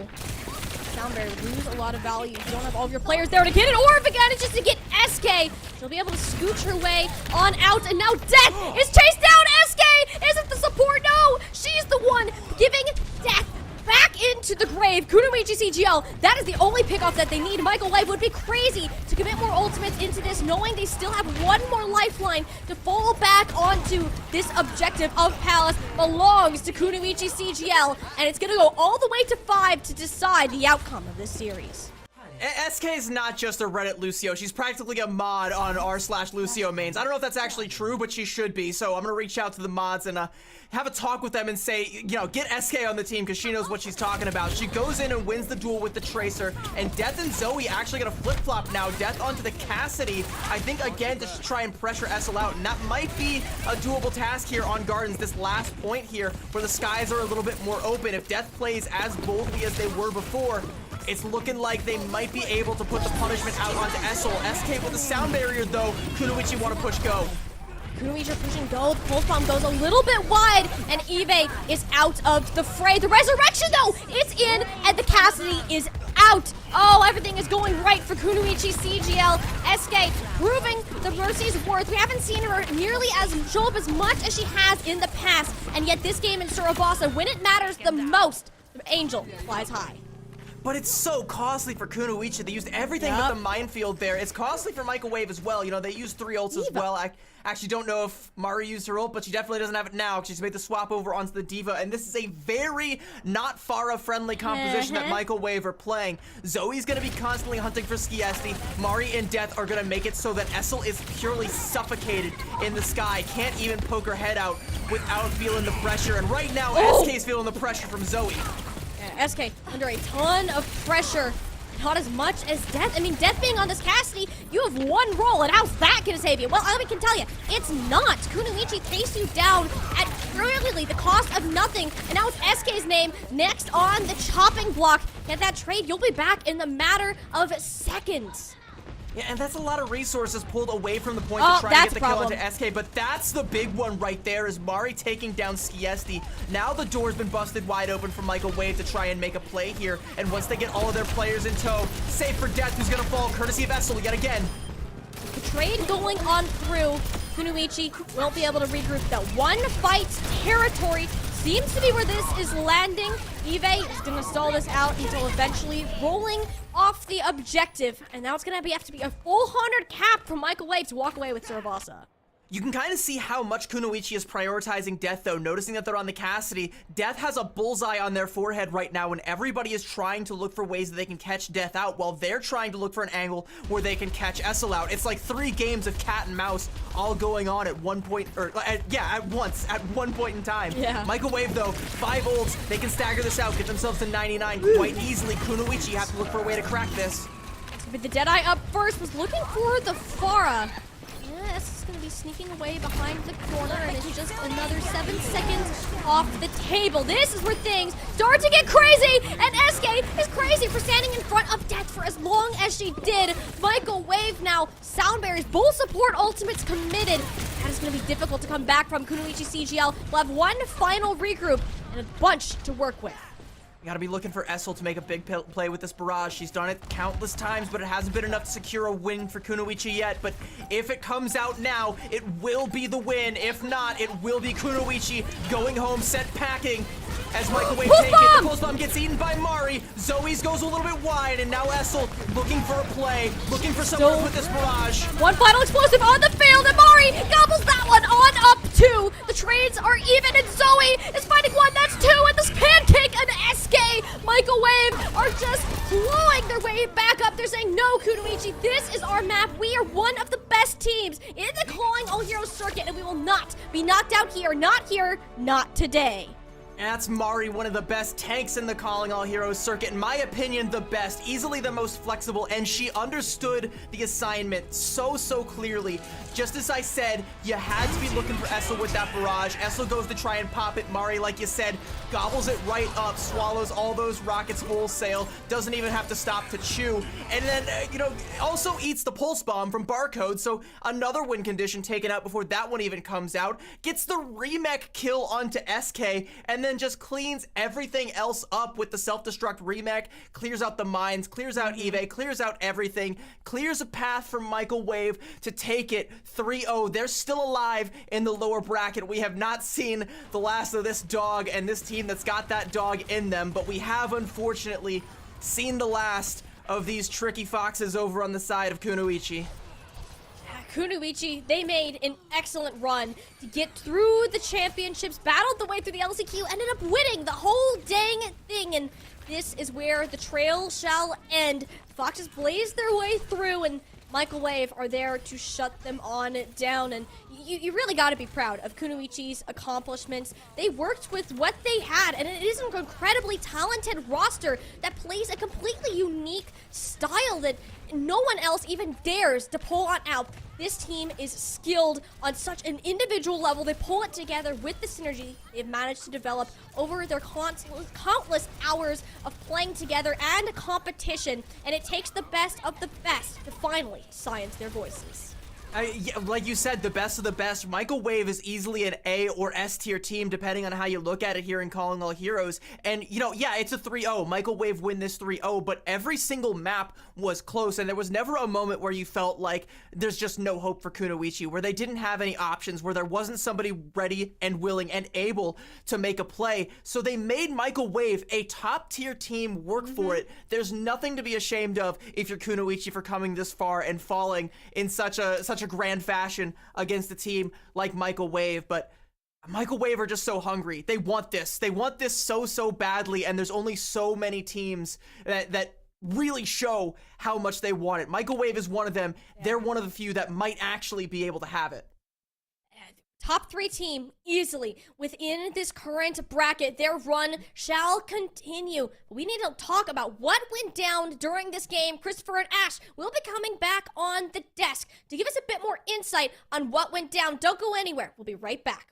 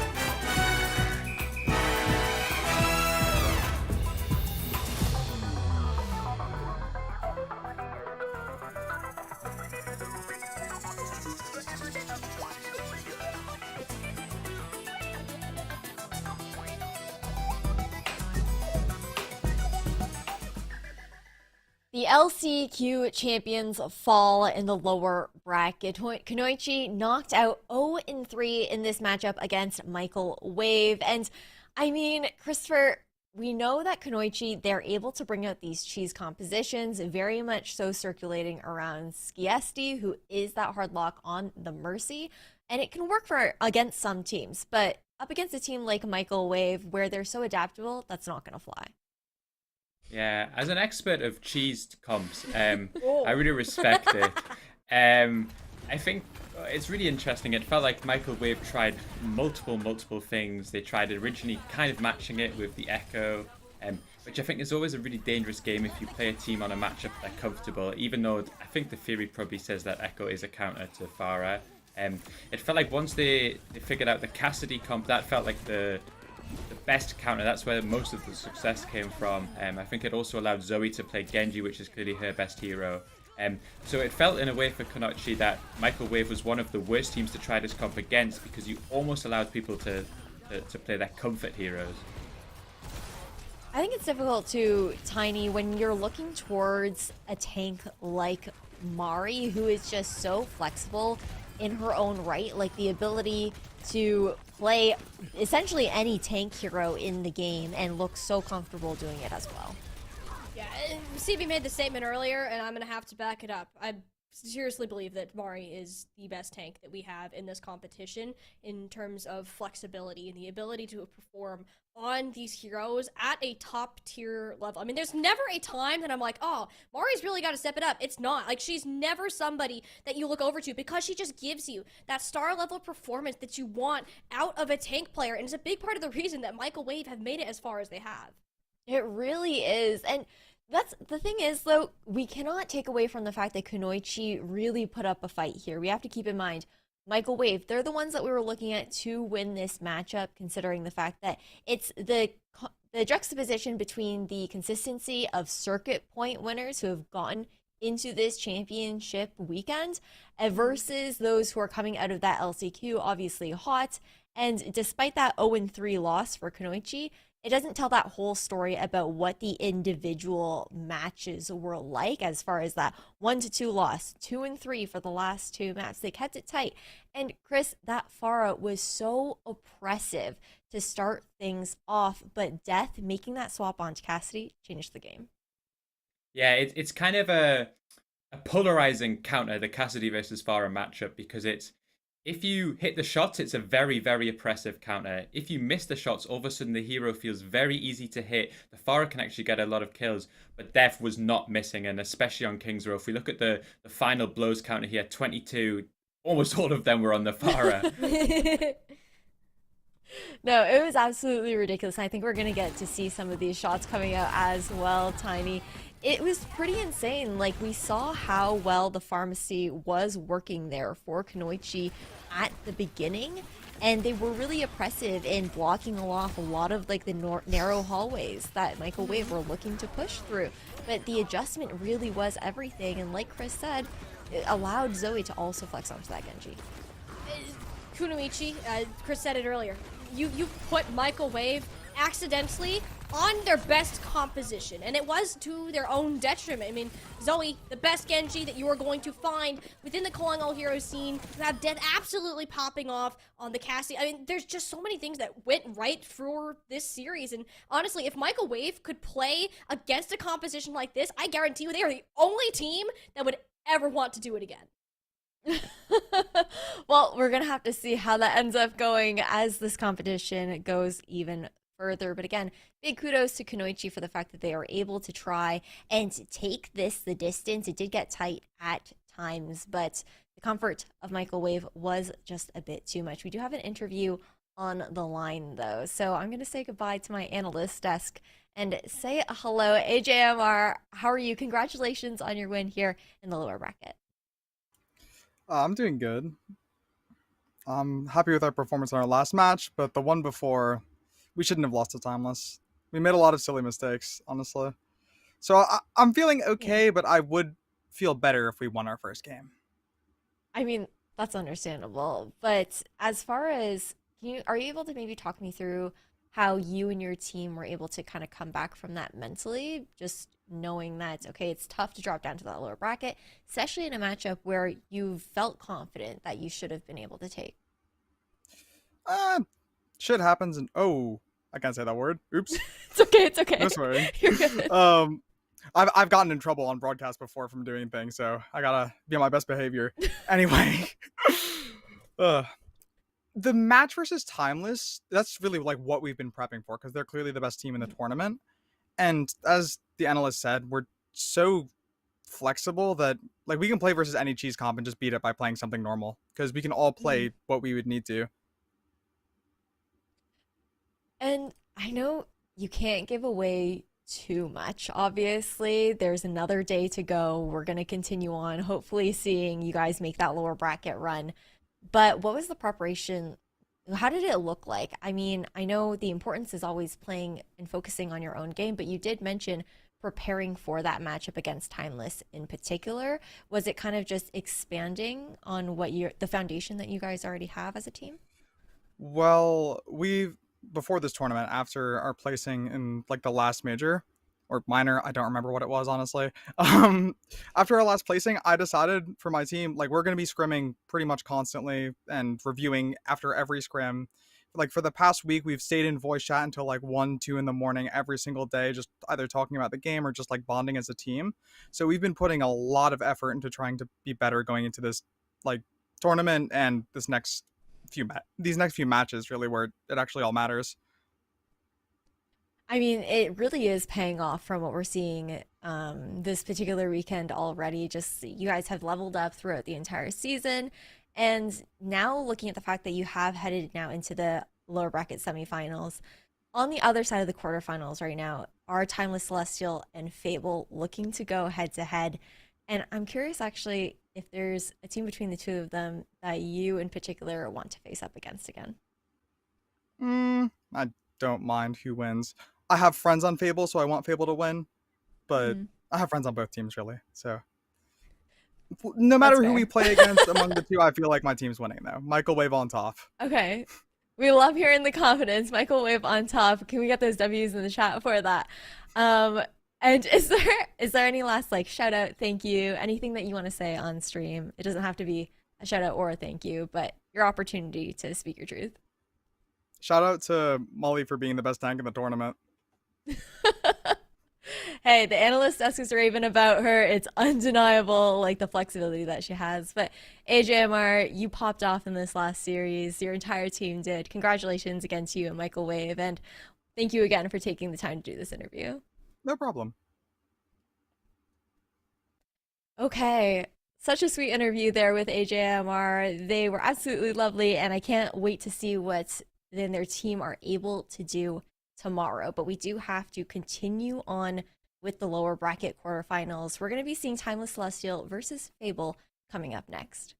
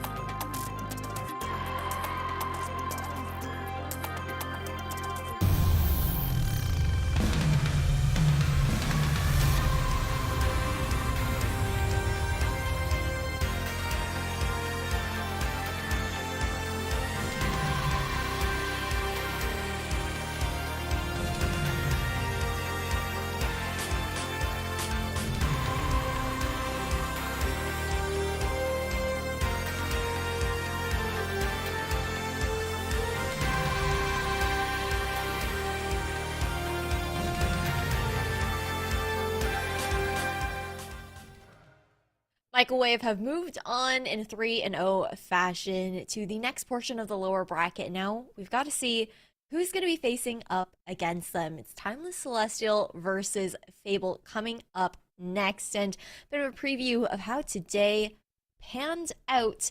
We already just did have to say goodbye to a fan favorite there in Kunoichi CB.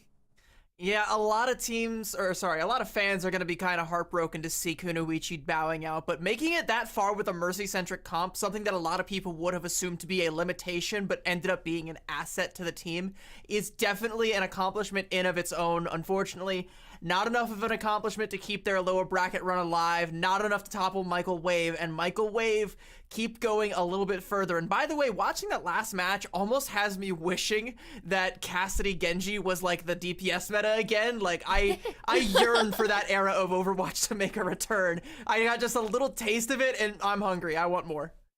She's looking for the juice, the juice right there, the DPS juice. But as we head into this matchup now, Timeless Celestial versus Fable. This is a different story.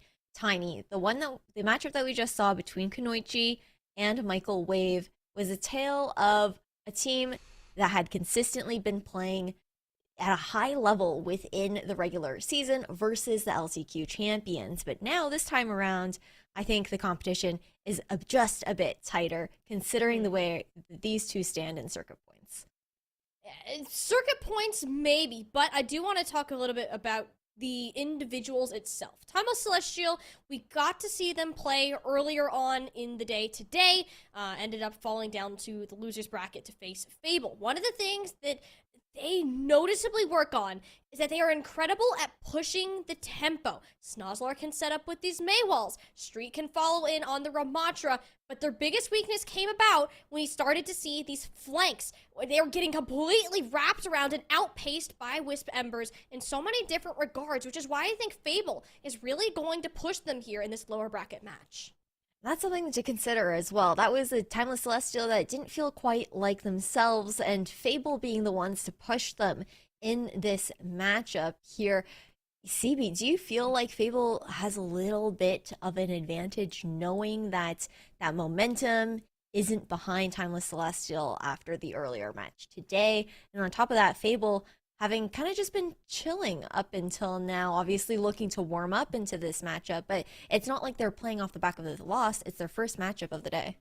I think both of these teams, I'm looking at them right now, and they both feel like teams that have a lot to prove. I mean, I even, had fed you the question for Avery for the interview yesterday, and I wanted you to ask them, how badly do they want to prove themselves? Well, it feels like players like Arya also have a lot to prove as well, because she has been popping off. We've seen a lot of flashy Sojourn play all throughout this tournament, and Arya has been no exception. Definitely one of the names that comes to mind. On the other side is Timeless Celestial, and I highlighted them saying that at least 3 members of their starting roster have Calling All Heroes trophies to their names. Some of those under the Timeless Ethereal banner being integral parts of their success, and they want to prove that they still got it, that they are just as good as the team that gets all of the attention, and they have to do it at Fable's expense. Both have a lot to prove, but only one can prove themselves. That's the thing, only one can, because the other one is going home after this best of 5 series, and we're heading over to Antarctic Peninsula coming up first here, Tiny.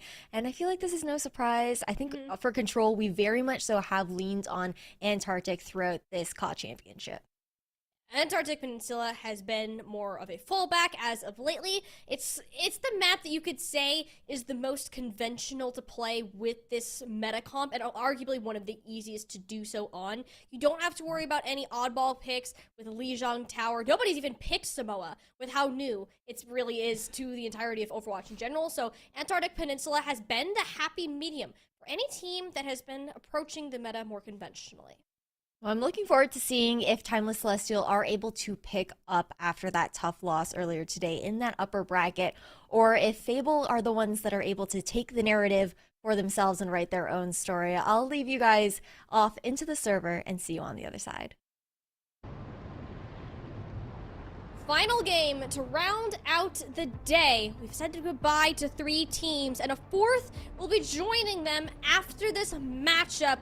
CB, Fable and Timeless Celestial. This is one of those matches that you can go in and not exactly have an idea of who is going to come out on top, as they both have some incredibly strong attributes that need to be looked at.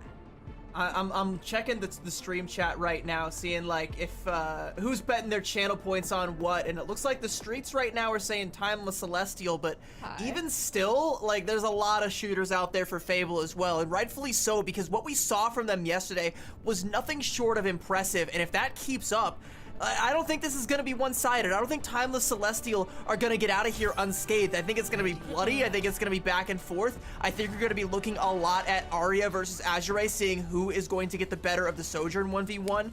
You know, Mini versus Snozzler. Which May is going to be setting their team up for success the most? And of course, we've got the tank matchup, Avery versus Street Lord. Street Lord was super impressive on the Ramatra yesterday. Does that pattern keep up? Is Avery able to match that despite being known more for their Sigma? Playing the Ramatra now to great effect. Who is going to get the better of some of these head-to-heads? Avery has really stepped up in their role as the tank, but I want to turn our eyes more towards these DPS. Arya and Mini versus Azure and Snozzler, particularly here on sub-level. They will be the ones to have the greatest impact on the outcome of this first fight. Both approaching to the high ground. Yet Arya from Fable, along with Fieri, will be backing off just slightly to go on these off angles. The exact thing that was the thorn in the side for Timeless Celestial and cost them their previous series. And with how good Fable's macro play and positioning is, they will need to be conscious that from a moment one, you can already see the Immortality Field came out. Avery required a lot of assistance in that exact moment. Fable's already capped the point. Timeless Celestial have been sitting here doing a whole lot of nothing. You gotta walk on forwards, and eventually one of those hits will land. Street Lord and the Mauler coming up with one apiece, and it's a meager 12% that Fable walk away with. You talk about Fable's positioning and the fact that they're able to cap the point first, and they position themselves in a way that they can do that, but in order to get that done, Arya had to play the low ground for a long period of time. She wasn't able to get an advantageous angle, and the rest of the time, Fable's backs are up against the wall, so all it takes is Timeless Celestial to acknowledge their window, push the go button, push Fable back, get a couple kills, and I mean, it's Azure that comes through with the rail shot, the opening salvo, and the rest of the bodies hit the floor to follow. Only a matter of time until somebody pulls the trigger. Panther, of course, winning that race, but no, the Maywall! Wonderful placement. That's the impact that Snozzler can have for this team. Has been an excellent addition to that roster. Trade out for Panther, plentifully working over into Timeless Celestial's favor, but they gotta be careful because they're losing heads left, right, and center. They're pushing onto Arya, who's a hit scan player you do not want to mess around with. Timeless Celestial are getting a little bit too aggressive for my liking. The fact that they're barely clinging on to life is a very risky style of play. One that Fable have taken advantage of and are gonna get the point flip off the back of it. Now, you said Timeless Celestial are barely clinging on to life. They can only realistically have enough bodies to cling on to the high ground. Fable identify that, send some bodies in to go flip the point, and now Timeless Celestial have to drop off of that high ground in order to defend and try and take it back.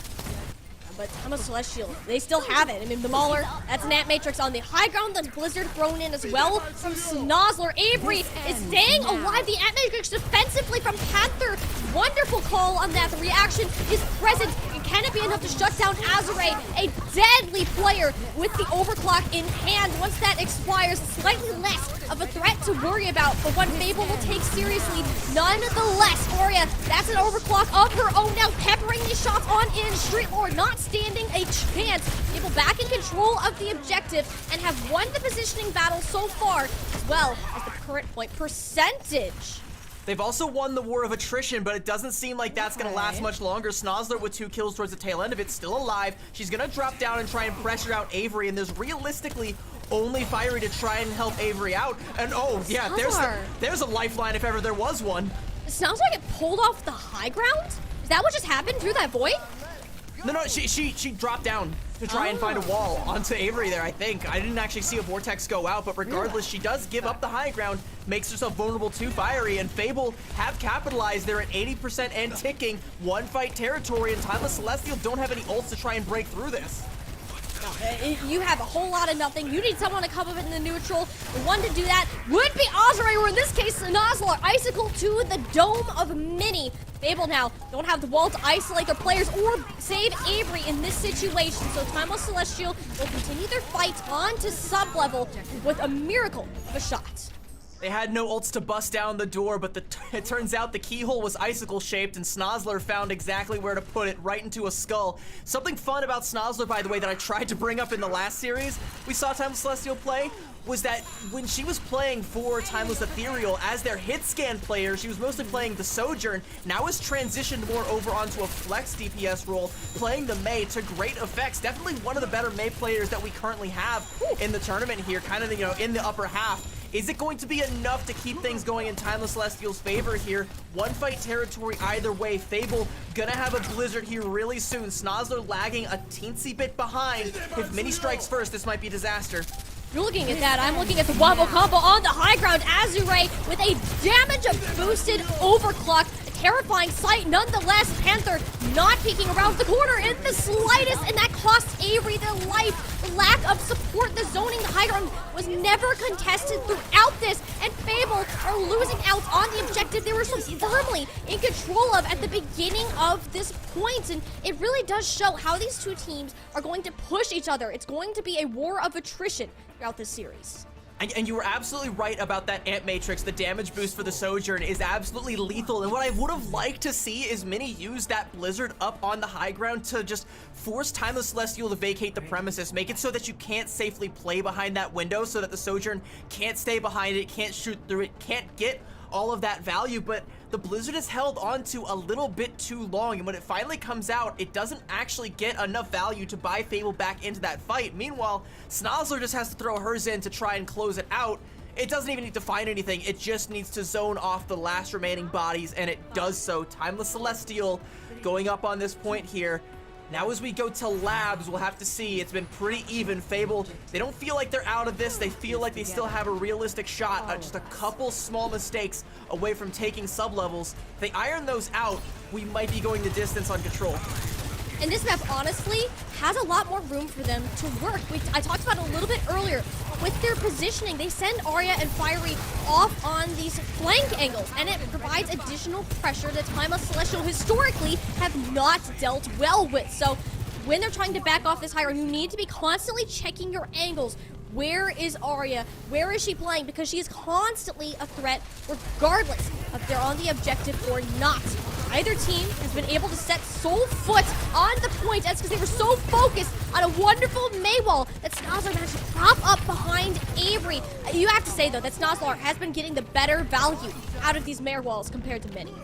Absolutely, and again, I can say it till I'm blue in the face that the Mei is the most important piece in this composition. It's your ability to section off the enemy players with the walls, your ability to have, you know, potentially the highest value ultimate in the game in that Blizzard right now. And I mean, if you're just constantly getting the better of that exchange, your team's gonna have so much more space to play with. They're gonna be so much more lethal, have so many more opportunities to go in with a Nemesis form or go in with a rail shot from an off angle, find a kill, find a frag, bust the whole fight wide open for yourself. And that's been all Snozzler has been doing. Despite giving her life up a couple times, has taken more than her fair share of lives in exchange. Snozzler right now is his Timeless Celestial. So much map control to deal with. I mean, that's an immortality field already out in the Mauler. What are you doing? That's two players that they are chasing on their own immortality field out. Has the backup on. Just jump at the gun a little bit. Really driving the anxiety through the roof. Yet Timeless Celestial have their back teeth back, and Fable have their backs against a wall. The Mei Mini cannot stay alive. We won't get to see the Blizzard make an appearance in this fight. The Annihilation, on the other hand, very much so present. Avery used it to grab a little bit of extra health and sustain. Panther providing the support, and it's the perseverance of Fable to push them in these fights. They just don't have the health bars to validate it. They don't even, I mean, Fable don't even have the resources to validate it. It's one of the things I don't like about that Annihilation, but they do have the overclock, though. KQA feeling quite annihilated now, courtesy of Arya going in with a Disruptor shot, takes down the entire backline for Timeless Celestial. Street Lord gonna go 6 feet under with them, and that's it. Fable finding LaFlip there. But again, you know, I go back to that Annihilation from Avery. I wasn't a big fan of it because it also drew out the Immortality field from Panther. It drew out so many resources just besides the Annihilation to try and keep that presence there, but it ended up being just enough to create that opening for Arya to seize, and she does so, but not at the cost of any ultimate save for the sound barrier from Timeless Celestial. They nearly have 4 big ones to flip it and take this whole map.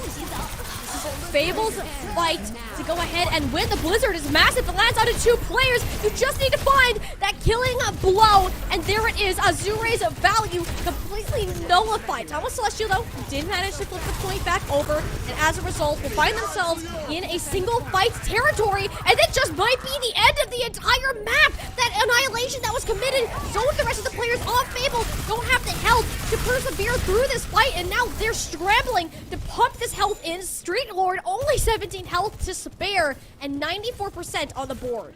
It was the kills that Fable were able to find being on the Mauler and KQA that ended up creating that space. Yeah, you had Azure and Street Lord able to contest the point for a while, but their health bars were both on the clock without any healing, much like Avery, who's now on the ground. Avery is 6 feet under, if not even further. A brutal death to the Ramatra player. Fable will struggle to regroup without their tank. They need to find a target to single focus on, but in fact it's Snozzler slitting them up, taking the ones and winning them. Timeless Celestial are proving themselves they want to be the team to move forward, face their sister squad, and take map number 1. And we're highlighting Snozzler a lot here, and for good reason. She has been Absolutely. a huge asset to this team since joining, and not only that, I was highlighting again how she played the Sojourn for Timeless Ethereal. I didn't even see the Ajax there from Arya early on. That was something special from Arya. Anyway, focusing back up, talking about Snozzler, I gotta gas my girl up over here. She was playing the Sojourn for Timeless Ethereal when they went on their undefeated streak throughout Minor 3, and has now made, again, that swap, like I was saying, over to more flex DPS-like heroes, picking up the Mei, which is something that other flex DPS players like Zoe have at times struggled with. Snozzler being able to make up that difference is going to provide all the more flexibility to this roster, make it so that they can play any look. She comes out with the Tracer, gets a couple of big pickoffs there towards the end, and it just seals the deal for Timeless Celestial. And I think Fable are trying a little too hard to buy themselves into fights that they don't really have a whole lot of buying power in. Towards the end there, Timeless Celestial able to get the better of it, flip the point, deny a lot of percentage, and then come back with their healers. Snozzler pops off, and it's done and dusted. Fable don't have another opportunity to go back in. Fable are a team that we've known very well for their macro playstyle. Their positioning has been impeccable, their ultimate usage up there as well. And once we take a look at this, look at the difference in ultimates used between Mini and Snozzler, or even Street Lord and Avery. Excuse me, those are deaths. I can't count. But there are differences in those as well. But the 7 deaths blizzards need to would be be high. absolutely bananas. That There's would no be way that would have been a bananas. real stat, but I would you love know, it. We do also kind of have to highlight Azure there. You know, we weren't talking about Azure as much compared to Snozzler because 6 final blows to 7, but you can see the damage that Azure is putting in, as well as the overall limbs, how much this Sojourn is contributing to the overall success of Timeless Celestial. Arya not falling all that much far behind Azure, but you know, you're kind of seeing this pattern, right, where the Sojourn that's getting the better of the exchange is ending up winning a lot of these fights outright for their team. The Sojourn, yes, but also think about the setup that Snozzler has been providing for Azure. You charge up these shots on the Ramatra, whether it's one that's walled off or not, it doesn't matter. You're able to keep pushing that on through and then take even more players down as a result. So having this advantage within that initial phase, you're forcing all of the cooldowns out of Fable, the very important ones, the Nemesis form, that immortality field. Suddenly, they don't have the resources to keep pushing on forwards, allowing the rest of Timeless Celestial to push on in and just stomp on them. It kind of speaks to what I said earlier, though, that both these teams feel like they have something to prove. They both feel hungry. That's why they want to try and buy themselves into these fights that may or may not be winnable, but in some of these exchanges, it is Timeless Celestial that are coming out ahead. We'll see if that pattern continues as it's Fable's map pick. They're taking us to Midtown. We finally get a break from King's Row for the day. Midtown does exist, chat. We have seen another hybrid map for the first time, and I think Fable did take us to this map when we saw them play yesterday, and we theorized that maybe Avery Sigma would come out, and it didn't actually, and I don't know if it's something that Fable want to do, but one thing I do want to bring up is earlier on in the winner's bracket when we were watching Michael Wave play up there, Mari did bust out the Sigma as kind of a counter to a Orisa composition, and I think that might be something that Street Lord might try and come out with at some point, is the Orisa, if, you know, Timeless Celestial don't feel like they're getting as much mileage out of the Ramatra as they really need to. So, you know, we might kind of see that rock, paper, scissors exchange. Again, it's optimism, it's copium, it's me trying to set Avery up for success so I can hype them up some more like I have been since I started casting them. But it's still, Midtown is where you're going to be able to get away with that if it does start to happen. There are always those options, yet with how like just solid these teams have been on the Ramatra Brawl compositions, I don't really see Obey where that's necessarily going to change. I do want to see more from Fable though. Those glimpses with Arya moving on up and taking these off angles and getting at least one elimination off of it, even if it ends up in a trade. That's where they were able to win. That's how they were able to win their series yesterday against somebody as good as Persona. While Persona was getting incredible eliminations, Arya managed to get the most important ones because of that positioning. And in Antarctic Peninsula, we just didn't get an opportunity to see it. We'll have to see which team is on the defense first, and if they're able to lock down the choke and deny some of those angles that we saw Arya taking in the previous series here on Midtown, because we know that's the win condition that on Fable's attack they're going to want to try and leverage, is getting her all the way in to that little building right over there on the side of the point. And, you know, trying to rotate through the laundromat to make that happen. If the other team's able to lock that down and not let her get that deeply entrenched where she's going to have a shot onto your backline, then you're good. Or you try and punish her making that rotation and just collapse on the rest of the team as they try and make it through the choke. Either way, you can't leave the door wide open for everybody. You have to stop the valve at some point in time. Like, you gotta be like, all right, you know, we're at full capacity. Fire Marshal's gonna shut us down if y'all keep coming in. Hey, no fires here. We actually are operating outside of the fire station and the fire truck, not a fire hydrant, that will be keeping everybody safe. And that's kind of the big playing point that you'll see. Once you move past this initial choke, it's all kind of this ring around the rosy, around the good old fire engine, to decide how this ends up playing out.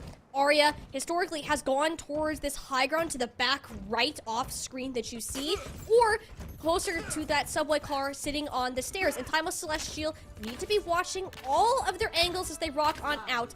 No compositional changes as we expected to, even if the option is still there. So it is actually going to be Fable on the defense first, looking for the way to lock Timeless Celestial out. It was something that they weren't able to do against Inarizaki yesterday either, so we'll have to see. Azure going to go for the rotation all the way around the alleyway here. Still just kind of holding the angle. We'll see where they end up actually going. They've got an angle on Avery, and I think they're just trying to bully Avery back so that everyone from Timeless Celestial can get through the door. Now that KQA's there, though, Azure can go around through the alleyway, take this angle, and put the pressure out onto the back line of Fable. Azure, though, not committing to it fully, understanding the risk, and in fact, we'll be moving as a full 5-stack, because we did touch on that a little bit on the analyst side. It was Christopher that brought up how all of these players, they're playing so closely knit together. While it's great for packing one big punch, it's oftentimes these off angles that provide the most value in terms of elimination. So Azure poking her head out a little bit more is helpful when you're trying to make this rotation on in. Now inside the fire station, but Snozzler is cut off. A wonderful mole from Minnie, who we haven't had the opportunity to talk about just as much, but if she keeps doing things like that, CB, that's gonna change. And we talked about how careful Azure was, just kind of like dipping their toes into the water, not ready to fully commit to this off angle. That patience did allow for the rest of Timeless Celestial to catch up, but Snozzler getting caught out and cut off is going to be really bad, because it's going to be so difficult for her to get back with the rest of her team, because now Fable can just focus her down every single time. They still have to watch for the other 4 at their backs, but not having the Mei with the rest of the formation is really bad. Oh, especially after getting on that high ground. I mean, what value are you going to get? Mallard, certainly. Double the damage, double the healing. Avery, in a sticky situation, needs to hold up that block, making sure everything is safe. And in fact, it is Street Lord that ends up going down. If you looked over at the top, Yuri went up to the high ground, distracted the Mauler, so there wasn't any healing going out to the tank. What a genius play from Fable, splitting their opponent's attention and prioritizing a single target. And Timeless Celestial, going back to that fight where Azure was over there on the flank, they needed to be so much more swift because it all just kind of falls apart from there. Because again, Snozzler wasn't there for any point in time in that fight. Mini had the wall to try and block off that window. The Ant Matrix does come out for the side of Timeless Celestial. That's all well and good, but then Panther goes in with an Ant Matrix of their own, and Fable, they don't have to worry about Snozzler coming through with the wall to block it off. They get all that damage, and it all just goes right into Street Lord's face. Street Lord falls. Timeless Celestial can't maintain presence. The push dies. X-Ray, as if to illustrate my point, goes for a push, dies. Oh, that's one eyeball, that's two eyeballs, and Azure is down. He's able, not getting value out of the Blizzard. Excuse me, Mini is. It was the other side. Timeless Celestial ended up committing the sound barrier to this. This ultimate management is completely bonkers, and you're just chucking them into the abyss, essentially. And we're only down to a minute, and you would have liked to have the Blizzard for the side of Timeless Celestial to try and deny some space to bust this choke point open, because aside from that first fight, you haven't really had an opportunity to safely get everyone through it, and now all you really have is the Annihilation to try and push people back like a snowplow and hope that makes enough space for Azure to pop the overclock. They do, and they find Mini. That's a huge value pick. And that's before the sound barrier came on out.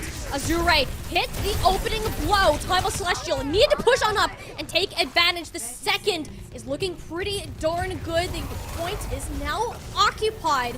Fable have a few remaining members. They're grouping up in this subway car. Panther holding on to this Ant Matrix. That's a ton of angles you don't want to peek. And Snozzler fighting the head of Mini, returning on the stagger. Fable needs to get on the objective sometime soon, and it has to be Avery, ideally in this scenario, making the rush, the point, floating them down. Not enough. Panther chucking it in from downtown. Yet Fable inevitably will crumble. Timeless Celestial sneaking on through and have gotten the fire truck on the move. It was a pretty solid plan for Fable there, but there was one key problem, and that's they need to contest the point, and that was all up to Mini on the Tracer to do. So once that Tracer falls, suddenly Fable don't have any staying power, and despite a great Ant Matrix comes out from Panther, it's not actually all that useful because everybody else, namely Avery, has to try and walk forward, take the full brunt of the Timeless Celestial offense, and just to try and keep the point in contention long enough to maybe build up to something else here. That's a great wall from Snozzler. Is she gonna fall for the Blizzard? Blizzard. Oh, it's getting frosty out here in the streets of Midtown. There might not be snow on the ground, but there is a storm happening inside. Fable losing out on their tank player. This payload is going to get so far. If it gets all the way through this Midtown tunnel and Timeless have control of this high ground, they might just roll straight through the second point. And more importantly, yeah, they have this high ground. Azure is going to have all the angles they could possibly want to keep pumping in the damage, farming up the rail shots off of Avery, taking the duels with Arya, where Arya is now going to be at a disadvantage. Fable have to not only stop the card from capping, but find some way to reclaim this. And look at the angle that they're taking. They're all playing so far back, giving so much space that trying to retake this high ground is going to be a fool's task unless they can get some feet up there. You can't. I mean, there's 4 players of Timeless Celestial, and there's these 2 small chokeways. It's literally a death sentence to attempt at this high ground, and they have to play on the neutral, make Timeless go more towards them, and the Ant Matrix is brutal to deal with. Azure packing a punch right behind it, overclocked with double deadliness, and it's Arya who gets Azure out from behind. Hit the touch come through as Arya with the second in the same combo. Panther and Arya coming up at the final moment to halt this payload. Ideally, they need to get the tank down. Street Lord close to annihilation would be crazy if they popped it, and especially with Arya clicking as many shots as she has. Timeless Celestial need to wait for her to cool down. It's almost a critical mistake from Fable because they give so much space, they wait too long to make a move that Timeless Celestial able to take the angle right on that door, the left-hand side of your screen. They're able to put an Ant Matrix up there, but Arya, the hero they needed at the moment they needed her most, comes through with the shot right through the Ant Matrix, takes Azure out, and then finds 3 more to boot. And with only 10 seconds left, Arya guarding the card. Timeless Celestial have ults to try and buy their way into this, but they need to make it stick. They need to stick the landing right now. Mini with the Blizzard can put it all to bed. But the Blizzard is going to be there to stick them into place, but it doesn't catch Street Lord. Street Lord's on the payload, the Annihilation in play. Fable have to deal with the Ramatra now, or they're going to be in a world of hurt. They're looking away from the tank. It's the supports in the backline. Timeless Celestial are catching these players out. They've managed to split them just enough where Street Lord has maintained his Annihilation for almost a full 20-second duration, has even more health to back it on up.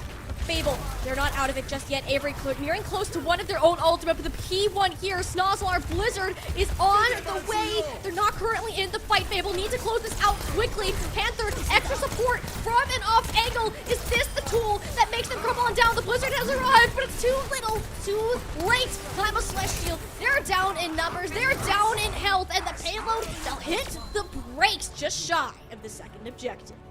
One of the things that Christopher was saying when he was analyzing the last couple of series, though, he was talking about the stat you don't see when it comes to the May players is the Blizzard's use versus fight wins. That's how Blizzard used for many, and it doesn't look like the fight is completely won outright as a direct result, but it did slow things down for Timeless Celestial too much of a halt to where they aren't able to really play for their own Blizzard. By the time Snozzler's back with one of her own, she might as well have just thrown it down the drain because there was no more value that could have been found there. You had Panther on the angle with the Amp Matrix pumping in all the healing, all the immortality fields that Avery could ever possibly want to keep the Ramatra on the point, keep all the staying power, and Timeless Celestial just don't have enough resources to force them to vacate the premises. The cart stops just shy of point B, and we have to give props to Arya for that one because that would have been a cap in that second to last fight there, if not for Arya's heroic 4K. Oh my goodness. I mean, when we kind of break it down a little bit more here is, notice how slow that these teams are playing. They're letting the Sojourns decide the outcomes of these fights, and Timeless Celestial themselves, because they took so long to get through that first point. I mean, Arya builds up the advantage just being in a defender sort of position, so Fable had such an upper hand in the majority of those engagements. It came back to bite Timeless, and now they're going to have to try to give Azure the exact same opportunities as Fable now begin their own attack. Arya with that little Hanzo arrow shot, make sure no one's trying to do anything tricky, swapping back over onto the Sojourn, and we know what she wants to do, right? She wants to try and go through this laundromat over into that back building, but you can already see it's being occupied by Snozzler, who doesn't want to let that happen. It's a great heads-up play there, but Snozzler vacates the premises as the ice block is forced out from Mini.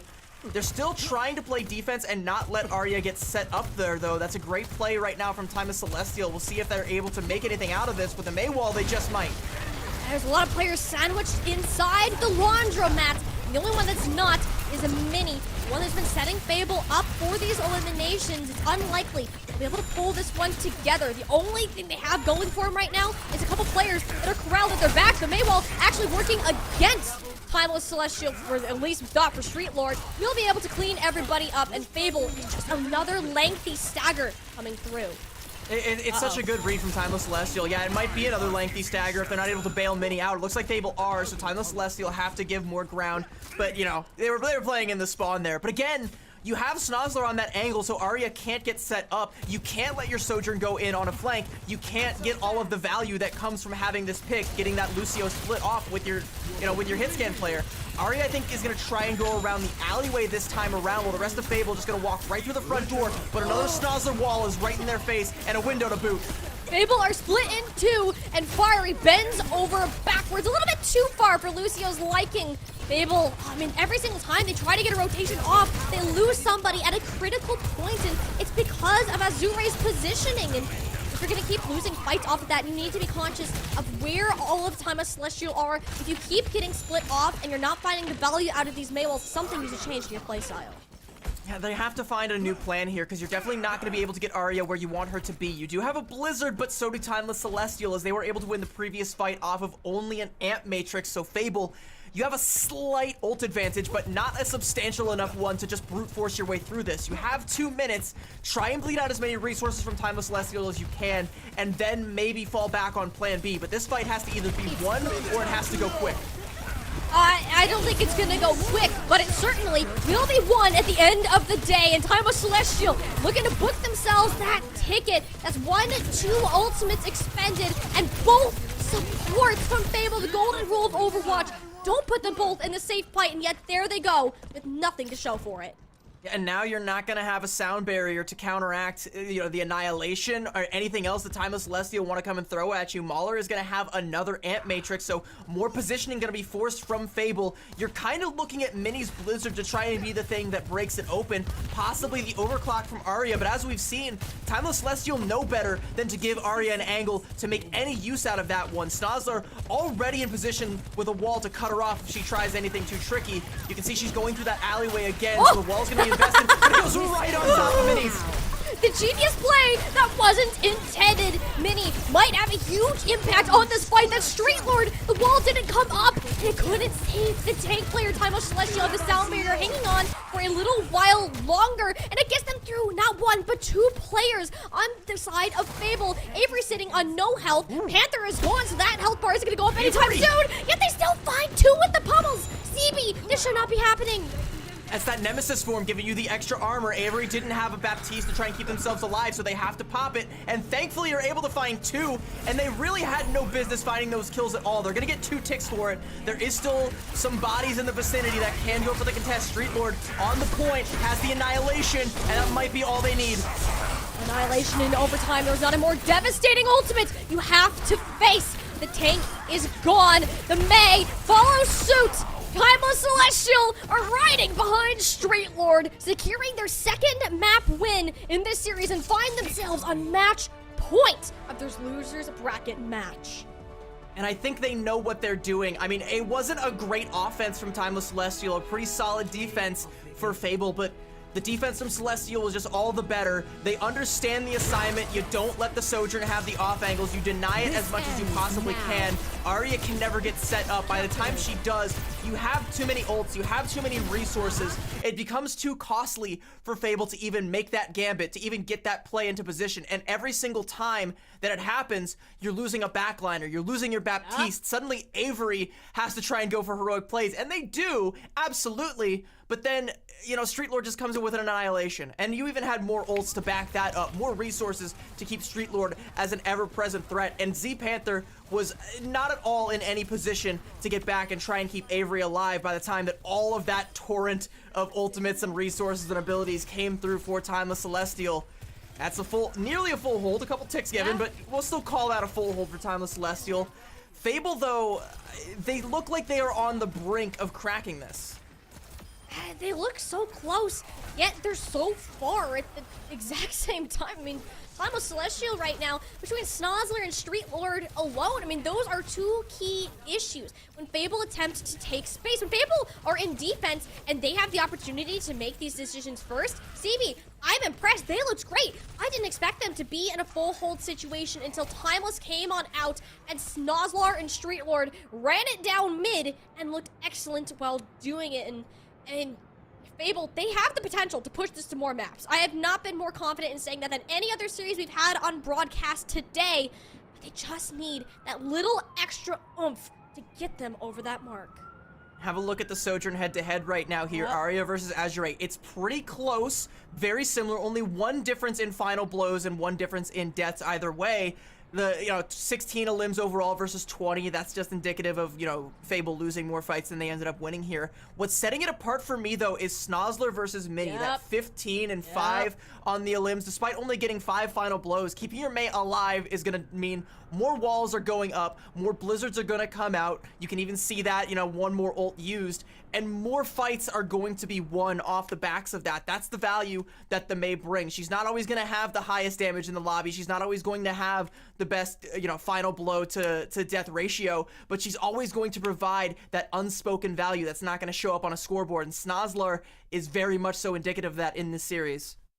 Yeah, Mini has had a very mini presence within a couple of these maps in comparison to Snozzler, which feels almost unfair to make considering how good they are at Mei in general. And you can't understate it enough, the value that hero brings to the table. And this is where Fable find themselves on the last chapter of this series and potentially the final one for their story overall. We're gonna give them some more time to keep writing to find that answer, and we'll be back after a break.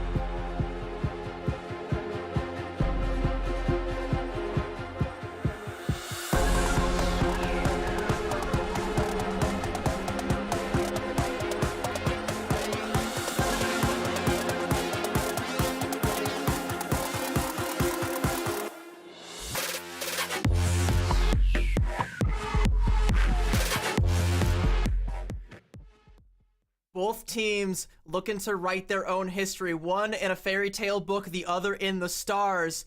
But one of them, Fable, facing elimination as Timeless Celestial are on match point here, 2-0.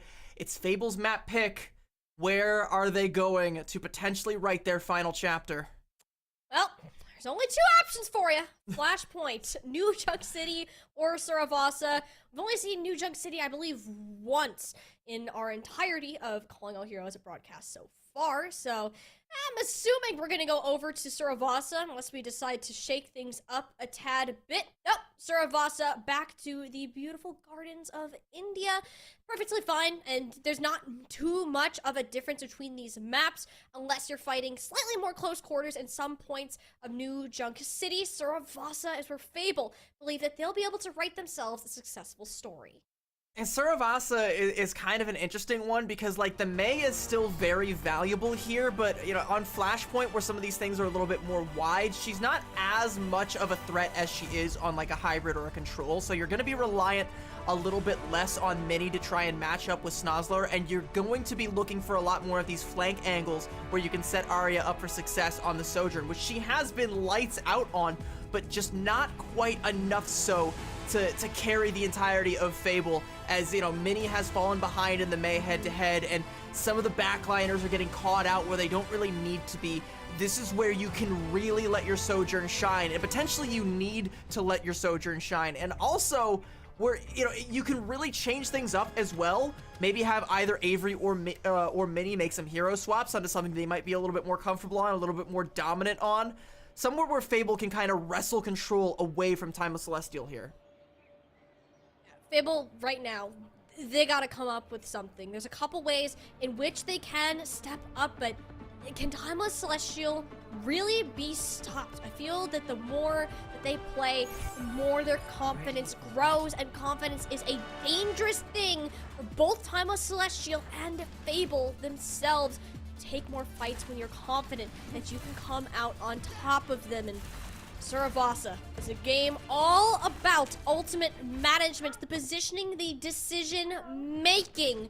And so far, both teams have proven to be excellent, and it comes down to the smallest of errors that decide fights, decide maps, and what could be our last.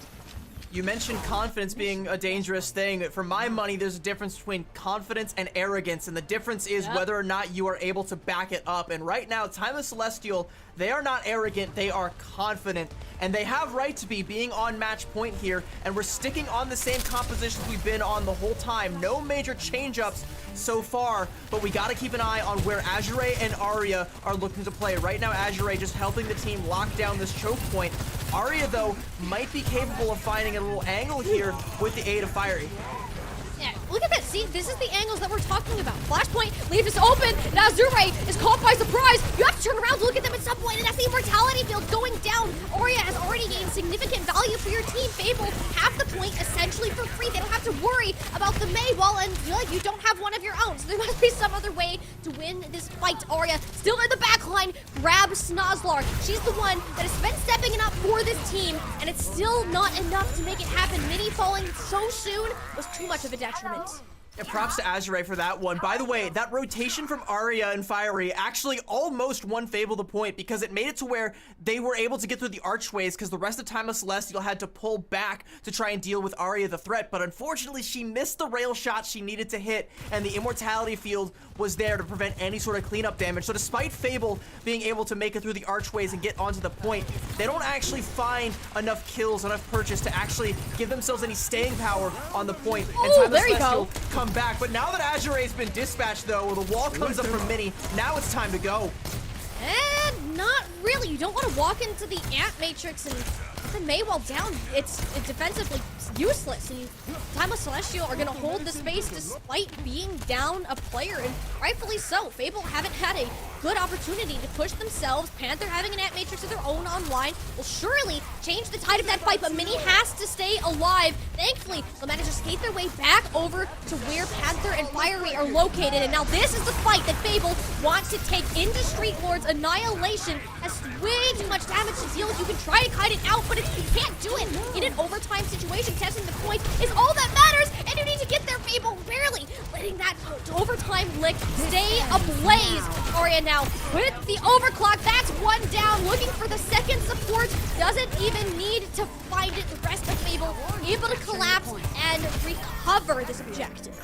But it's a little bit sketchy there for a second. I really don't like the Ant Matrix angle that Panther put out there, because it wasn't able to get a whole lot of healing onto Avery, and it forced Fiery to be able to need to invest the sound barrier as well. So you've burned both your support ultimates. You also had to use the Blizzard and the overclock there, and you kind of like forced yourself to have to do that to be even be able to cap here. You're only going to have the Annihilation. Timeless Celestial, thankfully, aren't going to have the Blizzard to try and freeze it in its tracks, but they will have the Overclock to just chunk it down little by little. And Azure is going to have the opportunity to pick their way in. Where do they want to come in? Overclock coming in from behind. Fable have to turn around.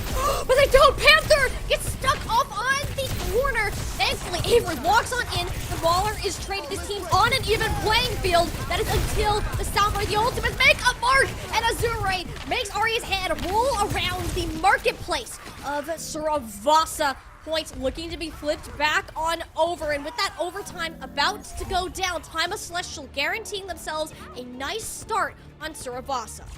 And it kind of goes back again to burning both of those support ultimates, but not only that, losing Panther first once that overclock gets popped, that's again all of your staying power, everything that you need, all of your healing to try and keep the Ramatra in play, gone, off the table, no longer a factor, and Timeless Celestial don't have to respect your space anymore. They can walk right in, kick their feet up on the coffee table, take it for themselves, and also take an early position on the next point here, and Fable don't really have any tools, any keys to try and unlock this, whereas Timeless Celestial, have a look at Snozler with that Blizzard, gonna go in as soon as she gets in. Timeless Celestial, they're pushing the advantage, and Avery's the only one not covered under the umbrella of the Immortality field. Oh, you love it when Timeless Celestial takes this initiative. They know when they're in control, and they take any opportunity given to him. An inch becomes a mile, and Fable set back so far. And they're even committing the Blizzard into the CB. Oh, they're so staggered out. That's two ultimates that everyone from Celestial is able to get far, far away from. Yeah, they just kite it. They just use KQA speed boost. Now there's the Ant Matrix that comes out from Mauler. Arya falls as well. Fable are investing so much into this, and I don't see any way that they're going to make it worth their while. It's sunken cost fallacy. They keep pumping in more and more when they really don't have to. They feel like it's winnable, but it just never was. Celestial, they didn't bat an eye at what Fable were doing right now. They're still staggered, mind you. There's only 3 of their 5 players in this current situation. Streetboard has an Annihilation, so it's about to come even less. Unless they can start to run away. The damage block doing plenty, keeping the tank on their feet, pushing on through. And Timeless Celestial, they're going to get a clean sweep on this path for a second point. And all the resources that Fable used to make that fight last as long as it did, all it did was waste time. 90% for Timeless Celestial. I don't think there's even going to be a touch, so right away, Fable are going to have to go the distance, run it all the way back to try and cap out Suravasa if they want to stay alive in this fight and in this tournament. They cannot give up another inch. They can't make any more egregious mistakes like that one. No more fights where you're sunking in every ult into a lost cause and just burning out the clock, because the clock is not on your side. There's not a whole lot on your side right now, as Fable are once again taking an early position on the point. Fable, they have the overclock, but Azure can match it. KQA has the sound barrier. That's the big difference maker for Timeless Celestial right now. Timeless Celestial, they know they have the sound barrier to fall back on should things go really wrong. And as the Annihilation going out, all right, things are going wrong. Time to pop out the sound barrier. Azure is on the point. Don't fight too much on the overclock value. And this positioning of the Ant Matrix, I don't know how to feel about it unless, all right, could manage to find a sightline. Zazlar on your head still does peek over that staircase, mind you. Fable, expensive commitment, one that they shouldn't have managed to squeak away with. They're definitely going to need it considering the start they had on this map. That overclock angle from Azure was just kind of bad. Like, they go in from the low ground while Fable's playing up on the high ground, and they're not able to get a whole lot of value out of it. And they also invest the sound barrier, which means now look at Fable's DPS ults. You'd love to have a sound barrier to cancel out any of those. This is Fable's opportunity to swing it back in their favor. That little mistake from Timeless Celestial, Fable can now capitalize on, and Mini has to be the one to do it. Now on to Fable and to Mini, but mighty, but Mini and silent. throughout this fight. She does manage to get one on the Blizzard. It's not a great trade. Fable, I mean, you got the sound barrier at your backs. You try to push on up, and all right, we see you now. They're gaining a little bit more of that momentum back and are slowly snowballing it into consecutive fight wins.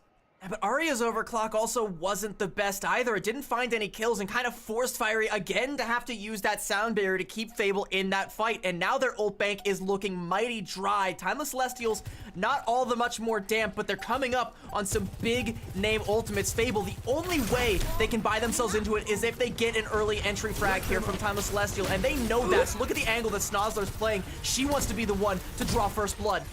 Which is interesting from a May. You do want to have a zero behind the Ant Matrix, so completely understandable, but you don't have the same amount of setup. You need to keep an eye out on the walls, but no, Marler doesn't have eyes in the back of their head. That's a key pick, no support for Timeless Celestial. Any damage they take is now permanent. Fable have to know that this is going to be the battle they can win. Panther committing the Ant Matrix, knowing just that. And the fact they don't have to commit every single resource is wonderful. The comeback starts here. That's exactly what they needed. Aria, mission accomplished. She gives her life, but not before two members of Timeless Celestial fall. And I said that Fable needed to find one entry frag. Well, two is twice as good. And now Fable, they only invest the Ant Matrix. Now their ult bank is looking a little bit more respectable. Check the bass in your voice when you're talking to us now, Timeless Celestial. You got an overclock of your own for Azure. Where are you going to use it from? Fable have their first point, have presence on the point first. It's Azure gonna have to look for a way to try and pinch Fable, bleed some more resources out of them, and give Timeless Celestial the advantage. Timeless Celestial. This ends now. His wall being out as early. It's not gonna help anything. Azure right to a flank angle as well. That's enough. I mean, look at this. Timeless Celestial finally are they're gaining independence, right? They're like, oh, I don't need to give you a hug anymore. You can be peeled off and take these off angles. And look what it can get them. The good news, though, is they only lose one for Fable. It's Avery that falls. The rest of Fable, they just vacate the premises. They don't take any more fights. They don't stagger. They just completely disengage, and they now have a very firm ult advantage. KQA's sound barrier can make it take a little bit longer. Snobs are going in with a real early Blizzard. Avery might fall here. With that wall from Mini, that's gonna keep Avery alive, but not Aria. KQA reads the flank, and that is going to honestly keep Timeless Celestial away from most of that potential threat. The one in the front line has yet to be dealt with. Fable, and while they didn't get anything out of the annihilation, forces the space necessary moving towards this objective. Gardens, an incredibly open point. You need to be watching your back. I mentioned KQA's sound barrier, but she wasn't actually given the opportunity to use it because she was on that flank angle taking the duel with Aria. She does win it, which is absolutely massive, but that means Street Lord doesn't have that safety net and does fall courtesy of Avery, and the rest of Fable, without that tank in play, just march right forward and flip the point. 74% for Timeless Celestial. That's still one fight territory, but enough room for Fable to make a comeback if they concede the point, which they currently have no intention of doing so.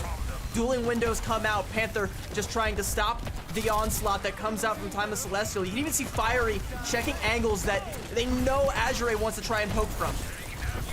Look at this. They're so aware of where Timeless Celestial could be positioned, ready for those threats, and they're using their ultimates accordingly. As I said it before, when Fable feel like they're in control, that's when things can go well. As soon as things start to get crazy, when the chaos ensues, it's gonna get sloppy, it's gonna get messy, and Mini will fall. Without all of those resources, the Immortality Field and Sound Barrier, you're not even close to enough support to cushion any of Timeless Celestial's violent intentions. Abel, they might have one more opportunity to contest, but it's not going to be pretty if it's there. They were chasing down Fiery, but Aria's actually the one to fall, and we don't have a whole lot of time. There might not be another touch. Fiery's still alive and might be able to get it, going for it. Avery gets spooked away, and Fiery's not there to get the touch. Timeless Celestial just completely rip the pages out of Fable's playbook, toss it to the side, left on the writer's floor. Their story comes to a heartbreaking end, and Timeless Celestial were the authors all along. Timeless Celestial, stayed true to their name, gods in the realm of Overwatch, and you do love to see the comeback, even if it didn't look like they were playing their own game at times. A team such as Fable looked like very simple work for them to move on through this tough upper bracket match did not affect them and their ability to pull through like they've showcased in previous events, and they're gonna keep their heads above the water for now. It really hurts to see a team like Fable going down, but props to both Fable and even Kunoichi earlier, because both teams, despite 3-0 scorelines, they went down swinging with nothing to be ashamed of. There was some key mistakes that came out from Fable towards the tail end that just kind of make you feel like they had it in the palm of their hands, but it slipped. The sound barrier coming out just a hair too late to save Minnie's life, and again, if your Mei is the first to fall, your ability to control the battlefield is completely gutted, and Timeless Celestial swarm the battlefield, take everything they could possibly want, force a retreat out of the last remaining members of Fable. Fiery has to go in for the touch, isn't able to. Avery tries to go in with a Doomfist, gets booped away. Props to KQA for that play right there. You see Avery just an inch away from keeping it back into contention, and Fable, they would have had tools, right, where they could have maybe made a comeback here. It was about as close as you could have asked for Suravasa to be, but it wasn't close enough, and it wasn't in Fable's book today. No, their story unfortunately has come to an end, and they made a valiant, heroic effort don't say that. throughout all of it. And, you know, with a squad such as Timeless Celestial, you need to understand that both of these teams had something to fight for. You teased it at the beginning of the series.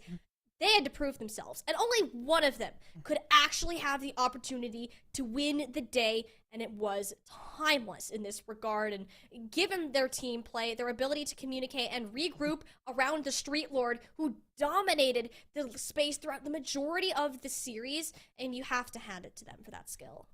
I absolutely I'm gonna hand it to Fable. I'm gonna hand it to Timeless Celestial, because Timeless Celestial, we talked about confidence, arrogance. Timeless Celestial right now, they look confident despite being in the lower bracket. That confidence might carry them all the way, potentially to a Timeless versus Timeless match in the future, a family feud that only Steve Harvey could have dreamed of.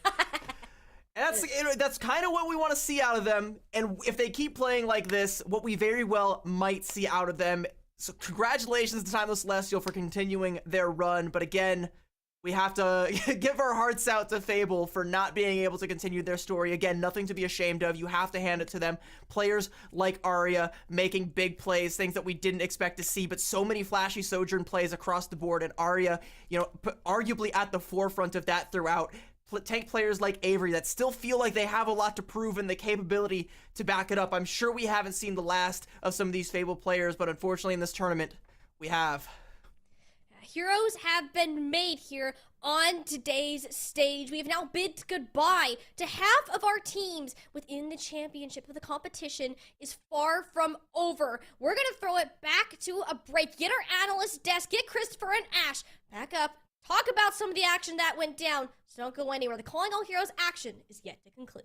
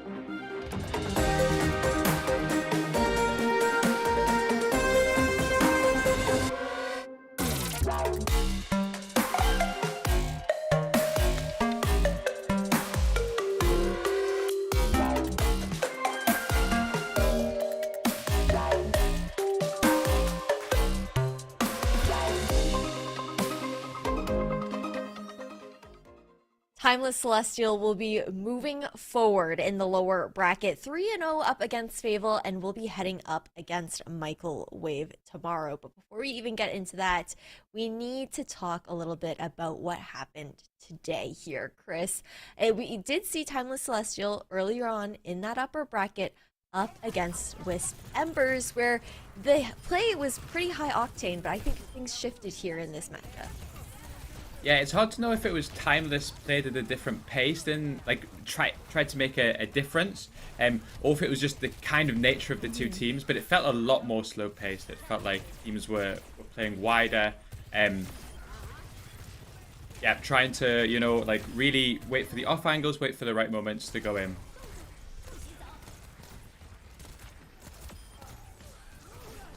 Yeah, no, that's for sure. I think it's pretty interesting the way that things did shift in that kind of way. And I know that despite the fact that Timeless Celestial definitely came out with that 3-0 here, CB, there's also the fact that they did look a little bit uncomfortable. I don't feel like we necessarily saw them playing their own game in a sense that we're used to seeing, and we're maybe a little bit more cautious in their approach.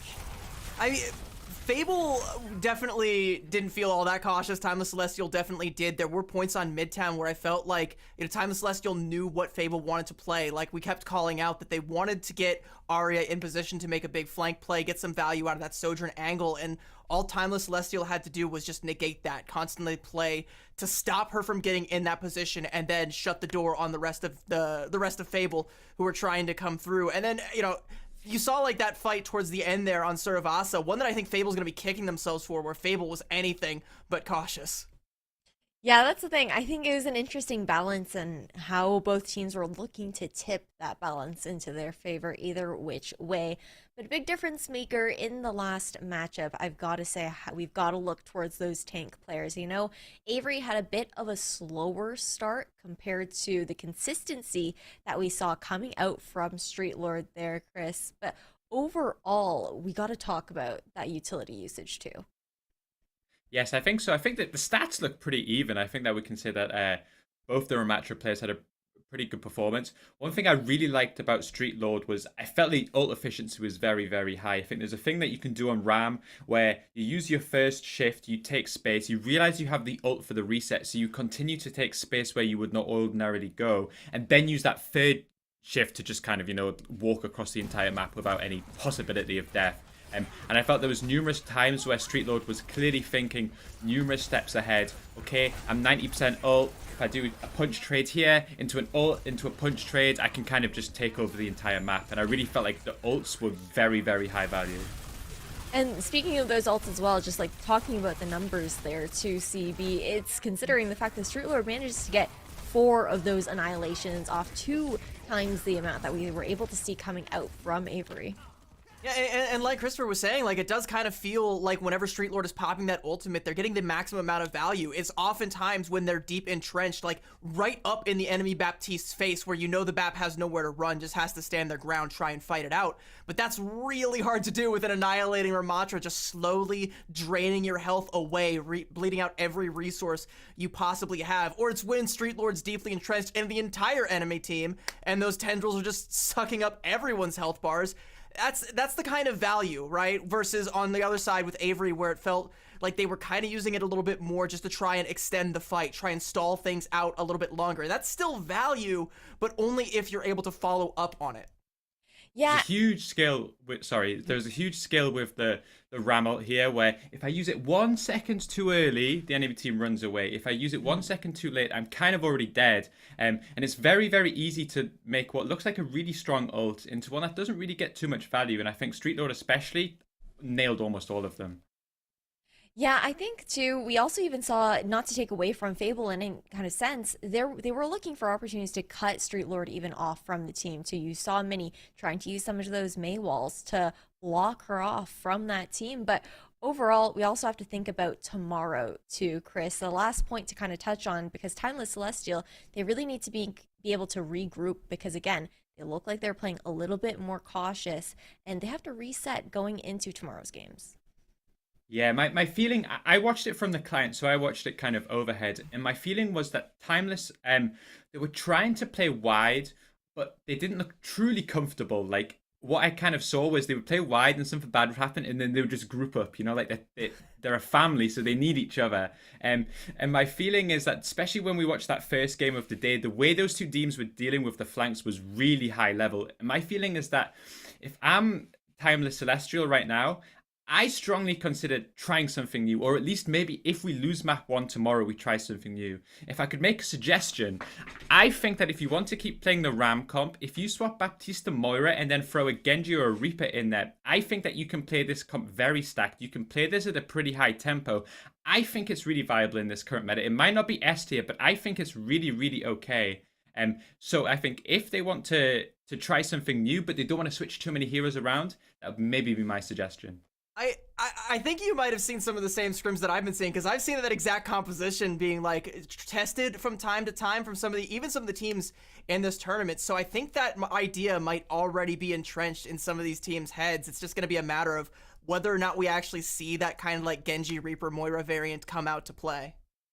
It'll be interesting. We haven't actually seen that much Moira coming in any of these matches. I think there is one yesterday for a split second, so something to definitely keep in mind there, and appreciate, of course, your expert analysis on that from both of you, but especially Chris, who you were only joining us for today. It was an absolute blast having you on Calling All Heroes with us. We hope that we can have you back again, and thank you so much for your time. If there are any last words that you want to say before we end up saying goodbye to you for tonight. No, thank you guys for having me. It was a pleasure, really. I'd love to do it again sometime in the future. It's been a pleasure. Fingers crossed, and it's been lovely working with you. CB, I'll see you on the other side of things, but I am going to phone into an interview now. Heading over to a conversation with one of the winners here from Timeless Celestial, Goldfish, the coach on this team. Congratulations on your lower bracket run. Thank you. We put a lot of effort in today to try and win this second match, as obviously the first one didn't go as we hoped, but yeah. It's nice to have won the second match. Well, I mean, elimination's on the line, right? You got to keep that energy going. And I was actually curious, knowing that that first match didn't go the way that you guys had necessarily hoped. I think the hope was obviously that it would be a little bit closer. I think the expectation was there from the audience as well. I know the 3-0 doesn't tell the whole story as far as like how every map ends up playing out. But what did the recovery look like after that loss, now heading into this match that we just saw? Yeah, going into the next match, we looked over like the maps, of course, and I mean, just looking at the overhead with my team, it was pretty obvious what we were doing wrong. So I just went over the basics with them and did a couple micro things with them, and it was all simple for them to understand, and because I trust all my players to absorb information and learn things really well, and they've been doing that excellently for like the past little while that I've been working with them. So I wasn't too worried after doing the VOD review with them. I wasn't too worried about this second match. I was pretty certain that we were gonna be able to pull this out, because everyone during the VOD review, I didn't even have to tell them what went wrong, to be honest, but just they all got it, and then fixed it up in the next match. So I'm really proud of them. Well, that's awesome to hear, and you love being able to hear that praise, like, and the self-recognition in that kind of sense from the entire team too. Looking also at like the changes that you guys were making from that first map earlier today into the second, was it more of a story of looking to try and play a bit more of your own game, or be a bit more flexible with the pacing that you were looking to approach these matches with? It was kind of mostly like paying attention to the pacing of the match, and things like the simple things like kind of just like playing our own game, and not getting caught off by what the other team's doing, and just being more relaxed and not being so worried about maybe if something's not going as expected, to not panic and not do anything drastic, and just be, because I have this this thing where the calmer you are during matches, the easier it is to process what's happening, and you're less likely to make mistakes.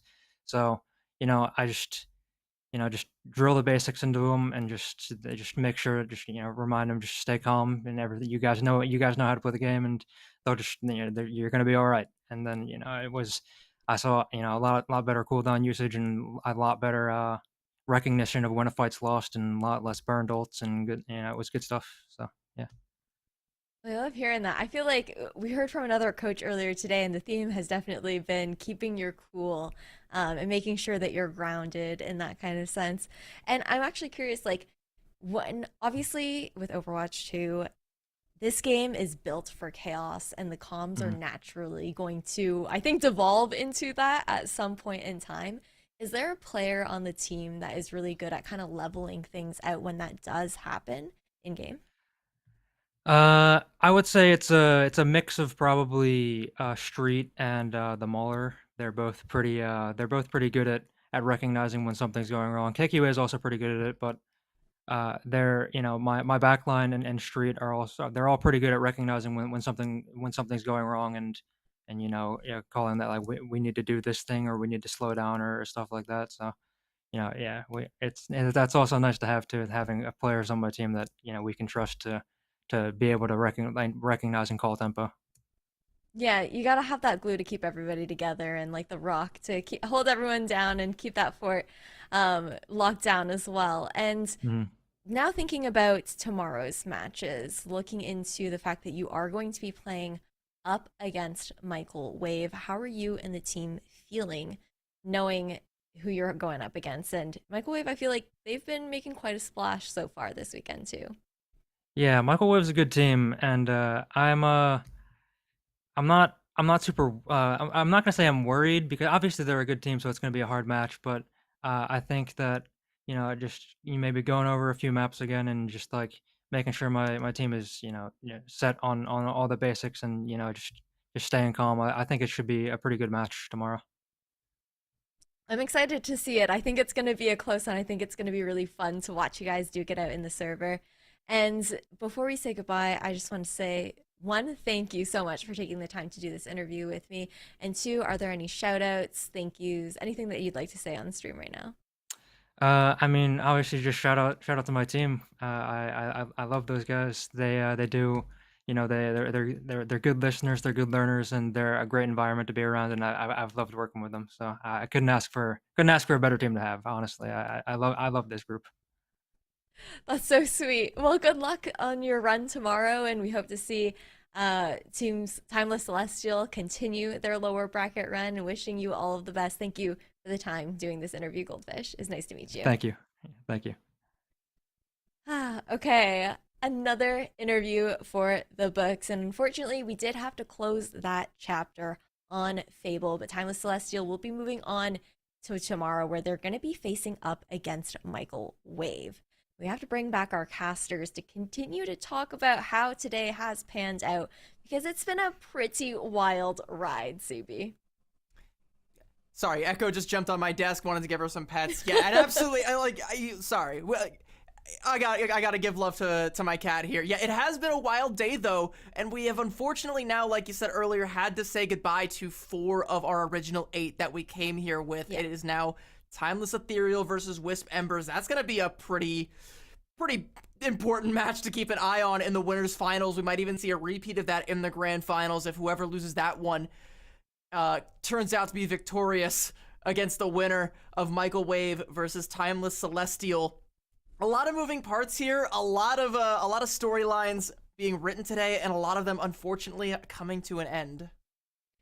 Yeah, Tiny, it's been a pretty, I don't know. I'm like looking at the numbers right now, and we are saying goodbye to 4 of those teams, like CB just mentioned. But I really feel like, again, those 3 and O's aren't telling the whole story here, especially looking towards this lower bracket as to how close some of these matches really ended up being.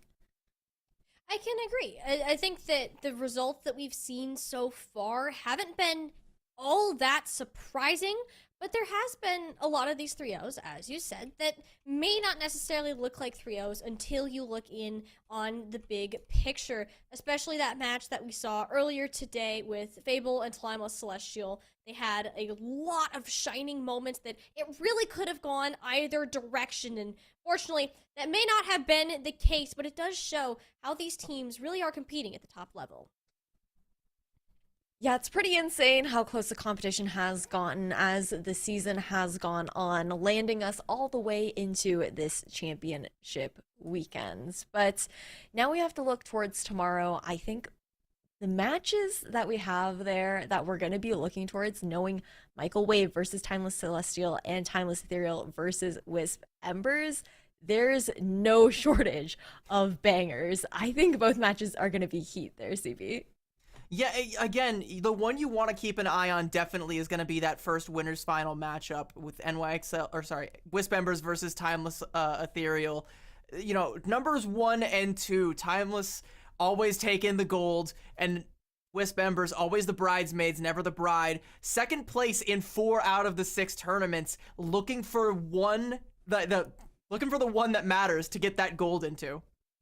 Yeah, really looking to prove themselves in that kind of sense. But day 2 is coming to a close now. A big thank you to Christopher, Dustin, Dogman, and Got Moxie for being on earlier today, and to you two, Tiny and CB, for joining me on the desk as well. Tiny, any final thoughts heading into tomorrow's matches? Buckle up. It is about to get serious. We have had, seriously, there's no understatement. The only team that has beaten Timeless Ethereal in a final so far has been the roster that we see in Wisp Embers, and with everything being concluded, $20,000 plus other prizes on the line. I mean, Ash, there's so much to be looking forward towards tomorrow, and we better see all of you back here. Oh, absolutely. A big thank you to our production team, to Radiant, and to all of the talent and admins behind the scenes putting on this show, and of course to the teams for showing up and being part of this event, and everyone at home for tuning in. We'll be back tomorrow to crown the winner and the champions of the Calling All Heroes season.